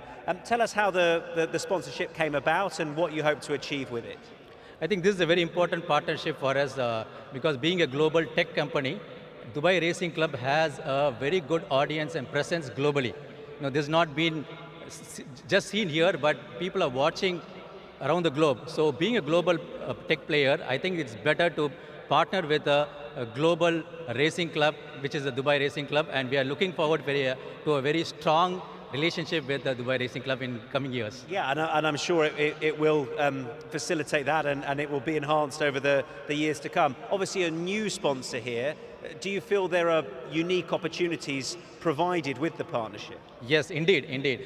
Because the audience of people who are watching this race, people who are part of this Dubai Racing Club, is our prospects and our customers. So there's a great fitment in terms of the audience and the customers mutually between Dubai Racing Club and Zoho. So this is a long-standing partnership for us. And have you yourself been racing at Meydan before, or is this the first night? No, this is the first time, and this is a great experience, great evening, and great race. We had a very close finish, and this is an excellent race we saw. It's good to support a race and sponsor a race with such a tight finish, and I guess being here is, you know, under the lights, it is a really unique experience. How much have you enjoyed it? Of course, this is a fantastic experience. Even I brought my family here to enjoy this experience, and I'm sure I'll be coming back soon again. Thank you so much. Excellent. We welcome you and the family back. Haitham, thanks for your time. Thank you so much. Thank you so much.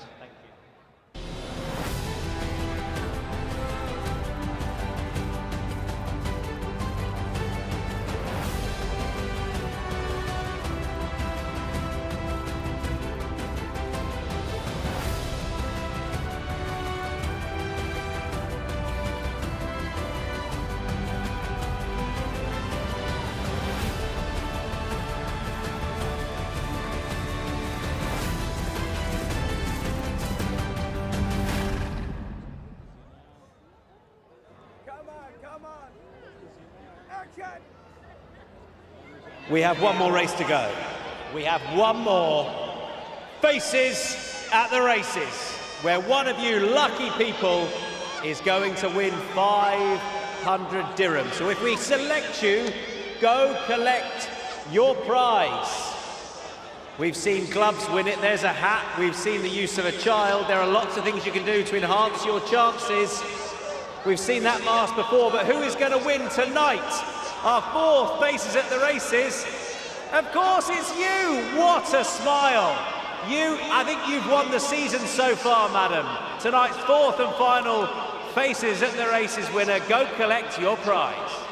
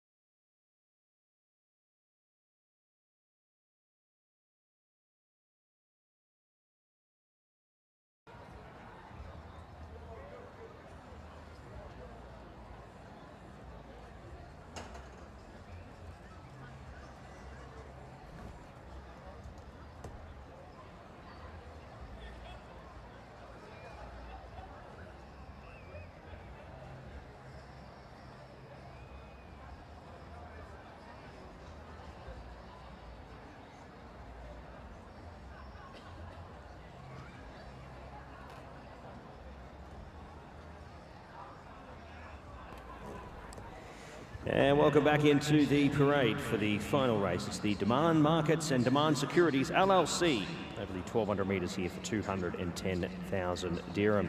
Number 1 is Atwal, the debut winner, taking out a nice 1,200 metre maiden at Jebel Ali. He steps out here to Meydan for the first time. Was a 4-length winner in maiden company, and hopefully he can step up to the task here as he tackles a stronger field, the 3-year-old by Invincible Army. There was 13 months nearly to the day that we saw Al Naseeb come out and blitz them over 1,200 metres in a time of 1:11.99 for a maiden. That is incredibly sharp. That's a fast time for most grades, let alone a maiden. Unfortunately, he was put away into the sheds there, and we see him out here for his second career start. Musaber Al-Mahiri and Daniel Tudhope combining here, looking for yet another winner on the program here. Having a great night on the card here. We'll see how Al Naseeb fares off a rating of 101.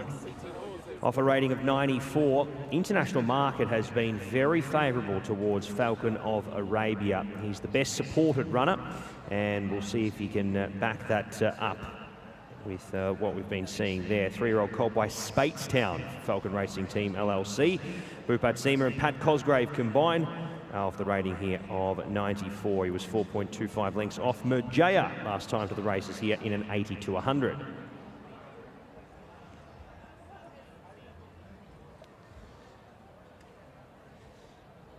Number 5 is our next horse in Marsoom. Another horse we've seen off the scene for quite some time, a maiden winner over 1,000 metres at Jebel Ali in 59.31. He beat his stablemate Turjman on that day, the opening day of the Jebel Ali season last year. It's his first time at Meydan for a race. He's also first time racing under lights here at Meydan also. So seems to be taking it all in well, and he does look the slight pick, I'd say, off his what we saw in his maiden performance of the Costa runners, and the yellow cap certainly agrees there with number 1 rider in Ben Cohen on board here. The 3-year-old gelding by Omaha Beach. Number 6 is Rasas for Sky Racing, Ahmed bin Hamish. Connor Beasley having a great night as well, off a rating of 94 here. And he comes into this with 1 run under the belt. He was down the track in behind Street Mood at Jebel Ali. This is his first run at Meydan for the season.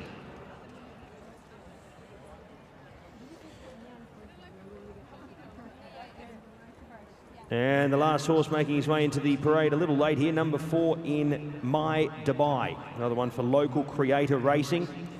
Musaber Al-Mahiri. Sylvester de Souza doing the riding. Great performance there by School of Art earlier on for the connections, and they'll be hoping to see My Dubai fly the flag just as well. The 3-year-old gelding by Frankel having his Middle East debut after 6 starts for a win and 2/3 over in the UK. That's our look at the runners here. Our 6 runners taking to the track here for our final event, the Demand Markets and Demand Securities LLC for 210,000 dirham.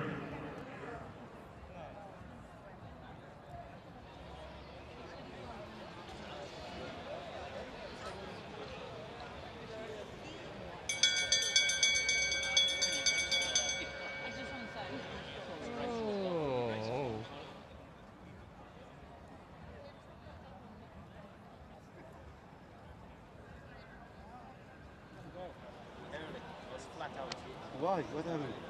6-4. Which one? Yeah. Yes.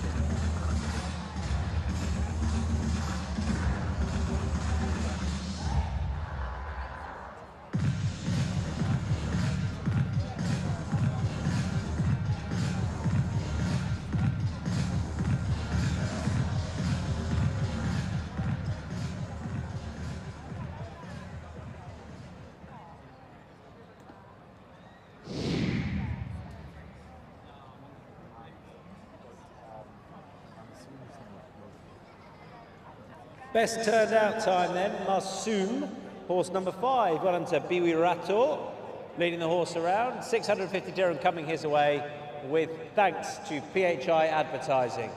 PHI supporting the Best Turned Out Award. And Mr. Ali Yesser presenting the award for the 8th time tonight. Thanks to Ali, sterling work tonight, smiling through it all, and our thanks to PHI Advertising. Well done to the winning groom.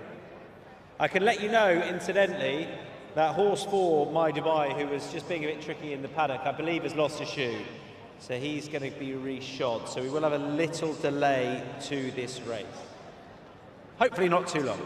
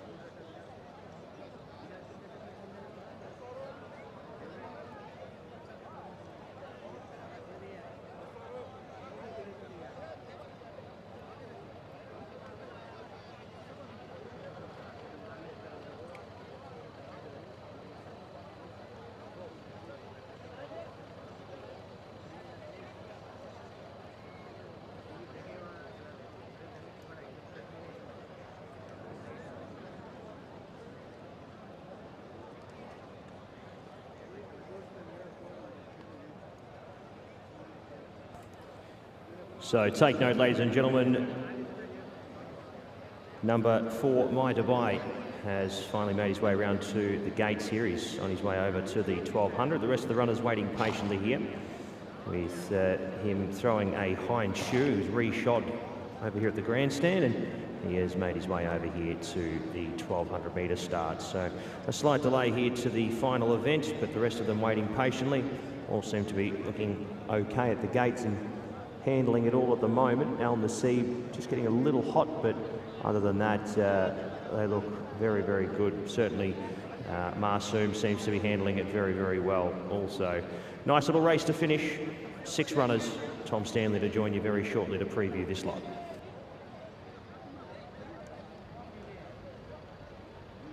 Thanks, Pat. Yeah, so obviously the reason this horse is late to post is because he threw a shoe. He's being tricky. He nearly got loose in the parade ring, actually. The groom did really well to hang on. A few people had to duck for cover, but all is well with My Dubai. One of 2 in the race for Musaba. Amr Ben Hamash also represented in here. Atwal for Michael Costa. There is Falcon of Arabia. He ran in that race won by Moijer, who struggled up in grade today, but I wouldn't be too harsh on him based upon that. But Falcon of Arabia knows how to win here and is one over 1400. Thought he was quite exciting when I think that was his debut one. Nice performance as well, but he didn't necessarily kick on from that. He struggled against Killer Collect, a stable companion subsequently. We'll see how he goes here. Pat, over to you.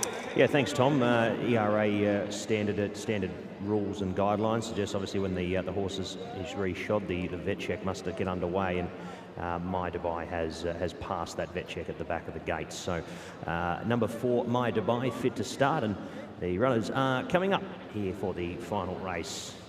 First two to be loaded away are probably the 2 that we'll keep our closest eye on, both debut winners coming into this off long breaks for their 2nd career start.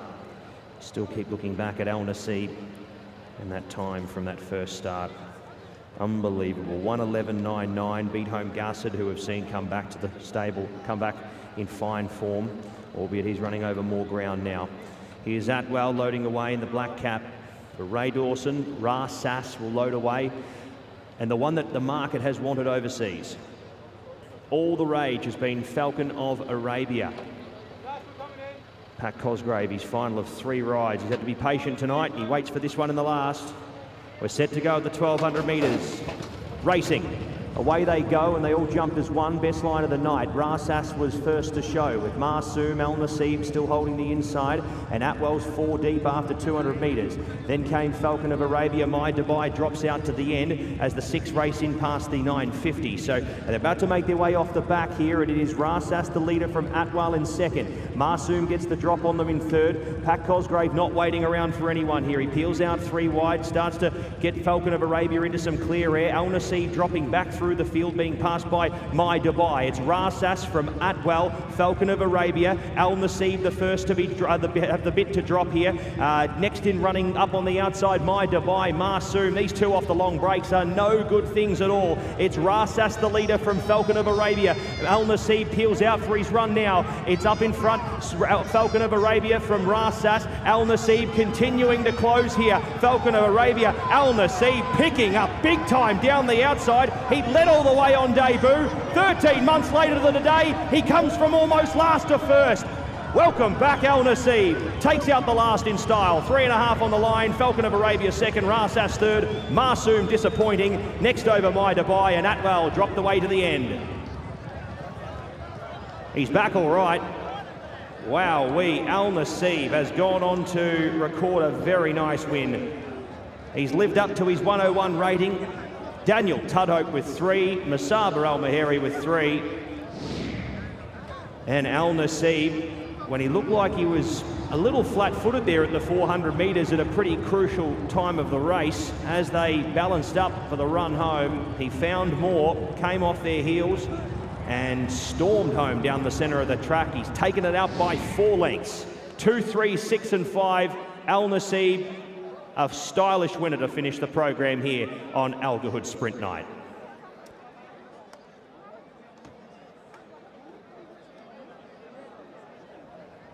Great performance from El Nasib. It's another one for Danny Tutto.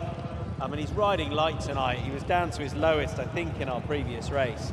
But he's got a great tune out of this horse, done it in a few different ways. This horse just got rolling eventually down the outside, and that's encouraging. 392 days off the track, good form from his debut. He's clearly got loads of talent. He's seen this out really well. He'll get further. I guess he's a horse you might want to take your time with because he's had a problem, but it's exciting. Probably beaten the right horse as well. Falcon of Arabia rated 94. So that's a really smart performance from El Nasib. And you just hope they can keep him in one piece and he can have a really good season. Falcon of Arabia's run well, had a nice trip in the race, tracking Rassas throughout.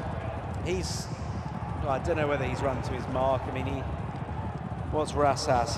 Rassas 94, and so there's every reason to expect that El Nasib is, going to be knocking on 100 off the back of that. Really taking performance and exciting to go on for the rest of the carnival with. If all stays well with this horse, you'd expect to be seeing him in some of the better contests. There's no reason, I don't think, why he can't be campaigned as a horse to tackle a Golden Shaheen trial. I know that sounds lofty, but just the profile he comes into this, they would want to try him, I think, in something like that. Obviously, there's lots of opportunities for him over 1,200 metres. But yeah, you've got to be thinking about something like that for him. I don't know the ins and outs of the programme, but yeah, really, really exciting. Beaten the right horses, 2 horses rated 94, and in the end, he's won pretty cosily. So well done to Connections, well done to the jockey and trainer, good night for them, and El Nasib has won the last in style.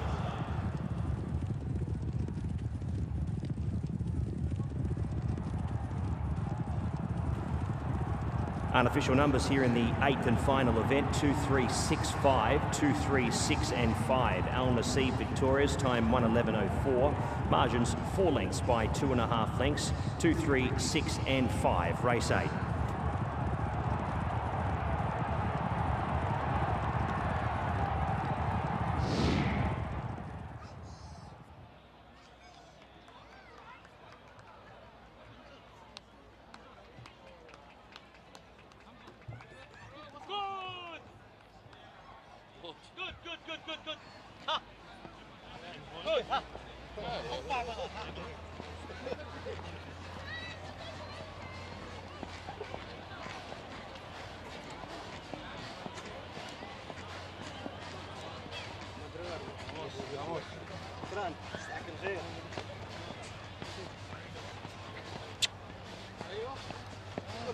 يستاهل البوسات. كفو النصيب. فعلك من اسمك.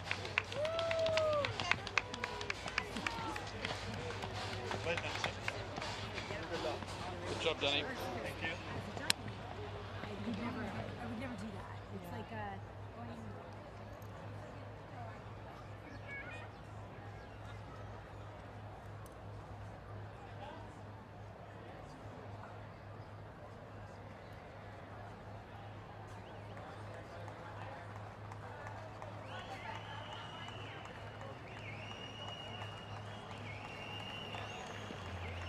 Third winner of the night for Danny Tutto. We'll speak to him shortly.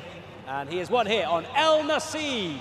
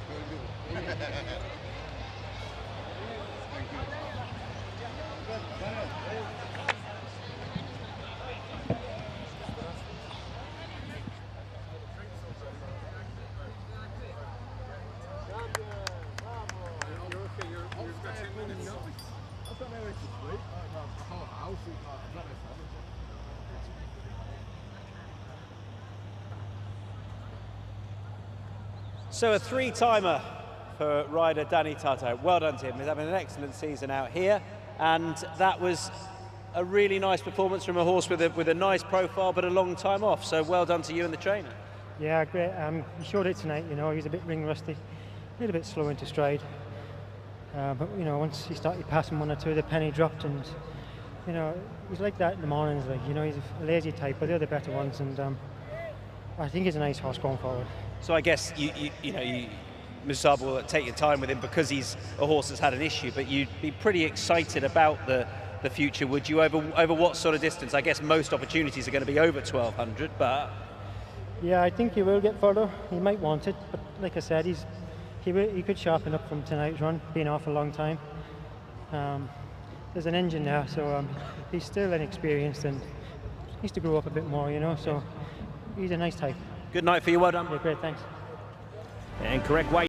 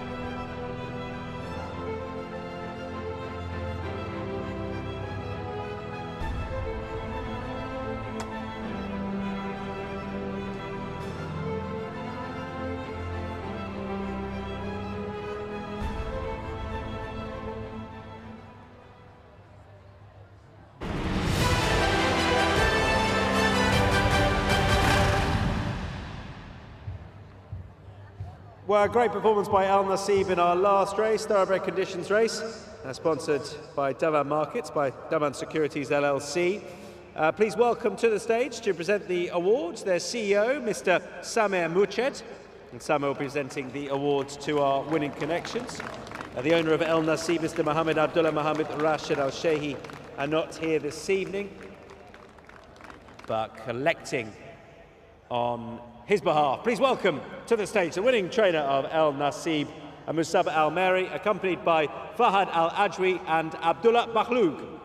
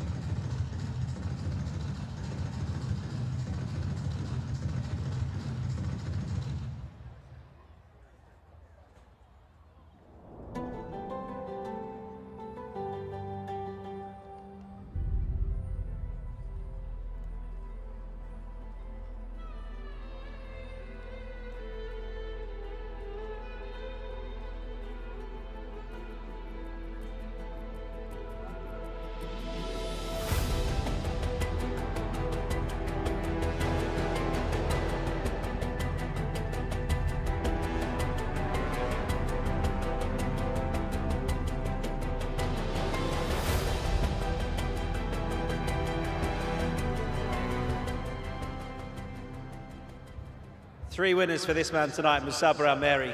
Huge congratulations, a great evening. Thank you, thank you. What was the best winner? The last winner, because he's a very exciting horse, El Nasib? Sure, the last winner is best because this horse, he gave me last year 1 run, 1 win. And I keep him at now, and he won 1 race and win. Yeah. I mean, this is a very good horse. Did he had a problem, an injury last year? No, he didn't have any injury. This horse just, I feel his action is not okay. I mean, not injury, just his action is not okay. I save him because I know this is a good horse, you should to take care about him. Okay. Yes. And the right decision, it seems now, because he's won that really well. Where will he go now? Do you think he can develop into a very good sprinter? You know, he can be a very good sprinter, but I will try to run him more distance, see how is he. How far? A mile maybe? No, he can run a mile also because he's easy ride in the race. He can finish good. I mean, he can go any distance, I think. He's exciting. Yes. Thank you very much for your time. When Rishi is here in 2 weeks, I'm going to tell him Musaba's English, very good. Thank you. Very thank good. You, thank you. Thanks, Musaba. Thank you.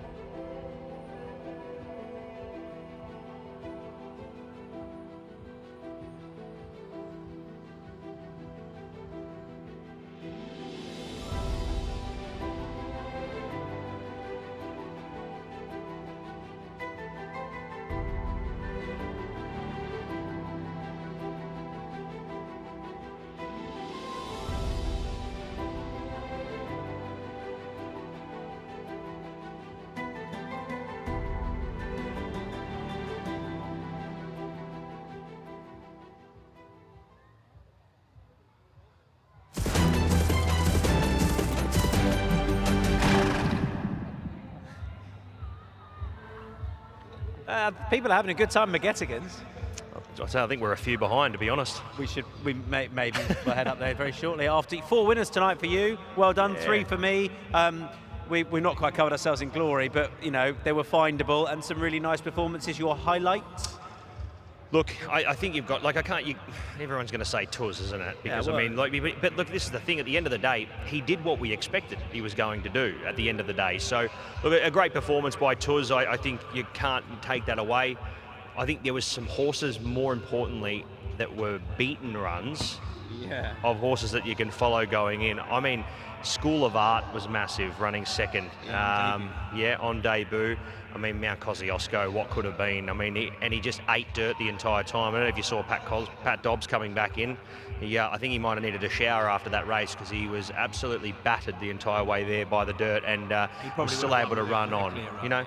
So I think there's plenty to take out of the meeting, not only just the winners who did fantastic jobs, but also I think there's some races here. The form lines will hold up going into the weeks ahead. So a good meeting to go back and watch the races. You might have to listen to me again, which is probably not a good thing, but I mean, you get at least you get to go back and watch some nice horse racing and spot a few that I think were a bit unlucky. And some rising 4-year-olds, some 3 now going into the next year will be 4-year-olds. Al Sail and El Nasib, I think, could be nice horses going forward. Yeah, look, I'd love to see how El Nasib comes through the run. Obviously, we know that it didn't all go to plan after the debut win. Whether or not we see him go back, if he comes through it fighting fit and they've properly nursed him back, I mean, that was some win. Yeah. I mean, I almost counted him out going off the fact that we saw him win on speed last time out. He was also the first horse to drop the bit there with 400 to go. But once he balanced up, he found out. And I just saw Maria on the way back in, Musaba's assistant, and I said, I think the way that he won tonight probably will be so much more beneficial to him than if he found the lead and led on, because, I mean, it's a learning experience for these young horses. And as Danny Tudhope said, there's so much growing up they have to do. And Yeah, it's good. We've got one more meeting before Festive Friday, so we'll be back. Pat will be back with us next week, and then we'll all be out here on Festive Friday in a couple of weeks' time, and the racing just hots up. Pat, thank you very much, and we'll see you in a week's time.